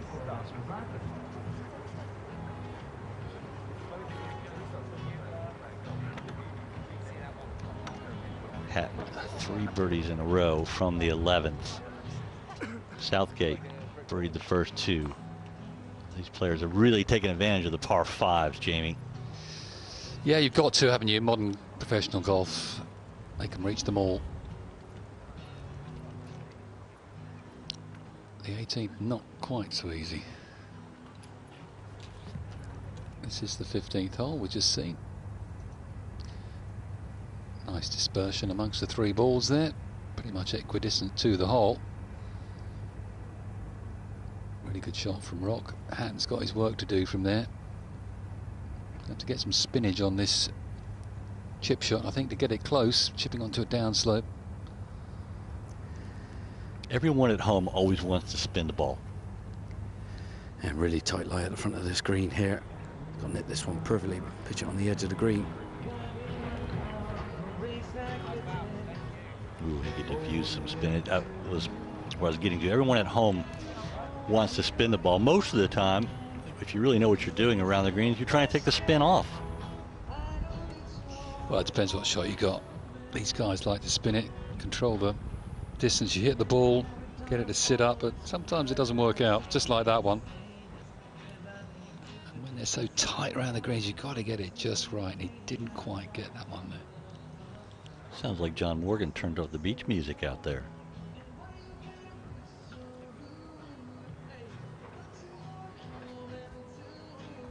Of course, John Morgan spent a lot of time in Miami during his days on the PGA Tour. As we go over to number 2.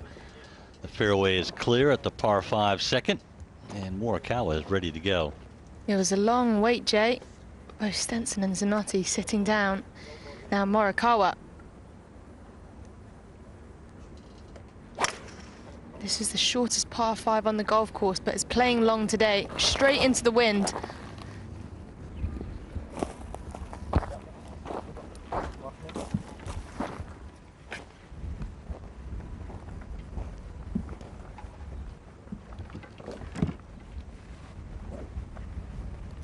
Playing right into the teeth of the breeze here. And it's a good 12.5 wind.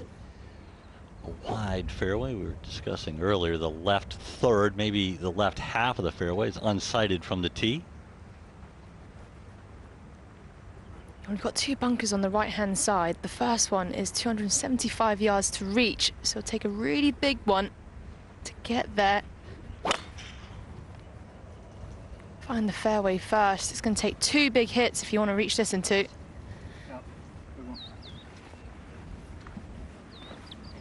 Well, Stinson has a big hit in him, and that's for sure. Gets it in the fairway. He won't be able to see it, but he'll know that's in the fairway. They do their prep work. Of course, everyone learning a new course this week. First time the Abu Dhabi HSBC Championship has been played at Yas Links. The first 16 editions were at Abu Dhabi Golf Club. And it is a fantastic course here we're all enjoying. Now, if you really want to get greedy, you can pitch this around 260 as his raw yardage, playing more like 290 today. You can get a big kick off the slope, try and maximise your chances, getting it down there.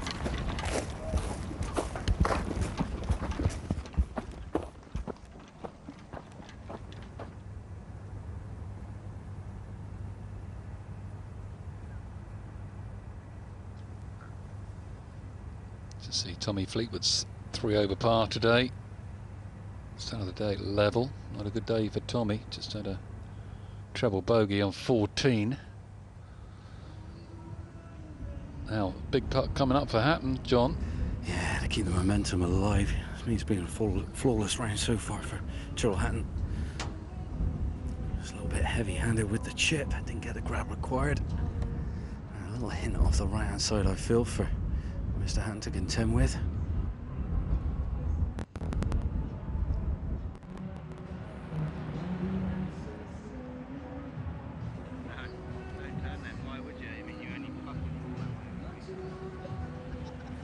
Well, apologies if there's any bad language there. But Hatton clearly upset at having missed that putt. Clearly it was the second shot that caused the bogey where he came up short. Well, it was the drive in the left rough that made the second more difficult. You can see only the 4th bogey this week. He's been very good. It drops 3 shots behind the lead of Scott Jameson. He was 2 under in this 3rd round through 7 holes.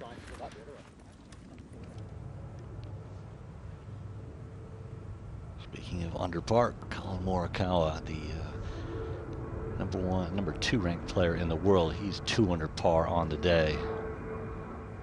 Fabrizio Zanotti 1 under par. Henrik Stinson even par after back-to-back bogeys to finish his opening 9. Of course, they're playing the golf course the wrong way around, teeing off on the 10th hole, due to the fact that they had to finish the 2nd round this morning, so there was a U draw, using both tees in 3 balls, when typically in the weekend it would be 2 balls. 2s or 3s, which did you prefer to play in, Jamie? 2s all day long. The quicker the better, as far as I was concerned. Let's go to 16, where the Hatton group about to jump on board. Really good par 4 at the end of the round. Water all the way down the left. Framed by the big bunker in the middle of the fairway. So generally be playing short of that. I think if it turns downwind, you might see players take the driver out and get to about this area here. Long, narrow green. Pin today, cut right in the middle. And it feeds in off the right-hand side. Nice big bank there to help you. About as easy a pin as you're going to get on this green all week. Certainly a visually intimidating target. It's a long, narrow green, but as Jamie said, it feeds in from the right, so it actually plays a little bit wider than the green actually is. Just to update you on Rory McIlroy. He just made the turn, teeing off the 10th, picked up his 2nd birdie of the day on the par 5 18th, out in 34. McIlroy 1 over par for the championship. Thomas Pieters just picked up another birdie. He's birdied 2 out of the last 3 to shoot 33 in his outward 9 here in the 3rd round. Pieters now 1 behind the lead of Scott Jameson, and we all know how talented Thomas Pieters is. 5-time winner on the DP World Tour. Belgian just oozes talent.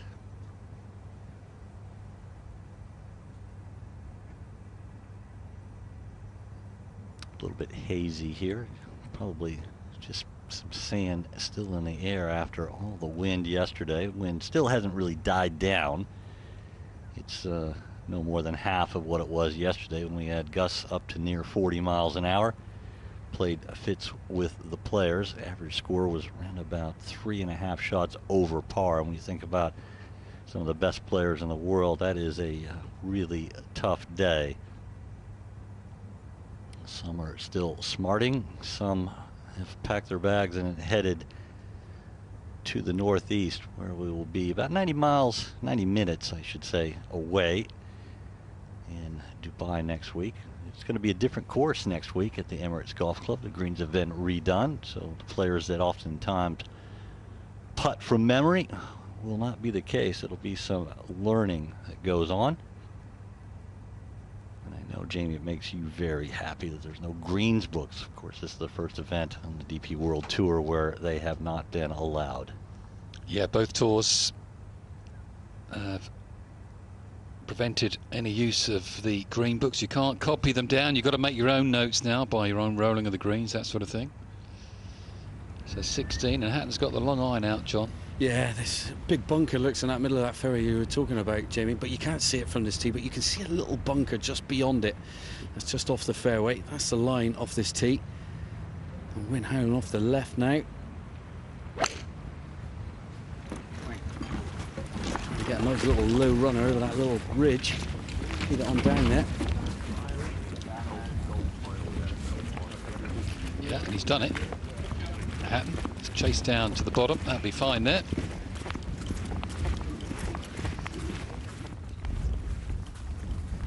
We talked about this earlier, about his ability to put bad stuff behind him. He does have a whinge and a moan at the time, but gets to the next shot, boom, he's ready to go. We're all different, Jay. Yeah, but watching the whinge and the moan, it's entertaining. It's good golf, good TV. I think there's so much same. The coaches, the sports psychologists and everything have homogenized everything so much. It's very refreshing when we do have someone who wears their heart on their sleeve like Terrell Hatton does. I read that his father, Jeff, encouraged him to express himself on the golf course. Get it all out. What school were you? You know what school I was. Yeah, but the viewers don't. Yeah, I was a bit of a madman on the golf course, I must be honest with you. You are who you are. It's just, you know, I was desperate to do well. The game would drive you mad at times. I wasn't so good at not carrying forward my... Did you carry baggage? I'm afraid I did, for a number of holes. Well, some of us carried it for years. I was only hard on myself, though. A bit like Hatton. Hatton's always, you know, keeps it to himself. Doesn't blame his caddy or anybody else. But I think that makes you better when you own what goes on. What tickles me these days is because you can tap down spike marks and everything not the way wasn't the case when you and I were playing. Someone misses a putt now and they go and they tap down imaginary spike mark that they could have done before they missed the putt. Always makes me giggle.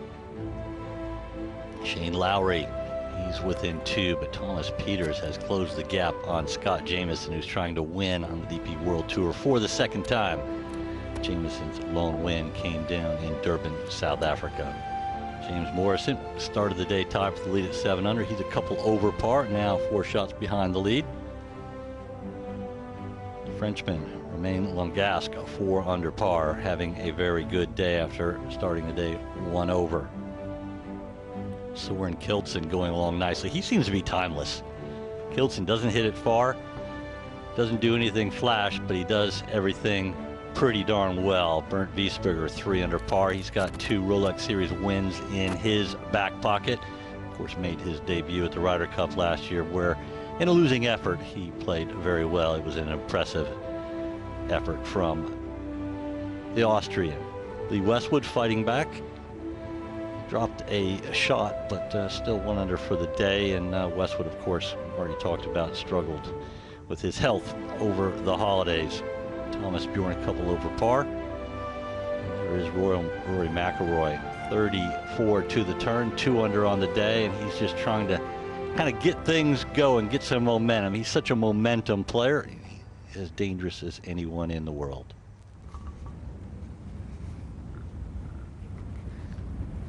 A little 8-iron here, breeze into his face and off his left for Terrell Hatton.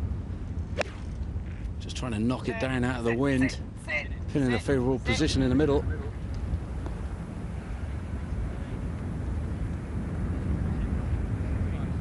Stay there.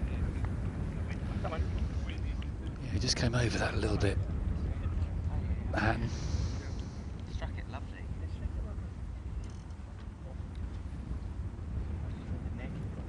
Trying to just cut it up and it just went flat.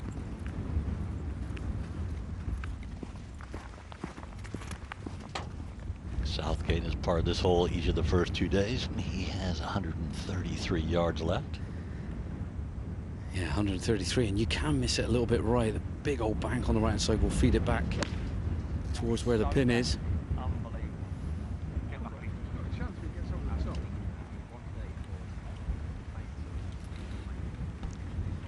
There's the Spence Hill feeding in from the right, and it is a smart play.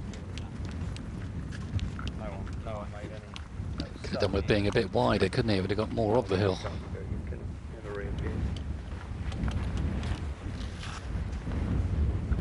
Yeah, the further right you go, but the trouble is if you get up on the top of that bank, it's not an easy chip, even though the wind's going to be into your face for the chip shot.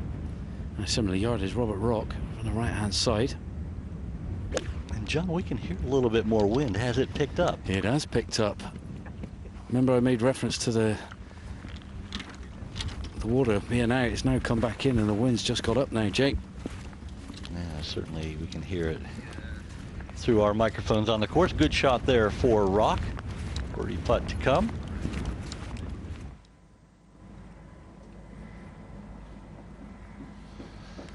Over to the par 5, second hole. Morikawa's Stinson and Zanotti there at 11th.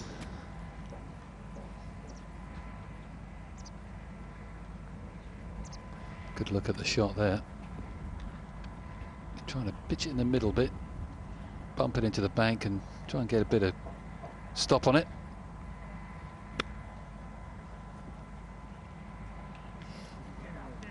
This place is so bad that it's not worth playing.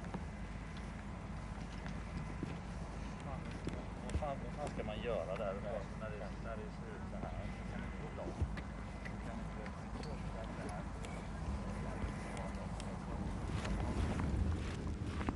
The ball that didn't cut for Hatton. They typically go a little bit further when you pull them, or they don't cut the way he intended. Must have been a couple nervous moments headed towards the trouble over there.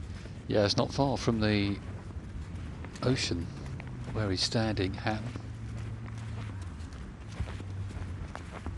So he's being tested, is Terrell Hatton.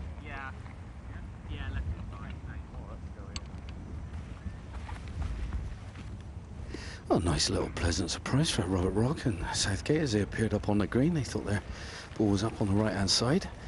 But like you say, use the bankage. Terrell Hatton here pulled his shot straight into the teeth of the breeze, gone a little bit past it. Now he's down the breeze putt, up the hill. Not a lot of movement in this whatsoever. Had a good look at this one, can't see any break in it. Sure there's a smidge here or there, but someone rocking the boat out there. Nice boat it is. Get a good bird's eye view from the sea. Free ticket. Well, that's a good looking ride right there. Yeah, I could see you on that one with Ken Brown doing a bit of fishing, Jay. Oh yeah, absolutely. Not many boats that size where I live nowadays, but when I was in Florida. Hey, look at this jet ski coming. Hey, what a rate of knots this dude's going. It's a good lady hanging on for dear life. Did you used to ride those jet skis when you were in South Florida? I did have one go. I came off it though.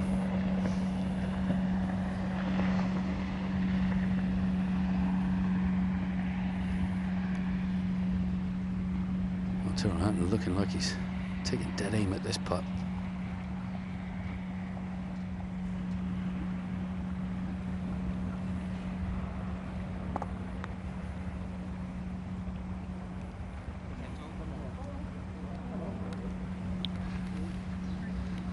That's another tester coming up for Hatton.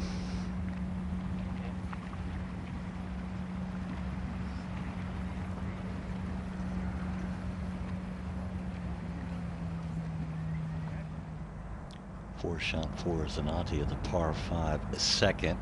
And this is not an easy one. Well below the level of the green. Easy birdie. You're walking in the locker room. Oh, what did you do at the second hole? Yeah, I made 4. No need to tell the story. It was some shot, wasn't it? What a shot. Highly unlikely to hole that one. Southgate needs to hole a putt and get moving in the proper direction.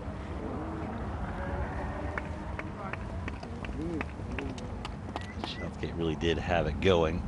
He was 3 under for the day through 10. Has dropped a couple of shots since then. Now 1 under and 2 under in total.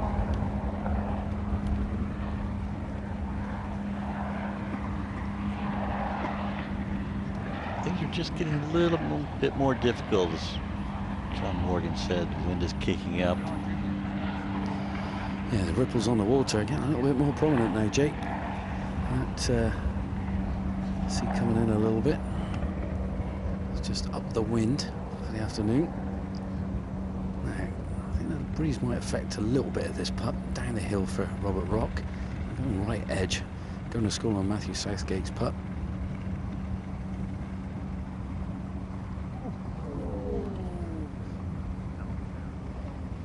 Just a little too much pace for that line. Yeah, the putter's gone cold for Robert Rock. He's given himself plenty of chances, Jake. Bogey free to this point. 4 under on the day. Picked up birdies at 2, 7, 8, and 11. Yeah, he could have had a boatload. At 44 years of age, still a very formidable player. Of course, a winner here in 2012. Huge putt right here for Terrell Hatton. He's currently 3 shots behind the lead. Doesn't need another bogey.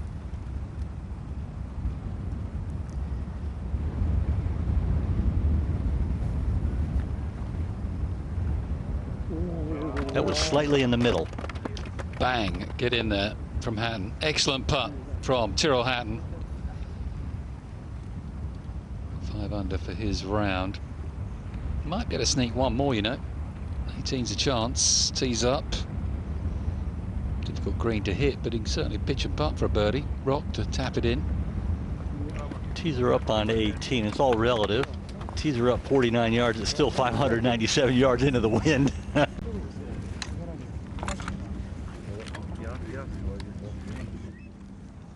Morikawa on the second hole.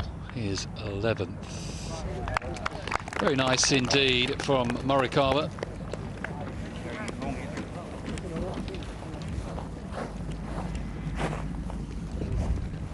Four birdies today, 3 under for his round, even par for the tournament. Difficult third hole coming up. He did birdie it yesterday though. First birdie of the day he made on the third. So good memories. Good look at the third hole from behind the driving area. Plays out and around a couple of bunkers on the inside of the dogleg, and then that wicked hole location that we saw earlier in the day. The difficult hole on the golf course today. Not surprising. I think the most of that NC would be because of the hole location. Yeah, similar pin position to day one. A slight dogleg right to left. Off the tee for Morikawa, driver in hand.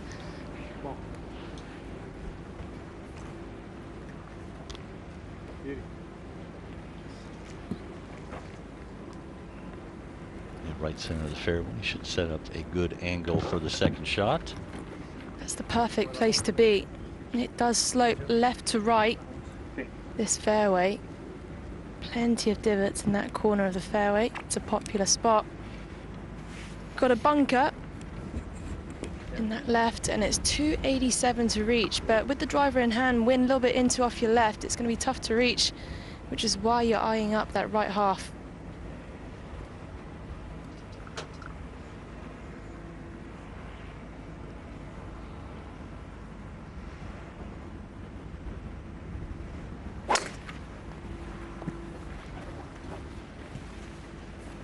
Good swing from Zanotti.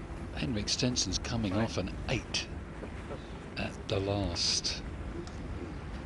There'll be some steam coming out the top of his head.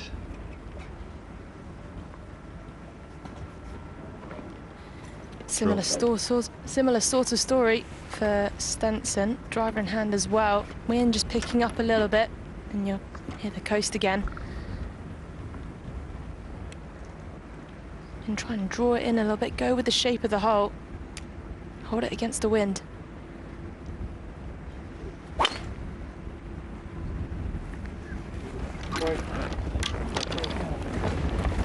Even though it's into the wind, I'm a little surprised by that club selection. Might not have hit a driver had he not made a triple bogey at the reachable par 5 second. Stinson certainly steaming. Jameson leads the way by 1. Peters and Hovland now 1 shot behind. Victor Hovland has birdied the 8th, a rare birdie at one of the more difficult holes at this Yas Links golf course.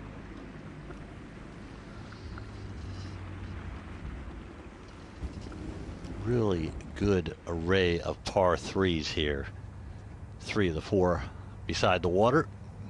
This is the 17th, 189 yards today. The front left hole location. And it is not an easy one at all. Into a left to right wind. Slopes all over the place. Some very deep bunkers. And some slopes feeding down from the right and from just behind where the hole is located today. So if you hit a good shot, there's a decent chance it's going to get even better. But it's a pretty small little target over there in the front left quadrant of the green.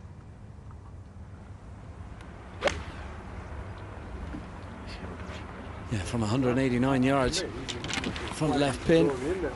As you said, Jay, not finding a dance floor. Pin eye right, but a lengthy number coming up. 188 in 10, 188. Rocking the car there for a hole-in-one, not bad. Yeah. Get it in there, 4 days up for grabs, as you were saying, Jay. That would make the drive pretty sweet over to Dubai next week if you were tooling down the motorway in that one. Yeah, whacking on cruise control. Before you know it, you're there. Probably some pretty good tunes in there as well. Good sound system.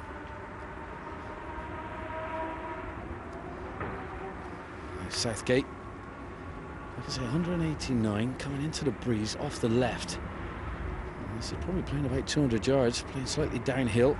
Race tee box over water. Holding the finish, must like it.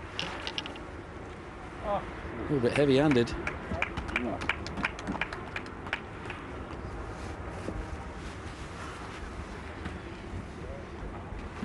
Yeah, safely in the middle of the green, playing away from the trouble, which you're apt to do when you have a look like this, and there is a look over Hatton's shoulder. Yeah, the one place you can't be is left short siding yourself with this pin position, Jake. It is the bailout that you need is on that right. Plenty of green to work with. I think Terrell Hatton will have a go at this though. But one hand off it, and a big right hand signal. That's amazing, isn't it? One hand off it and he hits it to that. You just never know with Terrell Hatton. Obviously didn't quite hit it how he wanted to, but it's good enough. Engineering there. Yeah, golf is all about misses, and that was a pretty darn good one. Peters is 3 under for the day, Hovland 2, but so is Jameson, a 2 under par, 9 under par in total, and the Scot has a 1-shot lead. Terrell Hatton, after that great par putt at 16, maintained his position at 5 under for the day. Playing companion Rock 4 under for the day. Some really good scoring going on here in the 3rd round. The Abu Dhabi HSBC Championship. Tough day for Alexander Bjork and Julian Brun, 2 and 3 over par respectively. Ashin Wu had to finish his 2nd round this morning, but 4 under par in his 3rd round, couple under par in total. Wade Ormsby, the Aussie, 1 under for the day, even par. Even par is good enough for 39th position. They're playing for $8 million.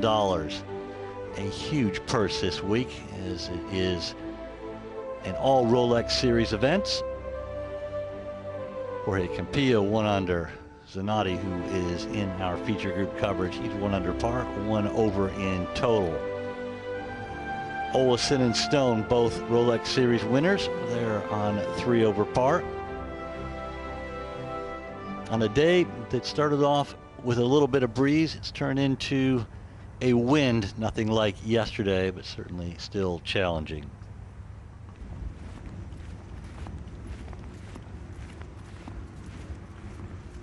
See the wind tugging at the flag at the 17th, and these players on their penultimate hole. Has been a pretty good battle out there.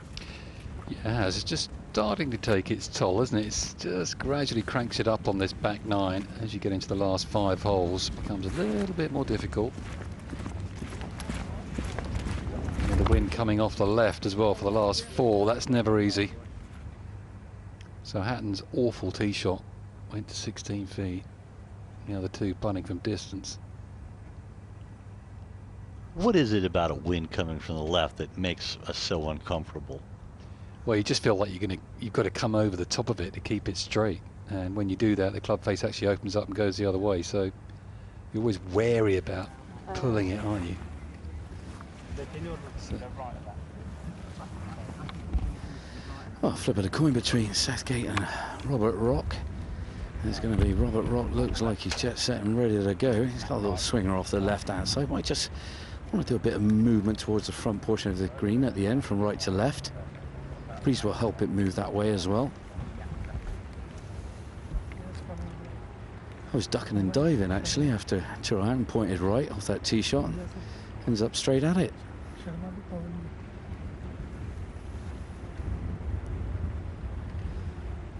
And there you go, the shadow's coming out now. The clouds just moved out of the way. The sun's out to play.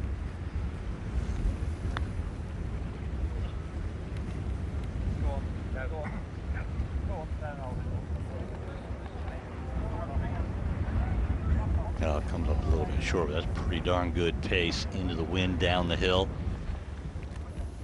So much that you have to factor in, but you don't really factor it in. It's kind of subconscious. You just see it and feel it. You can't say, oh, I need to hit it this hard. I think you'd go nutty if you started thinking about that type of thing, how far you needed to take it back on your backstroke. Players of this caliber, are they just born with an innate ability to roll the ball the right distance? Should be by now. You just have that inner ability to hit the whatever club it is, the required distance. Just notice on the leaderboard there, Warwick Harrington 4 under par. Came back in 32 for 68. He's not far behind Ryder Cup captain. Good stuff. Yeah, lengthy number here, just doing a bit of repair work, getting some of that out of the way there, just blew on his line. Yeah, you kind of learn the trade. You know, most of these players started when they were in single digits. And they craft their game to this point where they are now. Now, Southgate, like this similar putt down the hill, coming in from a different bit of angle. A little bit of right to left in this one.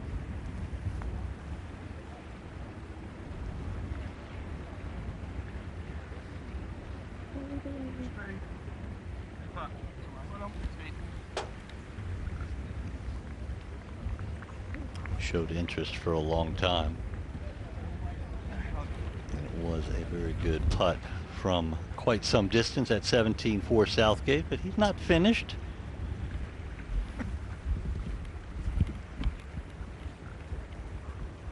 Wouldn't this be a great 2 after a mishit off the tee, John?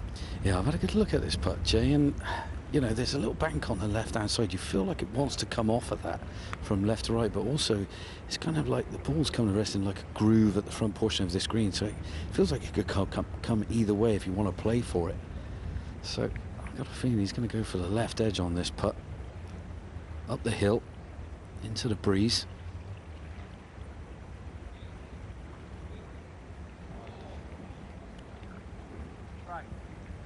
Burns the cup from Hatton.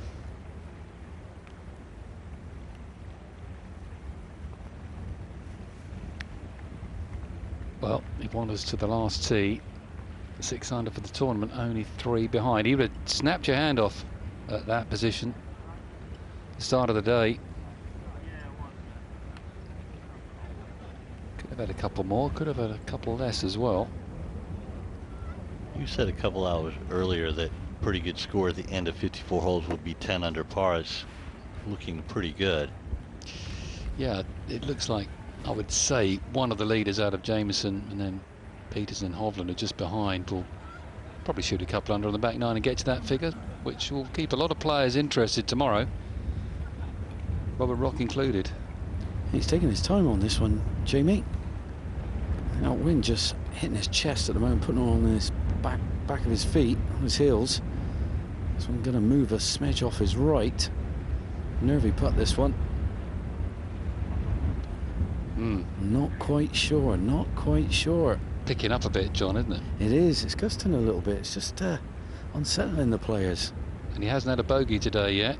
Commentators, that way. Jinx, don't do it. I can't believe you said that. He can't hear me. He can't hear me. I've done one already, Jamie. Don't worry about it. Come on. He can't hear me. He's going to knock this in. He's going to knock this in. Please.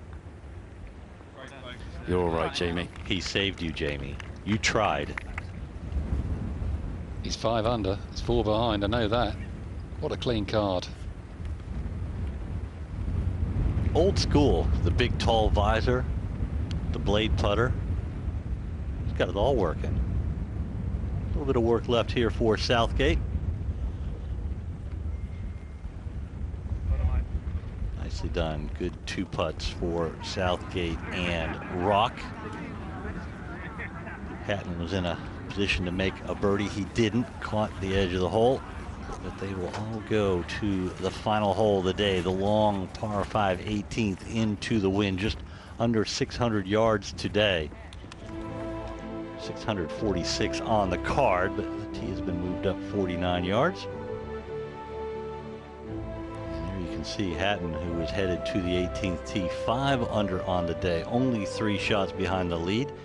2-time DP World Tour winner Shubhankar Sharma. He's 3 under par. He's only 3 shots behind. Really came on the scene quickly as a rookie. Has struggled the last couple of years, but finding form this week. As is Andrea Pavon, who really struggled last year. He's 3 under through 12, 6 under in total. Ian Poulter, we really felt like he was going to push on. Only even par so far today, but there is more to come. Rock 4 under par heading to his final hole of the day. James Morrison struggling. 2 over par through his front 9. Harrington, as Jamie Spence said a moment ago, had that wonderful back 9, posted the 68. He's at 4 under par in the clubhouse. Adrian Moronk, the very talented Pole, 2 under and 4 under in total. Morikawa with the putter.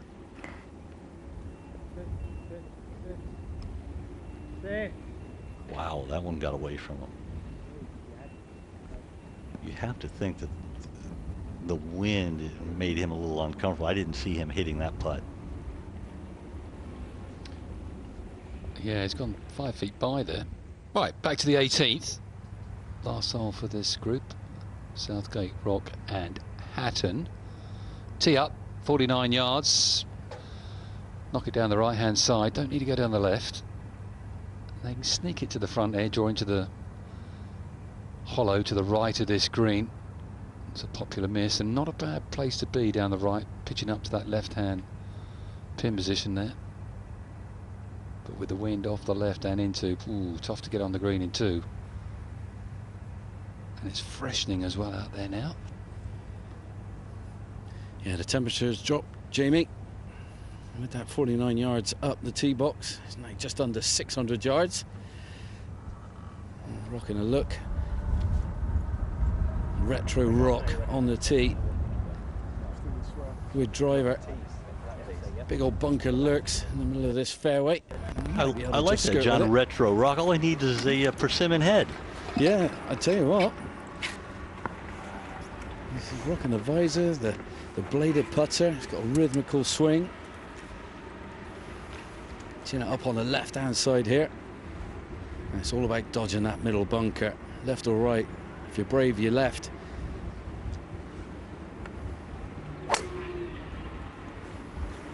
Lovely, Rocky. Bob. Thanks. Left to right slightly. Lovely shot, mate. Very nice. Beautiful tee shot. Rock, not a long hitter. None of the three players in this group are long hitters, and I suspect they'll all lay up, play for position, but most importantly, getting in the fairway off the tee. No easy feat with this breeze. Well, with the tee being up, they can get to that little bottleneck well over the bunker. Brings that into place. It becomes quite a tight driving hole. 18.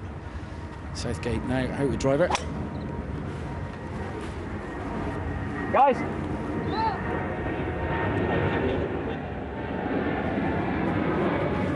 Ooh, aggressive line there up the left side for Southgate. Yeah, that cuts the corner a little bit there for Southgate. Much shorter to the green from there.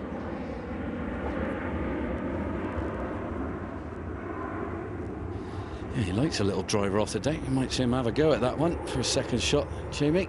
And Terrell Hatton. He made that birdie at the last. Must have finished with a flourish. Get himself in the hunt for tomorrow.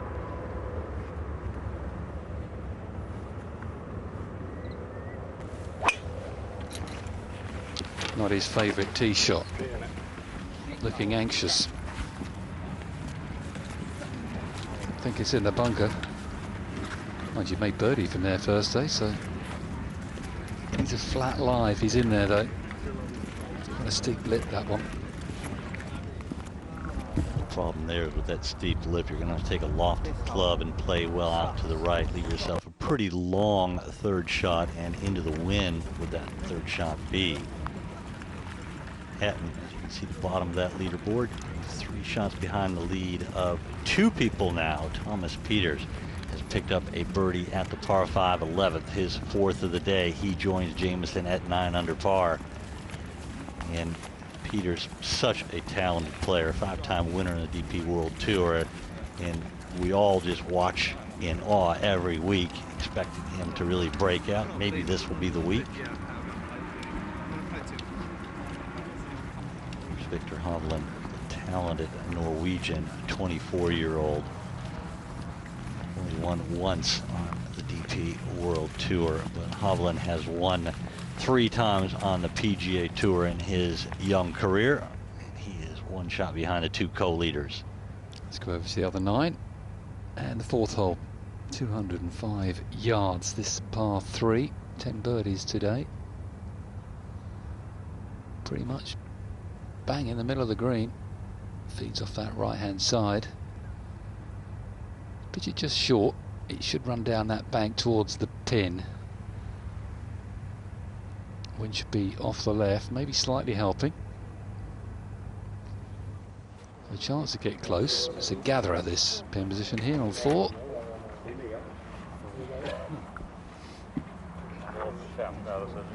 Stinson first to play, only one of the 3 to par the 3rd hole. Stinson really hurt his chances today with that triple bogey 8 at the 2nd hole, his 11th.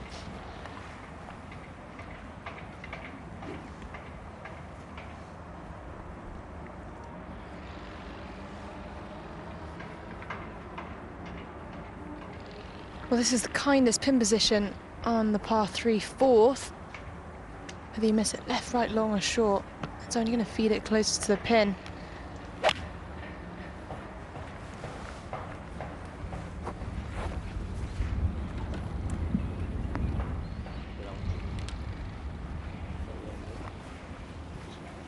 To hit 7. 205 yards today. Wind pretty much straight off your left, if anything slightly hurting. Morikawa, this should be the perfect 5-iron. Just starting this on the left half, let the ride the wind, bring it back. I must have taken my sunglasses on and off about 20 times so far. The weather can't really make up its mind. I think 7, we're just playing with the bounce cycles. I agree. We'll see one better. Mainly out of the left. A little bit of help. Finish just left. Yes.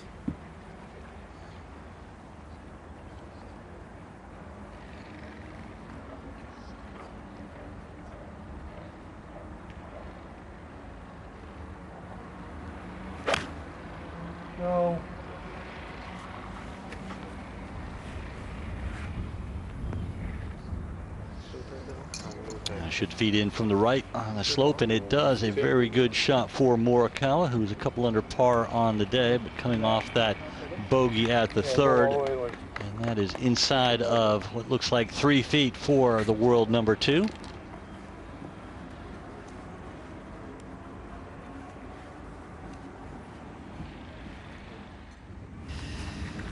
Well, Hatton, I think, trying to squeeze 200 yards out of this line. Not much lip to work with.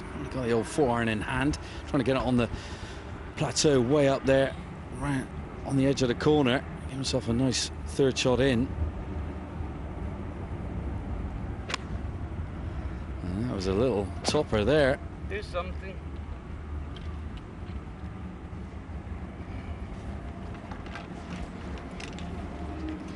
It's an unusual way to rake the bunker. Worst par 5 ever wished to. Yeah, he's struggling on this hole, isn't he? Made a double yesterday. Missed the fairway every day. Who put that bunker there? I can go, can't I, once they're all on there, yeah? I can go once they're all on there. I'm not going to get on, am I? Well, Southgate just missing that bunker on the left-hand side of it. Brave move. He's on a beautiful flat plateau, sitting nice and high. Water from start to finish if he wants to take it on. Guys are up there. Thomas Dietrich's group still on the green, so this one, I don't think he can get home. Long way from home into the breeze, off the left. Just going with the 3 metal, plodding it down there.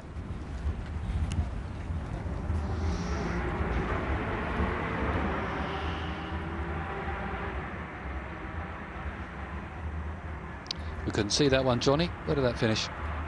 Yeah, that was okay. Looks like it's on the fairway, just shy of the green. Where did Hatton finish after that shot? Well, that's what I was just about to ask you, actually.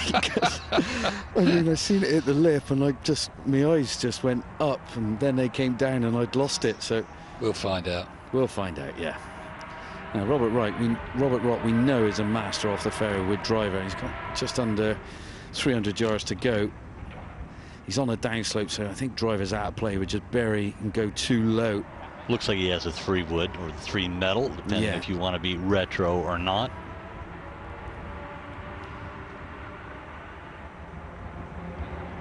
Yeah, going with the 3 metal, Jake. It's a good move. This will come out nice and low on a little downslope. It's going to help him fight this breeze.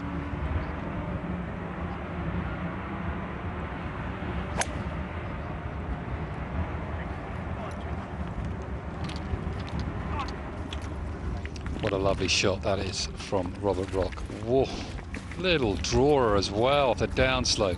Brilliant shot from Rock. I enjoy watching him swing and hit the ball as much as anybody on the DP World Tour, including McIlroy, who has just picked up another birdie at the first. He is now 3 under for the day through 11 and even par for the championship. Yeah, the group behind having a look at that, thinking, who got that there? Who hit that?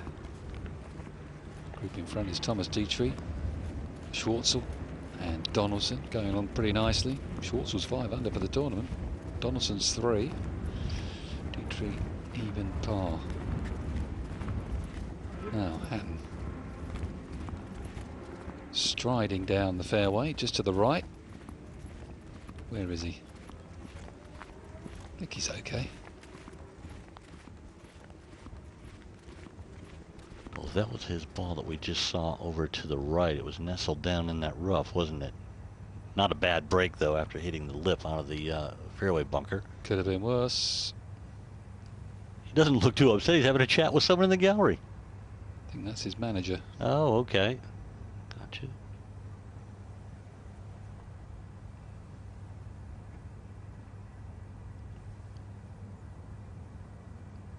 Don't leave their side, you see. They're giving him his support.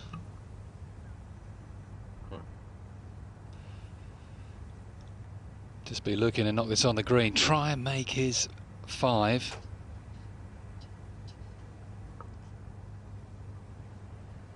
Yeah, outside the gallery ropes here, and oh, there he is. He's got a better lie than what we thought. It wasn't in the rough after all. It was just the angle we were looking at.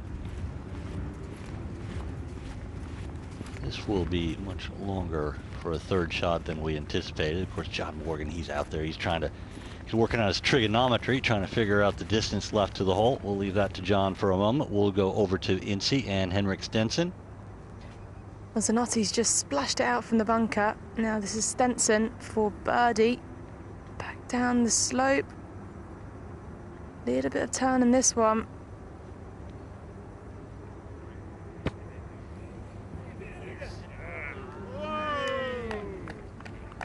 Yeah, nice try from Stinson.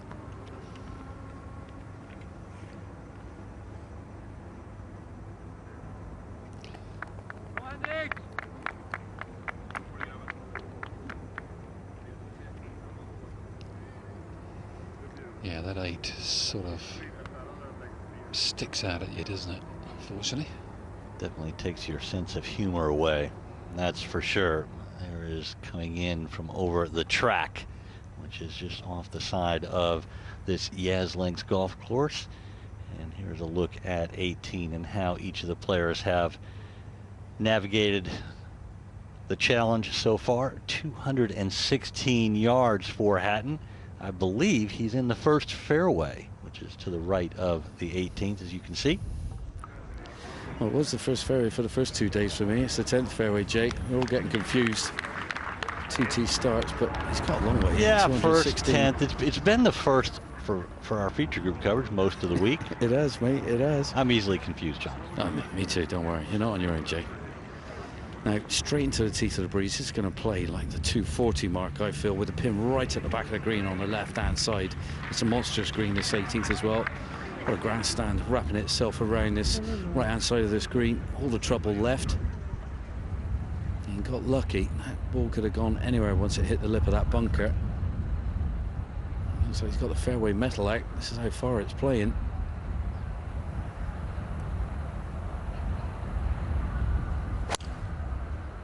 No!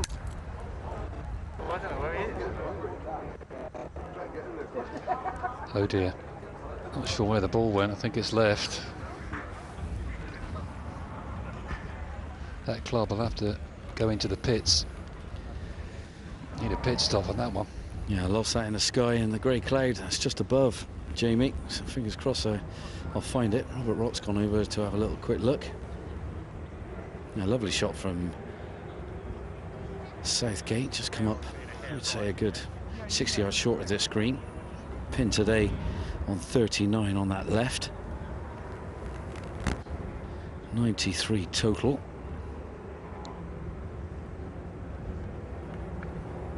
Just trying to pump this one down, keep it under the breeze if he can, control the spin. This one just popping up high.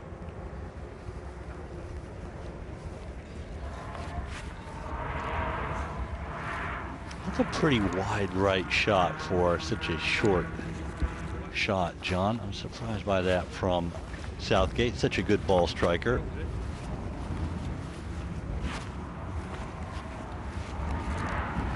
Certainly the strength of Southgate's game is tee to green. Last 2 years has been ranked 160th on the DP World Tour in putts per round, which is well below average.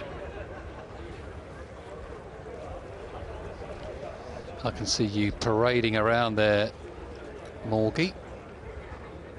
We'll go away to Morikawa. We'll come back to that. This for birdie for Morikawa, and he's got it. Excellent 2 on the 4th.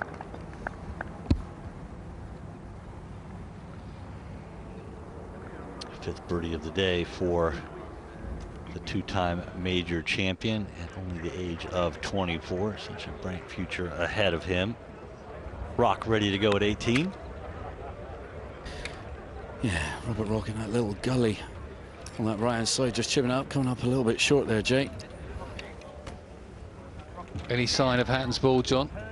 Yeah, I'm in amongst the ice plants here. Robert Rock said he thinks he heard a splash. I've just come over. He wasn't quite sure though, so just trying to get a good line off of Terrell, see where it's gone in. Little red line here. But the trouble is he's going to have to drop it in the ice plant, which is not going to be nice. Of course, course, Hatton finished his round yesterday with a double bogey 7 at this very hole, so it's not a friendly hole for the Englishman.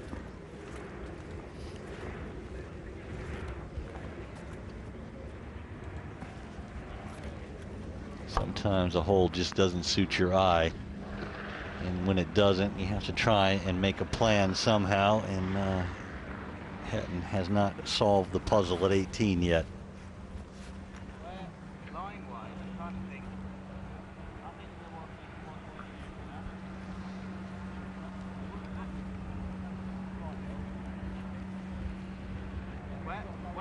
Where did it cross?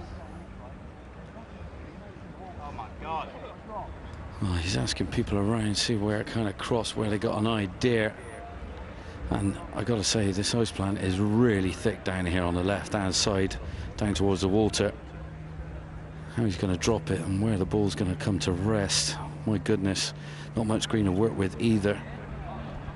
John, is there ice plant outside the penalty area as well? Oh, yeah. Oh, no.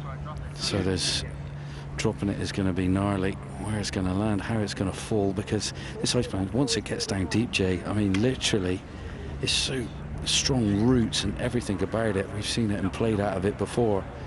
It could go anywhere. Has he found it, John? Looks like he's found it. If I drop it, can I still be standing? No, he hasn't found it, Jamie. He hasn't. That's almost like double jeopardy, John, having to drop it out of a penalty area into ice plant. I know. And the thing is, you've got to be there, are knee-height drop. Now, he hasn't lost it, so it must have been a half a decent lie. Gonna have to take his medicine here, and this is full tilt.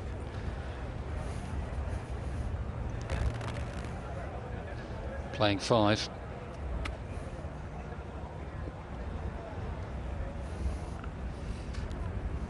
And playing quickly. Did that go in the bunker, John? It did, Jay, and luckily it came out of its little pitch mark. If that was plugged out, of rub salt in the wound. Could have been head off Phil for Mr. Hatton. Yeah, that ice plant is so penalizing. Anybody who's ever had to play out of it understands the density of the leaves, or whatever it might be called. It's tougher than heather. That's saying something. That ice plant, you just can't move it. So he's got up and down for a double Hatton here on the last. Rock's got a putt to go 6 under for the tournament. Here we go.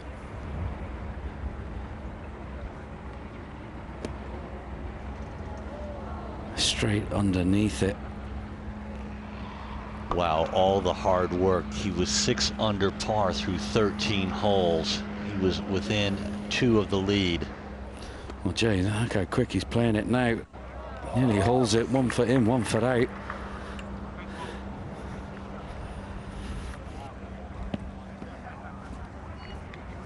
just hate to see this. It's essentially a meltdown on the final hole of the day. So much good golf from Hatton, and then just seemingly throwing it all away in 1 hole.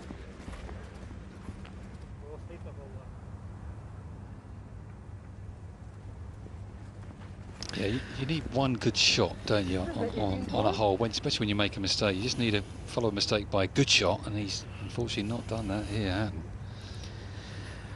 Well, from where he was, Jamie, over on that, he got away with it from his second. Could have gone absolutely anywhere when it hit the lip, and found it out on the 10th fairway. And the miss is right all day long, and he just rubs, just added to the nightmare. And it went left in the water. It's all stemmed from there, all that ice plant.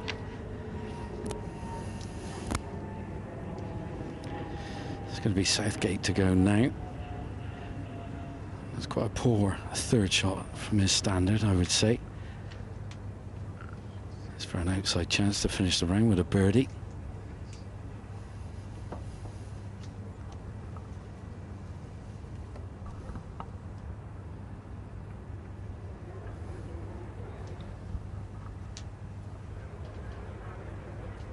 Southgate 1 under for the day, 2 under in total, and some work left to shoot 71.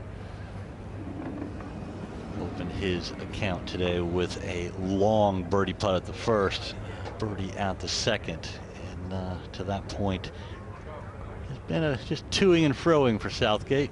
Good play, but not taking advantage of some of the shots he's hit.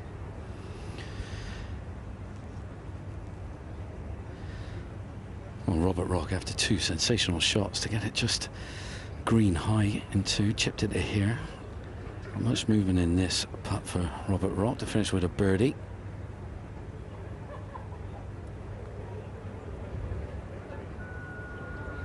And he hasn't been able to buy a putt on this back 9.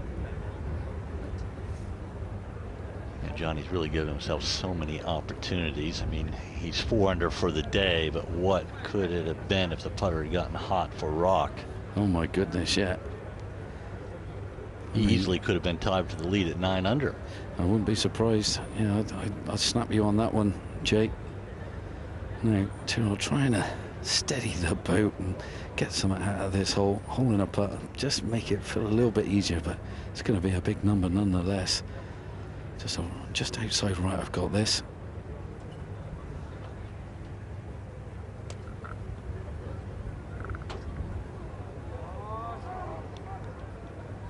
Take your time. This for a quadruple bogey 9. Just an absolute disaster for Terrell Hatton. Had played so well all day. Drops 5 shots in the last 4 holes, 4 on the final hole. A really disappointing round of 71 for the defending champion, who was right amongst it until the final hole of this 3rd round. Yeah, he birdied it the first day, double yesterday, and a quad today. 5 shots on this par 5 for Hatton. Incredible. Now Southgate 1 under for his round. This to stay in the red for the day. Just a little bit of left to right for him, just inside the hole.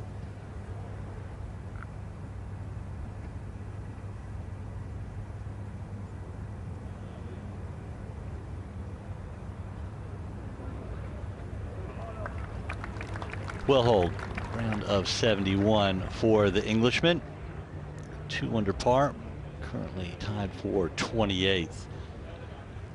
In a good round tomorrow, he's in there for a big paycheck in this $8 million Rolex event, Abu Dhabi HSBC Championship.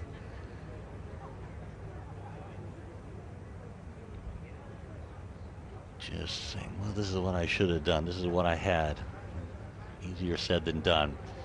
A little bit of work left here for Robert Rock. Needs to hold this par putt for a round of 68.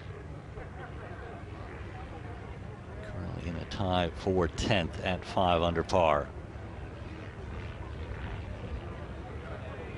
Really good round from Rock, bogey free. Birdies at 2, 7, 8, and 11.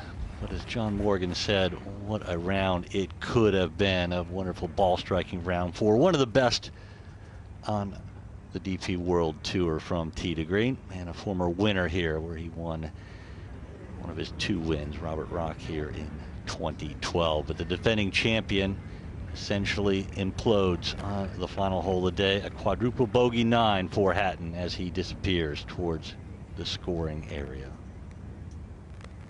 I'm feeling a bit deflated. Goodness knows how he feels.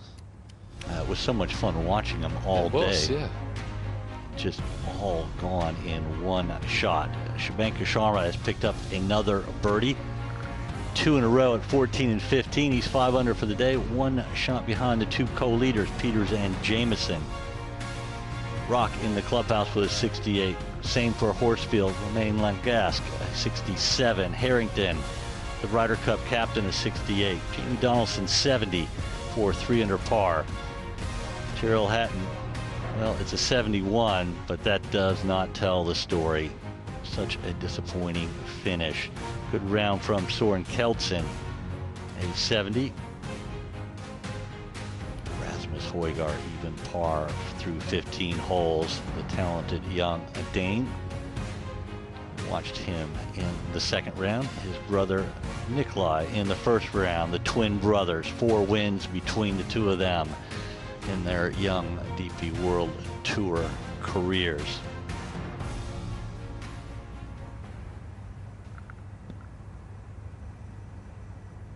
And there is the positions of Zanotti and Stinson. Stinson just over 30 feet away, but from the looks of that graphic, Jamie, anything but a straightforward putt. Yeah, tricky one there, coming down the slope for Stinson. Zanotti in prime position.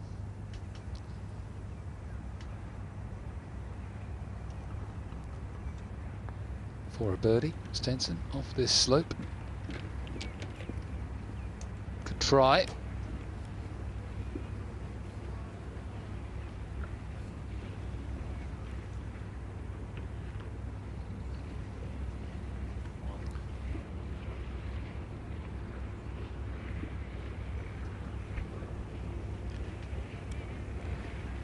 Par 4 for Henrik Stinson. When you make that triple bogey, especially on a hole that you stand on the tee, like the second of the birdie hole, it just kind of, it's like a gut punch you feel for a while. I mean, we've all done it. Just totally halts your momentum, like running into a brick wall.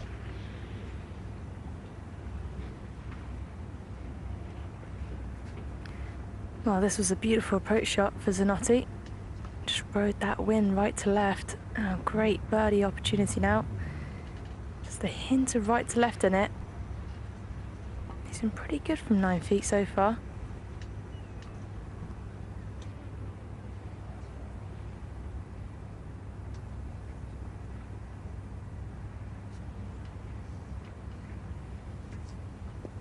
Is that what you call a jinx, Jay? I don't believe in the jinx. I'll tell you who believes in the jinx. There's nothing worse than sitting watching sports next to my wife. She is a commentator hater.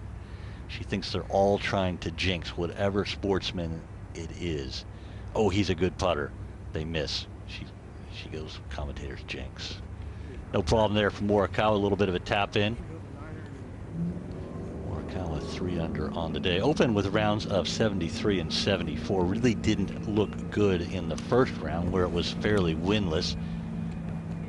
Really battled through a tough second round to make the cut on the number. All 3 of these players did. 3 over par through 36 holes. Morikawa fighting back nicely. 4 to play. 6th hole. Dead straight par 4, 468 yards. Only been 5 birdies. Pretty obvious. You've got to hit the fairway if you want to make one. Somebody made a double from the middle of the fairway. Can happen. Can happen. Flag tight to that bunker. Maybe they got into the bunker, got a bit of trouble. It's a tough hole. Wind will be off the left. Might be helping a touch here on 6. Strong par 4. A wide green, one of the shallower ones at Yas Links. Such a wonderful golf course designed by Kyle Phillips, opened in 2010, so 12 years old, and proving a very good test for this Abu Dhabi HSBC Championship. 6th, the number 2 ranked hole, and it is a threat you have to avoid. Yeah, this is a great par 4. 468 yards, wind off your left, hitting it into the Warner Brothers Hotel. Tom or Jerry?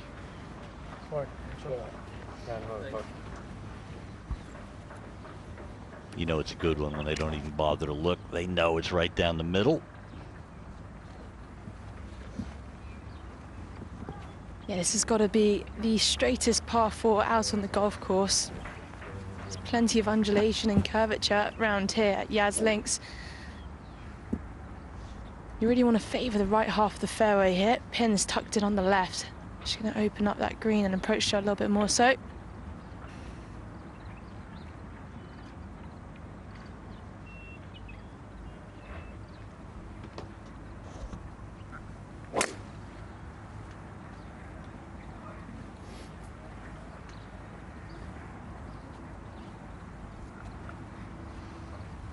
Nice tee shot from Fabrizio Zanotti. the Paraguayan.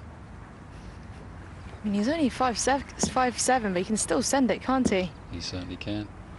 Right, Morikawa, disappointing bogey on the last. Might see a little bit of frustration. Maybe a touch more speed with this one.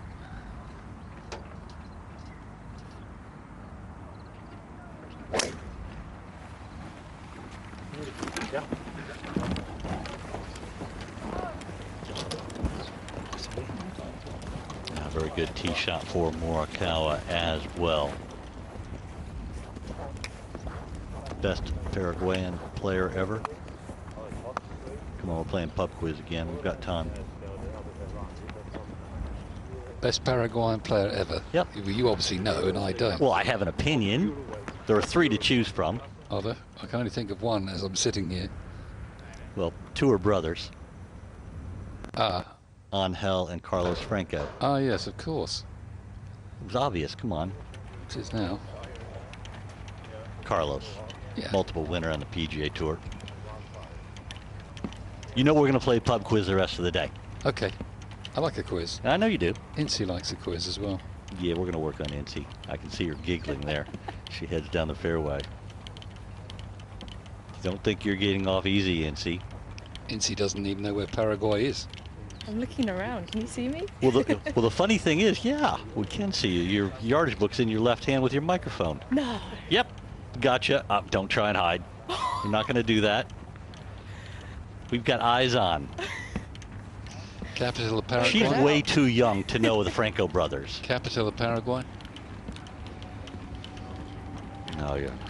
I'm not good on capitals. Go ahead. Asunción. Yeah, that's true. Yep. I should have known that. Not exactly a golfing mecca, but they have put out 3 very good players. Yeah, incredible, really. You mainly think of Argentina when you think of South American golfers. Who's the best ever Argentine player? Oh, well. It's not even close. You think of Di Vicenza? Yeah.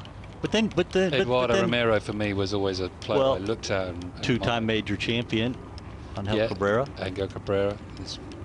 U.S. Open and Masters. Yeah, there's been some terrific. But Di Vicenza won 281 times around the world, even more than Gary Player. 281 yes, times? 281. I actually saw I was playing in the Argentine Open, and he wasn't playing competitively anymore, but he would still play in the Pro-Am. Everyone stopped warming up and went and watched him. He could still hit it. He was well into his 70s, early 70s at that point. He just flushed it. Of course, he won at Hoylake, Royal Liverpool. Yeah, he did. Wasn't there a controversy in that Open, I believe? I think it was. He messed up his scorecard at Augusta when Bob Golby won. Bob Golby sadly passed away this week at the age of 92. Condolences to his family. Of course, Bob Golby's related to 2 other PGA Tour players. Jay Haas and Jerry Haas, who played the PGA Tour and is currently the golf coach at Wake Forest University. I know you're well schooled, pun intended, on the American University golf system. No, I'm not actually. Well, you had Florida University going yesterday. Wake Forest, which state is that? That's in North Carolina. Oh, I was going to say North Carolina. I believe it was in Winston-Salem. Okay. As we're chattering away, waiting for some play, Scott Jameson has birdied the 11th hole, has taken the lead again, gotten it into double figures, which is the number you thought would be a pretty good target at the end of 54 holes, and it still might be. Yeah, I think those last 4 holes will just test them out. He's done well, Jameson. Right, Stinson, ready to go here on 6.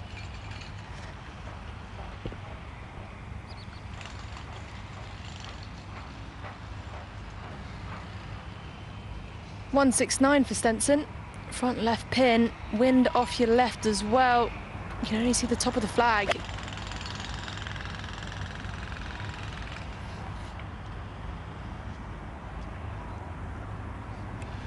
Well, he's holed it, but unfortunately it's in the sprinkler.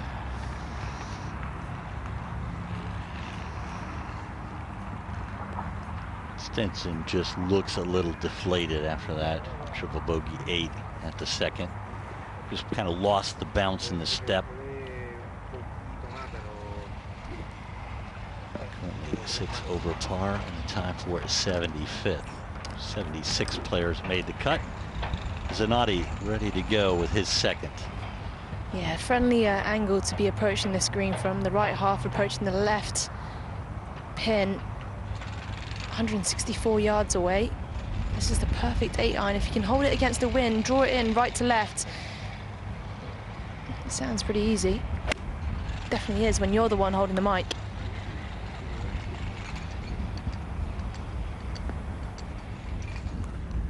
A really good shot from Zanotti.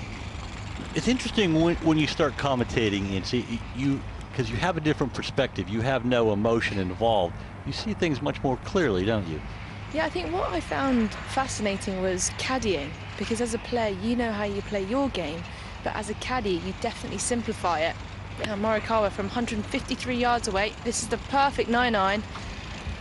Do tell, who did you caddy for? Oh, just like amateur competitions back in the day. Oh, that doesn't count. Yeah, but still, that was right on line. You're trying to Comes up win. in the bunker. That doesn't count. Did you carry the big bag or the little bag? I want to say big bag, but it was a small bag. The point is, when you're not playing and you're on the side, you kind of simplify the perspective, right? Yeah, most certainly. There you can see game 9, the second of our 2 feature groups. We hope you're enjoying the feature group coverage you're watching. Morikawa 200 in the day, Stinson 3 over, and Zanotti even par through 14 holes in this third round of the Abu Dhabi HSBC Championship. The hashtag, if you want to join the conversation, is hashtag #ADGolfChamps. We'd love to hear what you have to say. Conversation ongoing throughout the day.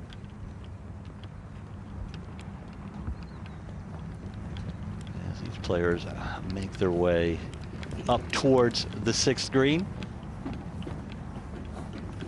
These guys got off to a very good start. All were under par after 4 holes, that being the 13th. Not a bogey between them, and since then they have littered the scorecards with some bogeys. Morikawa's bogeyed 2 out of the last 3, sandwiched with the birdie 2 at 4. Zanotti has bogeys at 1, his 10th, 3 and 4, and of course the triple bogey 8 for Stinson. So these guys really kind of hit a little bit of a wall, and this will not be an easy shot for Morikawa, one would think.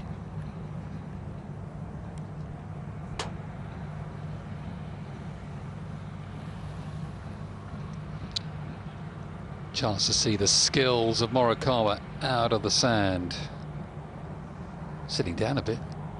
Yeah, just a touch, which is going to make it a little bit harder. 60 degree in hand.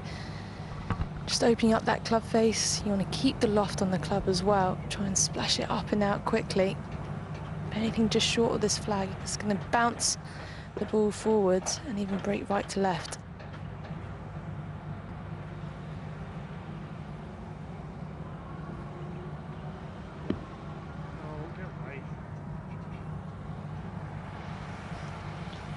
Pretty good from that lie from Morikawa, sitting down like that. Couldn't get any spin. It's 1 step forward and 1 step back at the moment, though, for the open jab. These 2 events, back-to-back $8 million events, back-to-back Rolex Series events, such a good opportunity to really get your year kick-started, especially for the journeymen. Kind of secure their card for the entire year and playing right for the next year in 2 weeks with so many points available. Stinson now ready to go. Thought perhaps a sprinkler would be in his way and you would get a free drop if so, but doesn't seem to be bothering him. Downhill all the way now, right to left. It looks quick.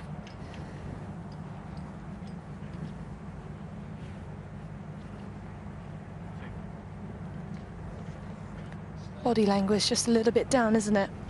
Yeah, it certainly is. And I really think he's still smarting from the 2nd hole, his 11th.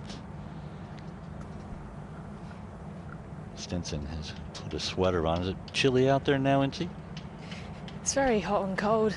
The weather doesn't seem to really make up its mind. Sunglasses have come on and off more than enough. So this putt for Zanotti was a brilliant approach shot in. Struggling to see a clear line with this one, which means it's subtle.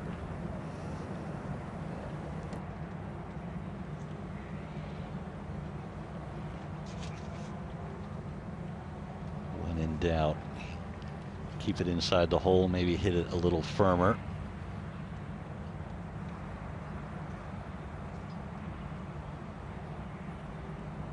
Zanotti has already made 4 birdies on the day, and that one slides by.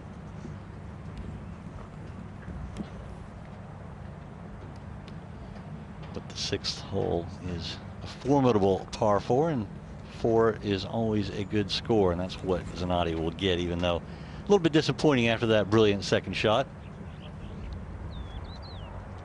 Started the day 3 over and is 3 over now. Was several under par, but frittered some away. Morikawa has this for par. Well, he got pretty unlucky with a bunker shot. It was too cute on the 5th, and this just landed in the rough. Just took a bit of a soft bounce. Firm and straight does it.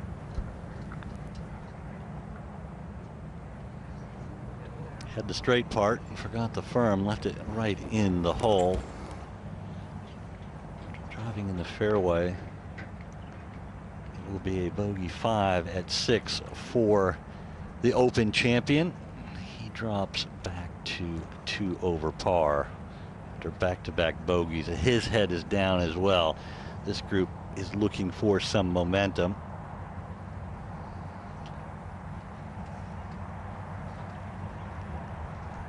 Stinson for par.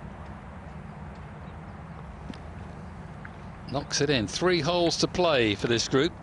Par 5, a par 3, and a tough par 4 ninth ahead of them. Been a couple of eagles on the 7th, so you never know.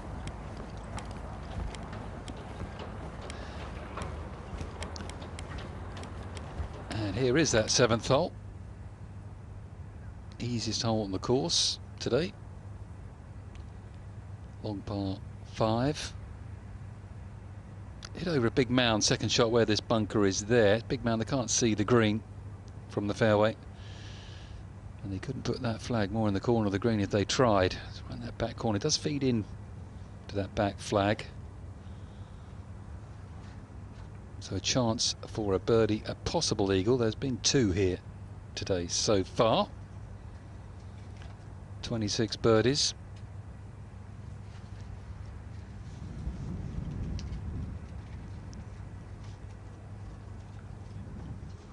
And these guys making their way up there, and they'll be thinking birdie.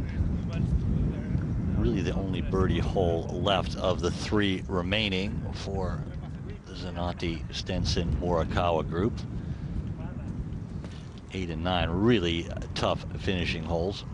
Although surprisingly, 8 is playing under par today, Jamie. I think that's a big surprise. Yeah, it is, isn't it? The 8th, it's a good par 3 over the water. And the flag's only on the front, that helps. That Marshall, I think that's saying don't play. I'm trying to hold them up on the tee. Group in front, they're probably still around. 7 is playing the easiest hole in the golf course. More than half a shot under par. Really friendly hole location, and that back left, everything feeds down there, and the wind helping as well. But things aren't going your way. Can you take advantage? That's the big question that will be answered here momentarily. Oh, wait up, sorry. There's that guy on the left. You see him? Well, they've been held up on the tee, the group in front. Kohonen, Shinkwin and Ryan Fox. I thought they was too quick because they were, when we got to the green, I think they were still on the tee box. So they're still down there, they are, looking for a ball. Only got 3 minutes, not 30. Like, we don't give a shit, we're not going to tell anyone we're here. Apologies for the language. A little bit of frustration there. Professional golfers, they really don't like to wait. Especially when things aren't going well, things get a little bit impatient. They're kind of cool. They're good, aren't they? Yeah. Might save it and ask his autograph. While we're standing around waiting here, just a reminder that hashtag AD Golf Champs is the hashtag if you want to join the conversation. Such a wonderful event and exciting golf course in pristine condition. First time the Abu Dhabi HSBC Championship has been played at Yas Links. The first 16 editions were all at Abu Dhabi Golf Club, which was a wonderful parkland course. This I haven't watched these back. is an absolute gem of a links course. Holding up pretty good. I wonder where Colin Morikawa was back in 2016 when Stinson had that epic duel with Mickelson, and whether he thought he was in high school. In 5 years' time, I'll have won an extra major, 2 majors, Did you get any cough? and I'll be playing with Henrik Stinson. I got like pretty bad body aches. And Do you think guys that have that ability, you know, probably he knew he was really good, might not have known he was great. I tested positive. Do you think that they think that, yeah, that, you know, they'll be there, or that type of belief, or do you think they just kind of work their way into it? Yeah, you've got to have that belief. I think it's a dream more than anything. To be able to travel on the Sunday, so I was kind of, and then Gareth. That's what's weird is that you have to like. Certainly, you have to have belief, no doubt about that. I mean, that would be a big dream to think at 24 I'm gonna have 2 major championships and a DP World Tour Rankings title as well. You can't think that, no, can you? He wouldn't have thought that. He wouldn't have thought that at all. He'd have dreamt it. Which was 2 weeks after he first fell ill or felt ill. Difference between dreams and expectations. I mean, it's easy to dream. A lot different to expect that type of result, especially in such a short period of time. Lordy? Yeah. Been working for you again for a while? How long? Where did he go to university? Morikawa? You must know that. You know, you seem to know every university in the States and where everybody's gone. Have I got you there? Ah, you got me there. I've got you. And I'm not gonna go and, you know, bing it. I'm not. I don't know. I don't know. I don't I either. should know. I don't. I should. He's a Californian, I believe. Yeah. I'm going to say UCLA. Okay. Maybe USC. We got to find out now. You want me to find out? I do want you to find out. Really? Okay. All right. You keep talking while I search. Okay.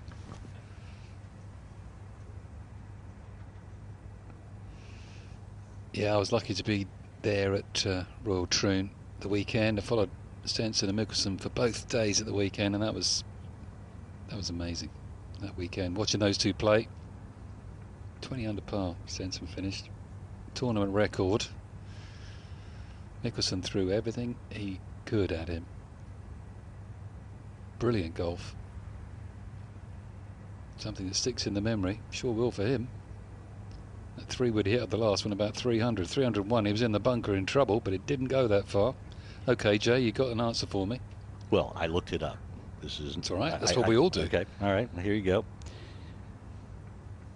He went to University of California, not University of California, Los Angeles, which would be UCLA. Did not go to USC, which is University of Southern California. Went to University of California, Berkeley.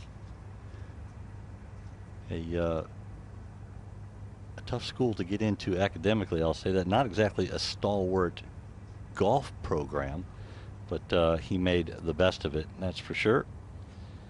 Won 5 times in 2019, his last year of college golf. Yeah, he's a smart man. Now they're the last 3 holes. 7th, back towards the water, and the 8th. Across this inlet of water that comes in from the sea. Par 3. Playing 189 yards, and they walk on top to the hill. Go across the water again to the 9th. Pin cut, bottom right of our screen there. The green down there. Tough finish on this front 9, the 8th and 9th. 7th's I wouldn't say it's a giveaway, but gives you a really good opportunity to make birdie Practice ground on the right-hand side, and the first hole is looking back over the skyline to Abu Dhabi, the capital of the UAE.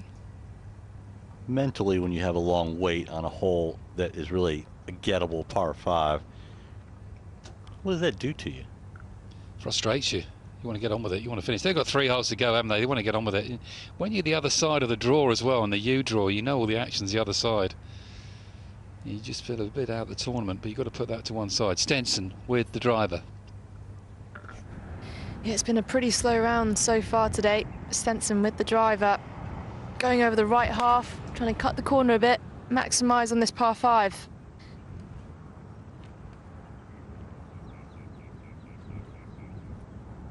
Brilliant tee shot from Stinson, going down the hill, gaining a little bit of extra yardage. Look at the speed of the fairways as it takes the slope into the left. That's unlucky. It was a really good tee shot.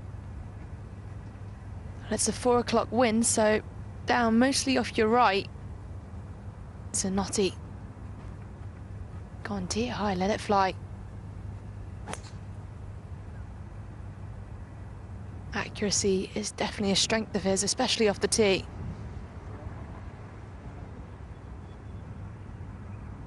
Certainly not a player that's going to overpower a golf course, but has plenty of power to reach this par 5 in 2.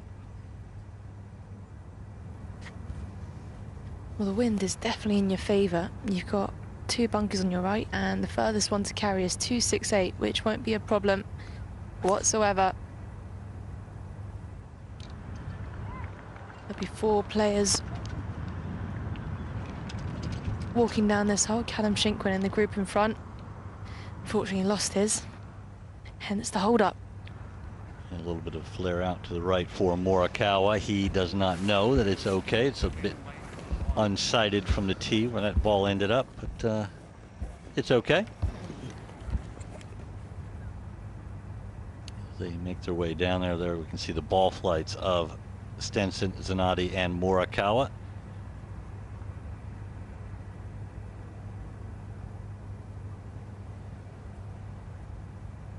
It's been a bit of a mixed bag for this group today.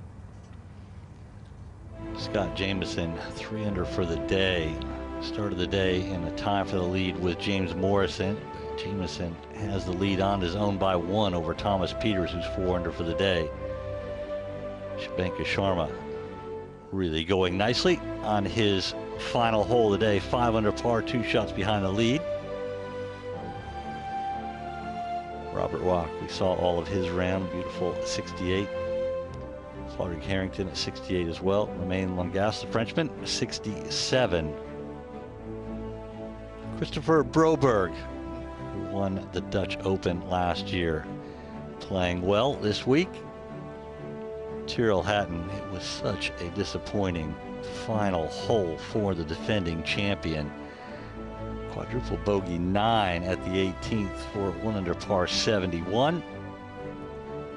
Pablo Larrazabal 1 over par with 2 to play. Alexander Bjork letting things slip away after being in good position after 2 rounds. He's 3 over par with 4 holes to play.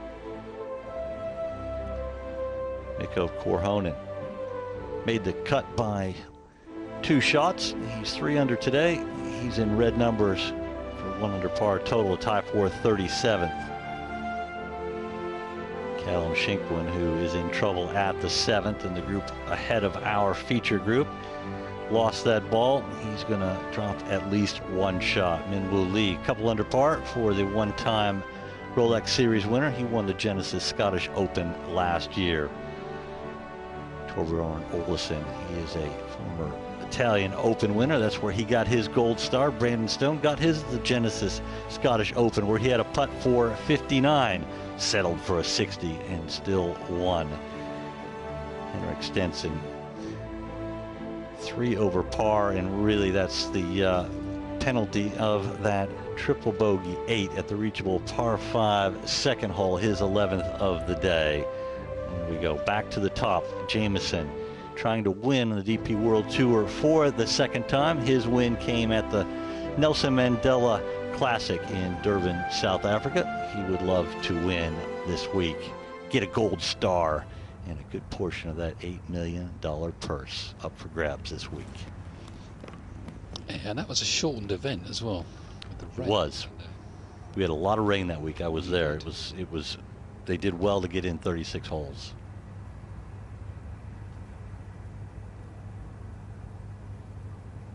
It was a really good golf course. I actually played the South African Open at Royal Durban back in 1985. It's actually inside the horse racetrack, so you would probably hang out there.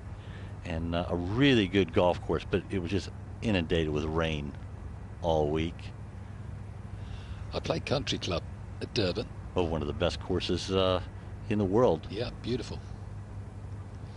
So Stinson, 247. Zanotti, good hit for him, 273.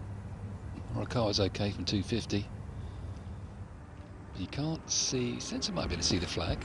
The others won't be able to. The grip in front, that's their ball, I believe, on the green. So they might have to wait a little bit here.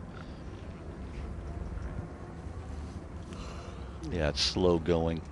Reachable par fives always kind of, you know, hold up the field. They march along quickly, and then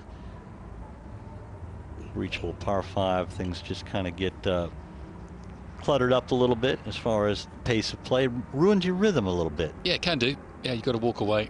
It's Callum Shinkman walking ahead of them. He's had to play 3 off the tee. In my youth, I was a big Tom Watson fan. Not quite as big as Jack Nicklaus,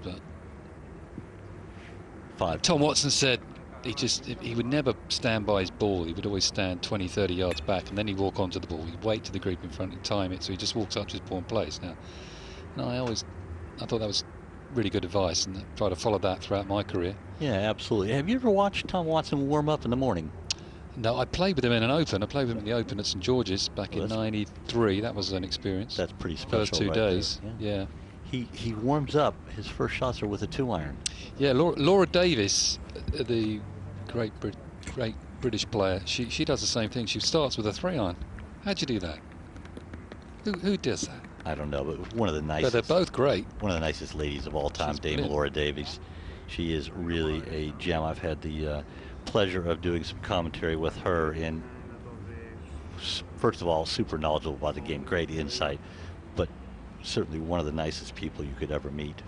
I asked her about that, about the threat. She just chips along with a 3-iron, hits a little 50-yard cut and a little hook and a run and this, that, and the other, and gradually extends it, and then she just rips it, and she does rip it.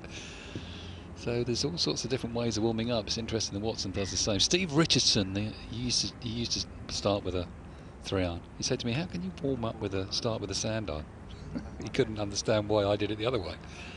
Well, whatever works for you. Steven Richardson, multiple winner of the DP World Tour, really played well in the early 90s. Yeah, it's for a few years there. Ryder Cup player, played at Kiwa Island, Steve Richardson. Stinson's looking chilled.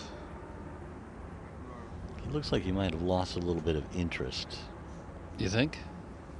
Especially momentarily. Maybe you should just turn it off when you have a long wait like this. Turn what off? Kind of you're thinking about golf. We don't want you out there to turn off. We're glad you're here watching the feature group coverage. We have 3 holes left to play. We will be back with more feature group coverage tomorrow morning. It should be just up the 1 tee tomorrow, I hope. 76 players in a U draw is always going to be a little bit slow. You're always going to catch up with the groups on the other 9 of the golf course. 72 is the max, really, in terms of numbers. So let's talk about, while we have a moment or 10, when you, not the superstars, they're always trying to win, but the rank and file, the journeymen, when they come out to these 2 events to start the new year, they have so much to play for. What are they thinking about? Have they just grounded out and really trying to hit the ground running? You know, what are, you know, I know what I thought about. You know, what was your perspective to start the year? Well, you're trying to find your game first and foremost. You want to start hitting the ball correctly, hitting your distances as well, and sharpening up your short game, and just gradually getting better and better. And obviously trying to make cuts. If you keep making cuts, you never know. One good score and you're suddenly in the top 20 or the top 10 and making good money, good points, and giving you confidence. So you come all the way out here, you want to make the cut, don't you? Most of the guys. Journeyman, it's interesting you calling them journeymen. Well, I'm just talking about the non-superstars. You know, say a guy like Zanotti, who we're looking at. I mean, 2-time winner, but you know, he's a guy that, you know, year in and year out, you know, he's in the top 50, top 70, and but you know, he's not in the top 20 every year. He did finish 7th in this event last year. And his best ever results on the DP World Tour rankings was 25th in 2017 when he won the Maybank Championship. He's a 2-time winner. He's not thinking major championships. I think your Morikawa, Stinsons, these sort of players are, you know, they're gearing up for the season, for the big events. This is a big event here. There you can see there's 8,000 points available at this Rolex event. First is 1,335, so much to play for. Of course, Tristan Lawrence won the Joburg Open, the first event on the 2021-2022 DP World Tour season. For me, I was coming from a warm climate, much different than you. Coming from Florida, I had all the advantage of great weather coming out here, so I was really focused on trying to get off to a good start as far as, you know, money and points, and taking pressure off later in the year, and you don't have to make a push to try and, you know, keep your playing rights for the following season. That was always foremost in my mind to start the year, and then when I got off to a good start, it made the rest of my year much easier because there was less pressure. Yeah, sure. If you're coming from a decent climate, that's a nice view. That's a heron, is it? A blue heron, yeah. Pretty amazing. Amazingly, they inhabit incredible wide variations of climate. We actually have them where I live in Utah, which is an extremely cold climate in the wintertime. And we have a lot of snow. And then in the summertime, it's warm and dry.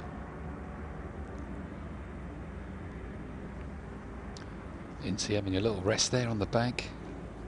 Yeah, she is taking a break. She could have joined the conversation. What do you think? Could have joined in. No, how do you see starting the season?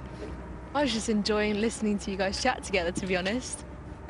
Well, that's all commentary is. We're having a chat, and a bunch of people at home are listening. Of course. Well, there she is, right there in the middle of our screen. Wave. Where am I looking? Straight ahead. Hello. There it is. Well, you have a funny antenna sticking out of your head. Oh, one of these things, a satellite, the signals. I think I look like Teletubbies with this on. Anyway, back to Zanotti. You can see right in the middle of the fairway, 2 shades of green. Approaching the screen now in 2. He'll reach no problem. This whole green is front to back, and that was a long old wait. That's the problem. It ruins your momentum. Right. You're in a flow, and then you stand around, you get stiff. It's really tough to have to wait. I mean, they've been on this hole for well over 20 minutes. At the very least. What I find interesting, actually, is seeing both Zanotti and Colin Morikawa having a club in their hand still, because whenever there's a big old wait, I like to have the club still in the bag, and then when it's my turn to hit, go through my pre-shot routine again, and then whip the club out and walk into it.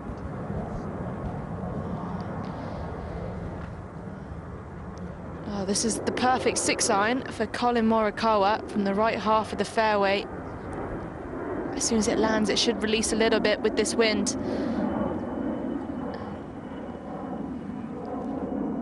That was an odd stop, Jamie. Something didn't feel quite right. Yeah. Didn't quite settle. Got that sprinkler head maybe in his mind. That's a little draw here into this pin, if he can. That would be perfect for this back left pin.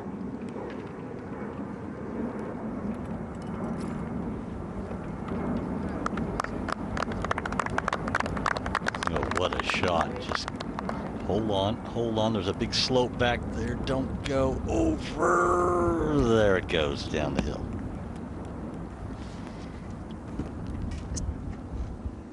Good news is he's going to have an uphill lie.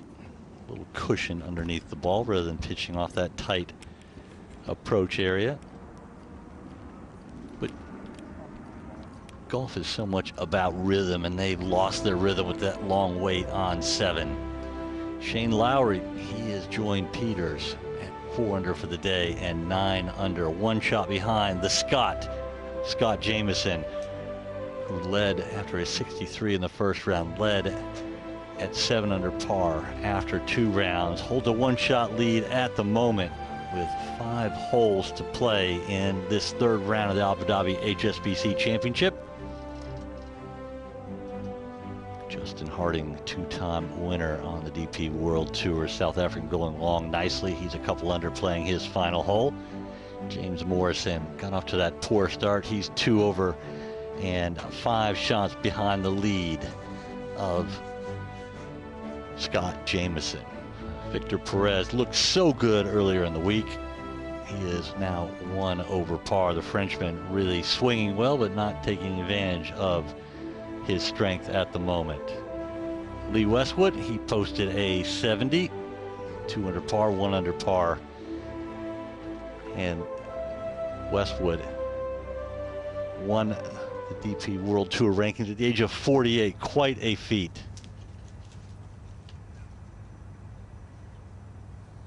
Now let's have a look at how the Morikawa group got to their positions after 2. Stinson in that bunker on the left. That is going to be a tricky angle.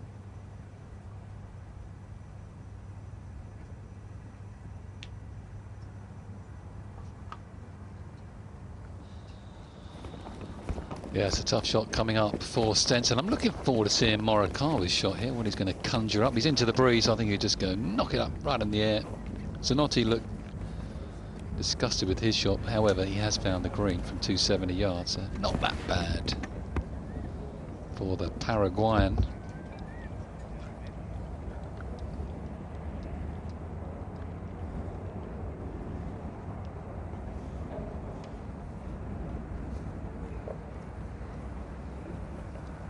There's the Warner Brothers Hotel where we're staying. There's a big theme park in that yellow building. You've got Fred Flintstone World, Batman World. Well, each room has a theme. I haven't figured out what mine is. What's yours? I feel like I'm with the Riddler next to me. Stinson. He's not in the bunker, he's in the sand though.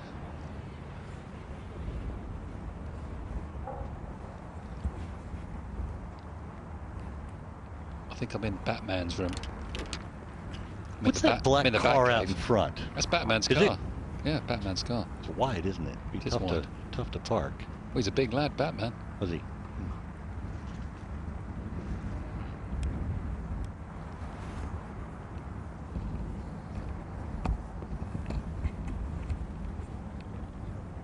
Now Morikawa over the green in 2. Lots of different choices here, Incy, with this shot. Absolutely, we can really use anything, but with the wind into and the lie pretty peachy, I reckon Morikawa's going to try and fly it all the way, get it landing like a butterfly.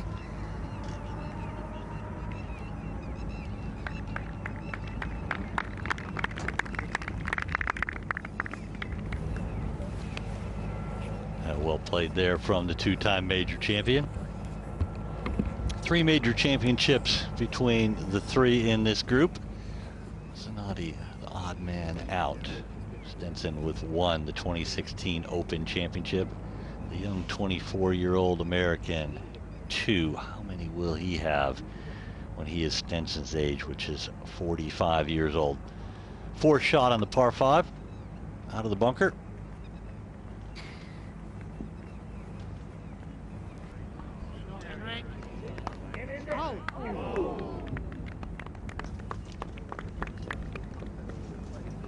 Good effort there. That's going to be a tricky downhill left to righter.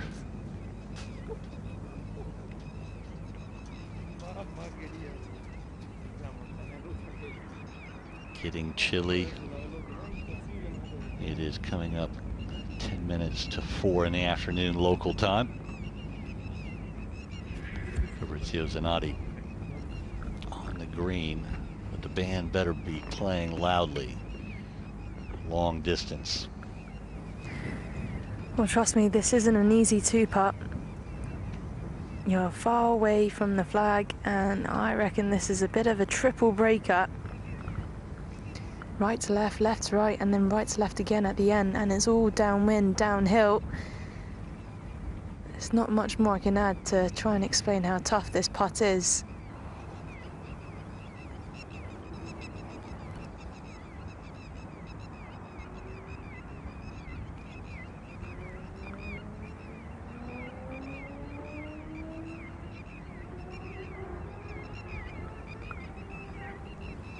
Oh, he's tracking. We'll get out of the way. Oh, good putt there from Zanotti. Even par for his round. Got that to go under par in the red. That's a good score today. Anything under par on this course is a good score. Everyone was predicting 20-odd under par at the start of the week. It's always interesting coming to a new course because everyone has an idea. Some courses look easy and don't play that way, and other courses are the other way around. This course has certainly proven to be a challenge.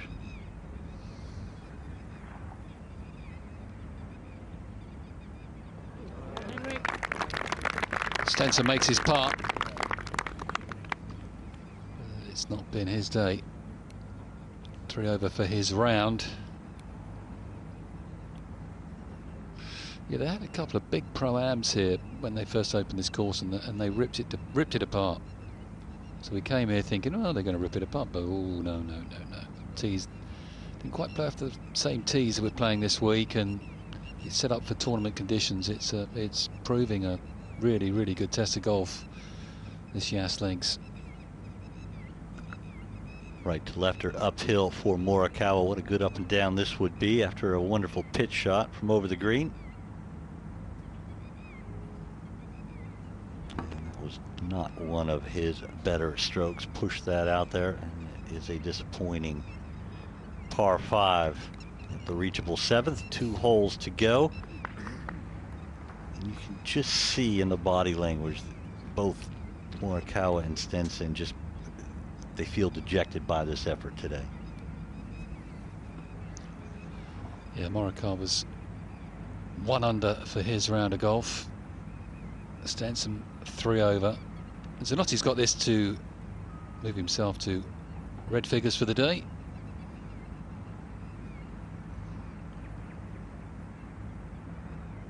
And he does.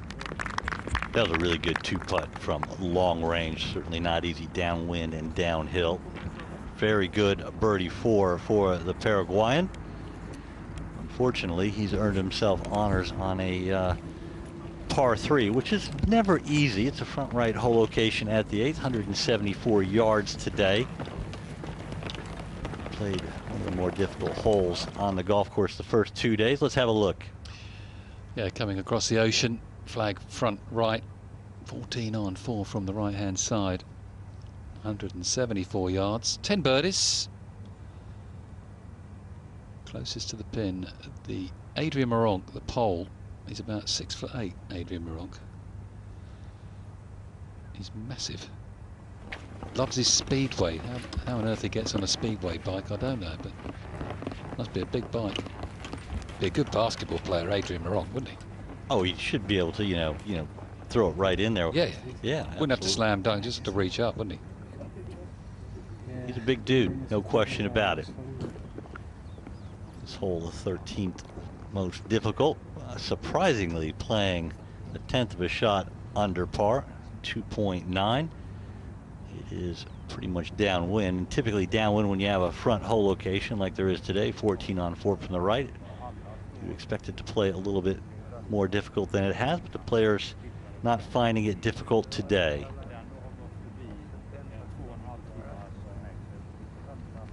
Zanotti doing his math work. Incy can whisper to him, it's 174. It's 174 downwind. But then, of course, Incy, they have to figure in how much the wind is helping them. What do you feel like it is? This is definitely a 7:30, maybe 8 o'clock wind, which is down off your left. Like you said, 174 yards. And I stood on the tee box. It's definitely an appealing pin position to go for. From the slightly elevated tee box, it looks like, well, you do have a backstop, but you feel like that's going to protect you. So you can really try and fly this all the way, get it landing on a more vertical angle, stop it by the pin. I reckon we'll see at least one, if not, maybe even 2 birdies. I'm going to say it though, definitely the one for sure.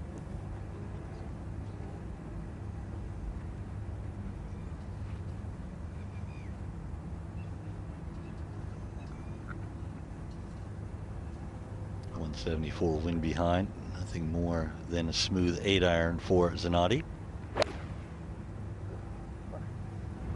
That had a good sound. You could hear it spinning off the club face.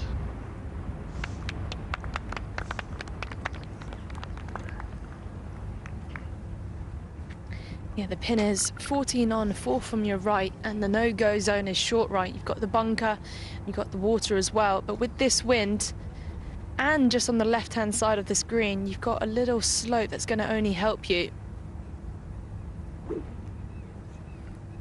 What has struck you today from watching this group, Incy? What has struck me? Well, it's been quite a slow round so far, to be honest. And, yeah, you can probably see in Henrik Stinson's body language has been a little bit low.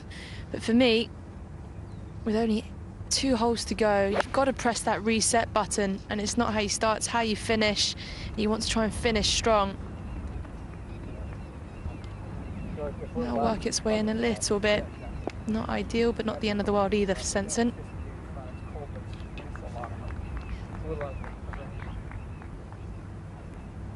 I've got a question for you guys in the box. Oh, we can't wait. Come on then. Quiz. Come on, bring it. Oh, it's not a quiz, it's more kind of your opinion, really.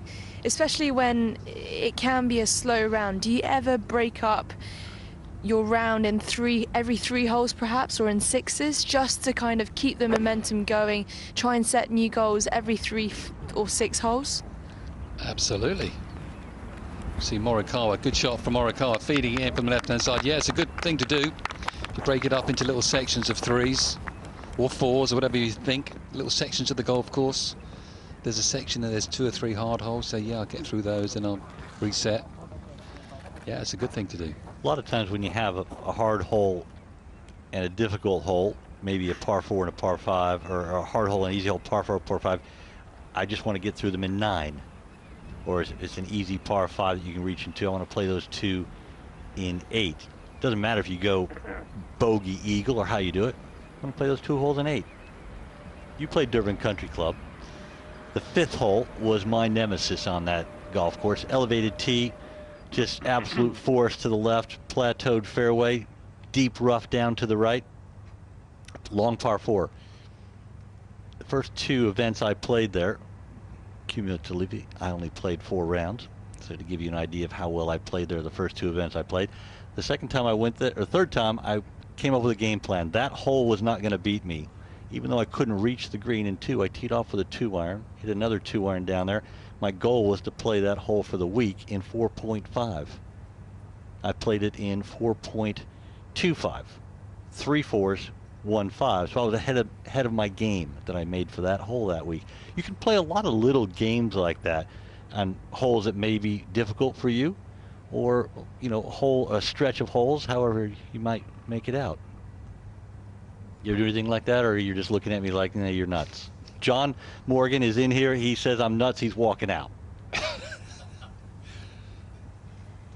If I had a problem with a hole, I'd say, right, okay, what am I going to do? And that's a good game plan, but I would rather go I'd probably go, right, I'm going to go driver. I'm going to dominate the hole. I remember asking Colin Montgomery, what do you do on a hole you don't like? He said, I dominate the hole. I tell the hole what I'm going to do. Treat it as an adversary. So, yeah, it's a good plan. You've got to find a way to get through it anyway, which you did. Well done. Congratulations. I had to make a plan because I got tired of only playing 2 rounds in a 4-round tournament on that course. And in the end, one year,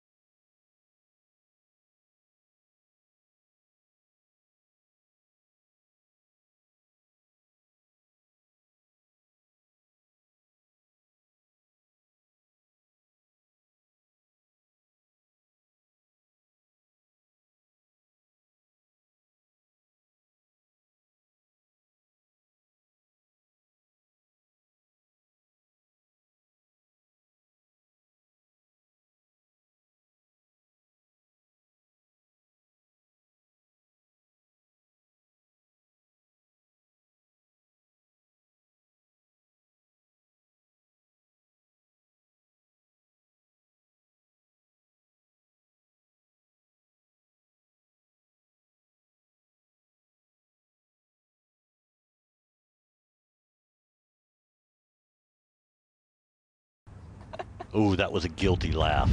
Ooh, I felt that one, Jay. I thought we were friends.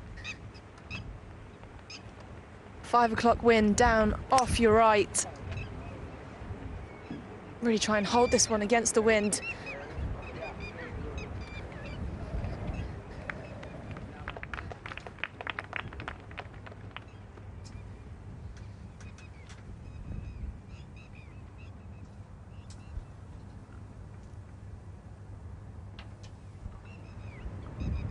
Here it is for Zanotti. Needs a par for 71. Oh, excuse me, Morikawa, par for 71. Oh, he's challenged the right side. He is watching intently. Oh, it's a good one.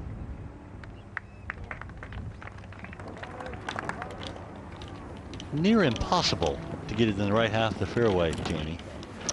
Yeah, you need the wind the other way, don't you? And you're not going to get that this week. Good tee shot for Morikawa, frustrated. It's all learning. He's still a young man, two-time major champion, 24. He learned a lot about his game this week in these tough conditions. Morikawa. Just make him have a think.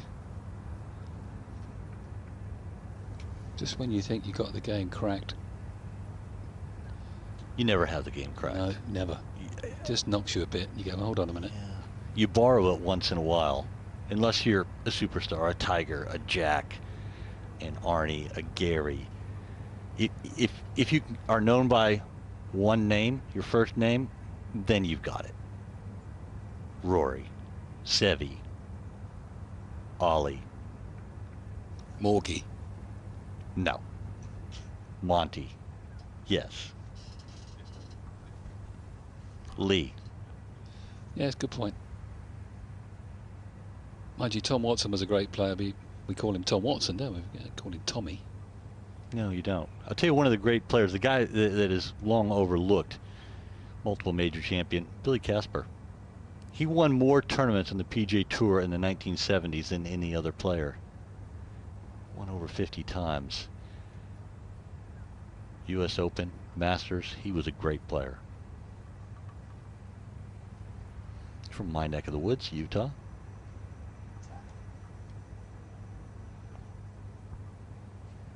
Last of our feature groups walking down towards their tee shots on the final hole of the day. Scott Jameson has just birdied the 15th hole. He has joined Peters and Shane Lowry at 10 under par. 3 lead the way. Victor Hovland 1 behind. Hovland has just picked up a birdie at 15 as well. 3 holes to play for the young Norwegian. Shubhankar Sharma 8 under par, 2 behind. He's in the clubhouse after posting a 68. Guys that are really on their game are posting some good scores today. Of course, we watched Terrell Hatton earlier really get going. He was 6 under through 13, bogeyed 15, and then made a quadruple bogey 9 at his final hole of the day, and it was a difficult watch. Defending champion finished with a 71, 2 under par, and he's currently in a tie for 29th. And it was Hatton's undoing the final hole. That is Ferrari World with the red roof, and they are overlooking the golf course. Let's go down to the 9th fairway. The last of our 2 feature groups, Zanotti, Stinson, and Morikawa, with just one more full shot to play.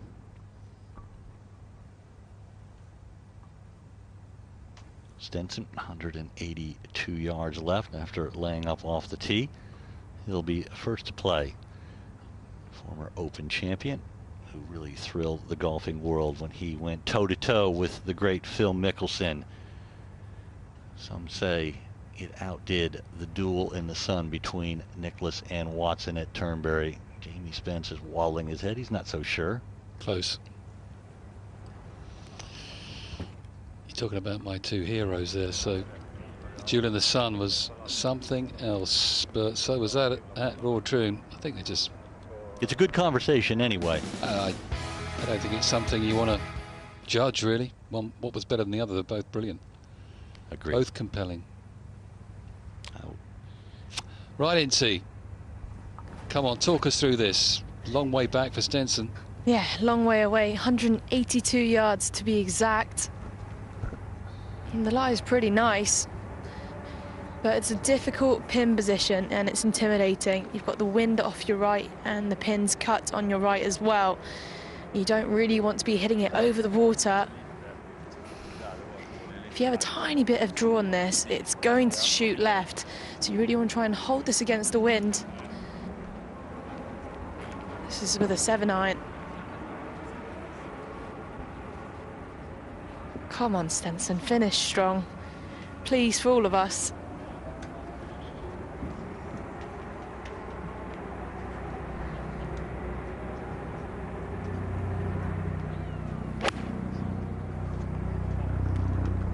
Giving it the up and down. Normally that means it's on line. Is it the right distance? No.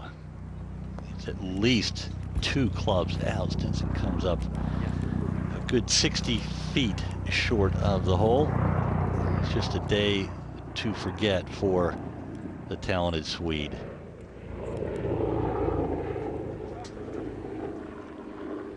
Sonati next to play. 144 yards for Zanotti. Wind straight off your right again. Pretty difficult to get it close from this angle. Ball sat down in this left rough. Going to make it slightly tougher to control the ball flight. Let's try and land this short. It's going to land softly when it does.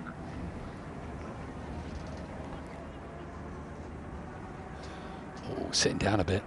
Good view of it there. Zanotti's ball.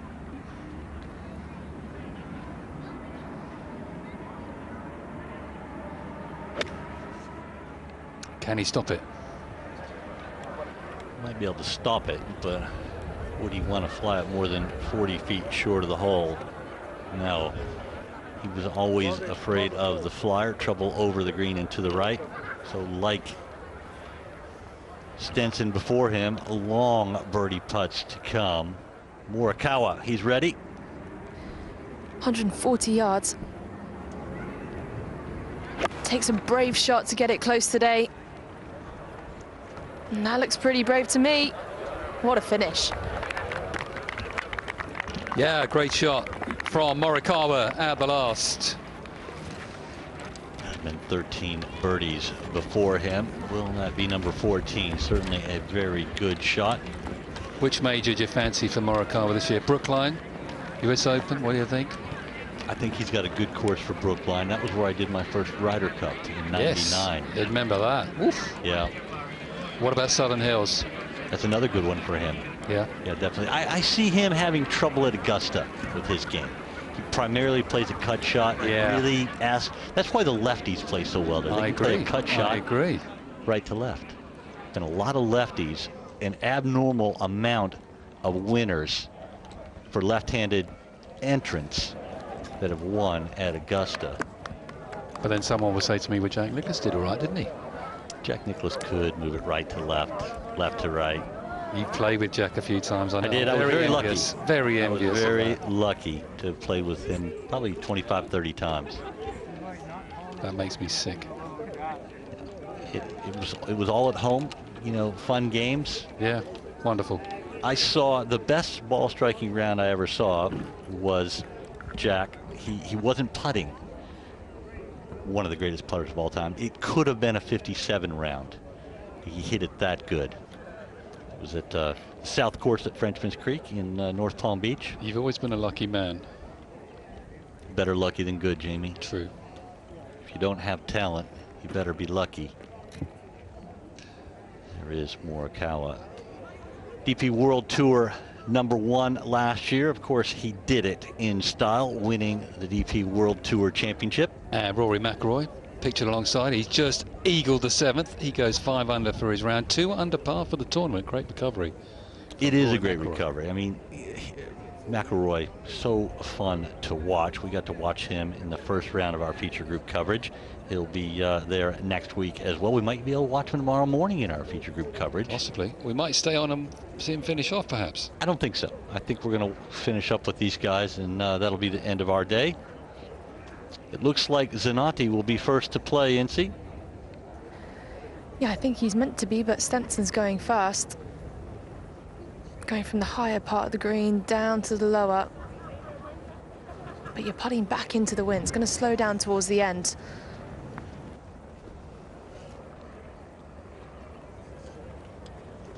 Stinson got off to a good start in his third round, was 2 under par through 3 holes, or through 5 holes, excuse me, then bogeyed his 8th and 9th, parred his 10th, triple bogeyed his 11th, and from that point in, it's been all pars and a seemingly dejected Henrik Stinson, 2-time winner of the DP World Tour rankings. Stinson was the winner in 2013 and 2016. Of course, 2016 was his banner year where he did win that Open Championship. He's been a wonderful player on both sides of the Atlantic. His best finish on the PGA Tour was 2nd in the FedEx Cup. Zanatti now ready to go, like Stinson, putting with the flag stick in. I must say, there's a real buzz around the 18th green, just on the left-hand side. You've got the hospitality and sponsors suite. Everyone having a great time today.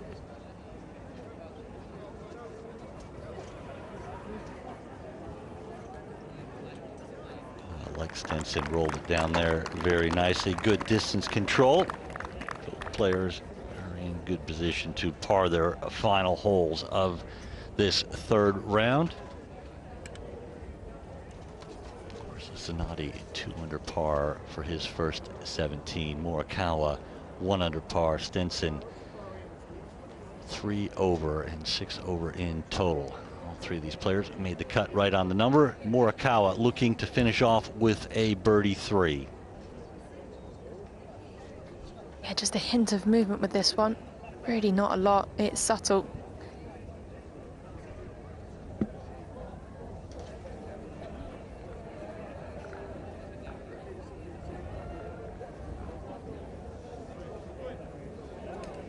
He was looking for something coming from the right. It didn't. It was pretty straight, as Incy indicated it would be.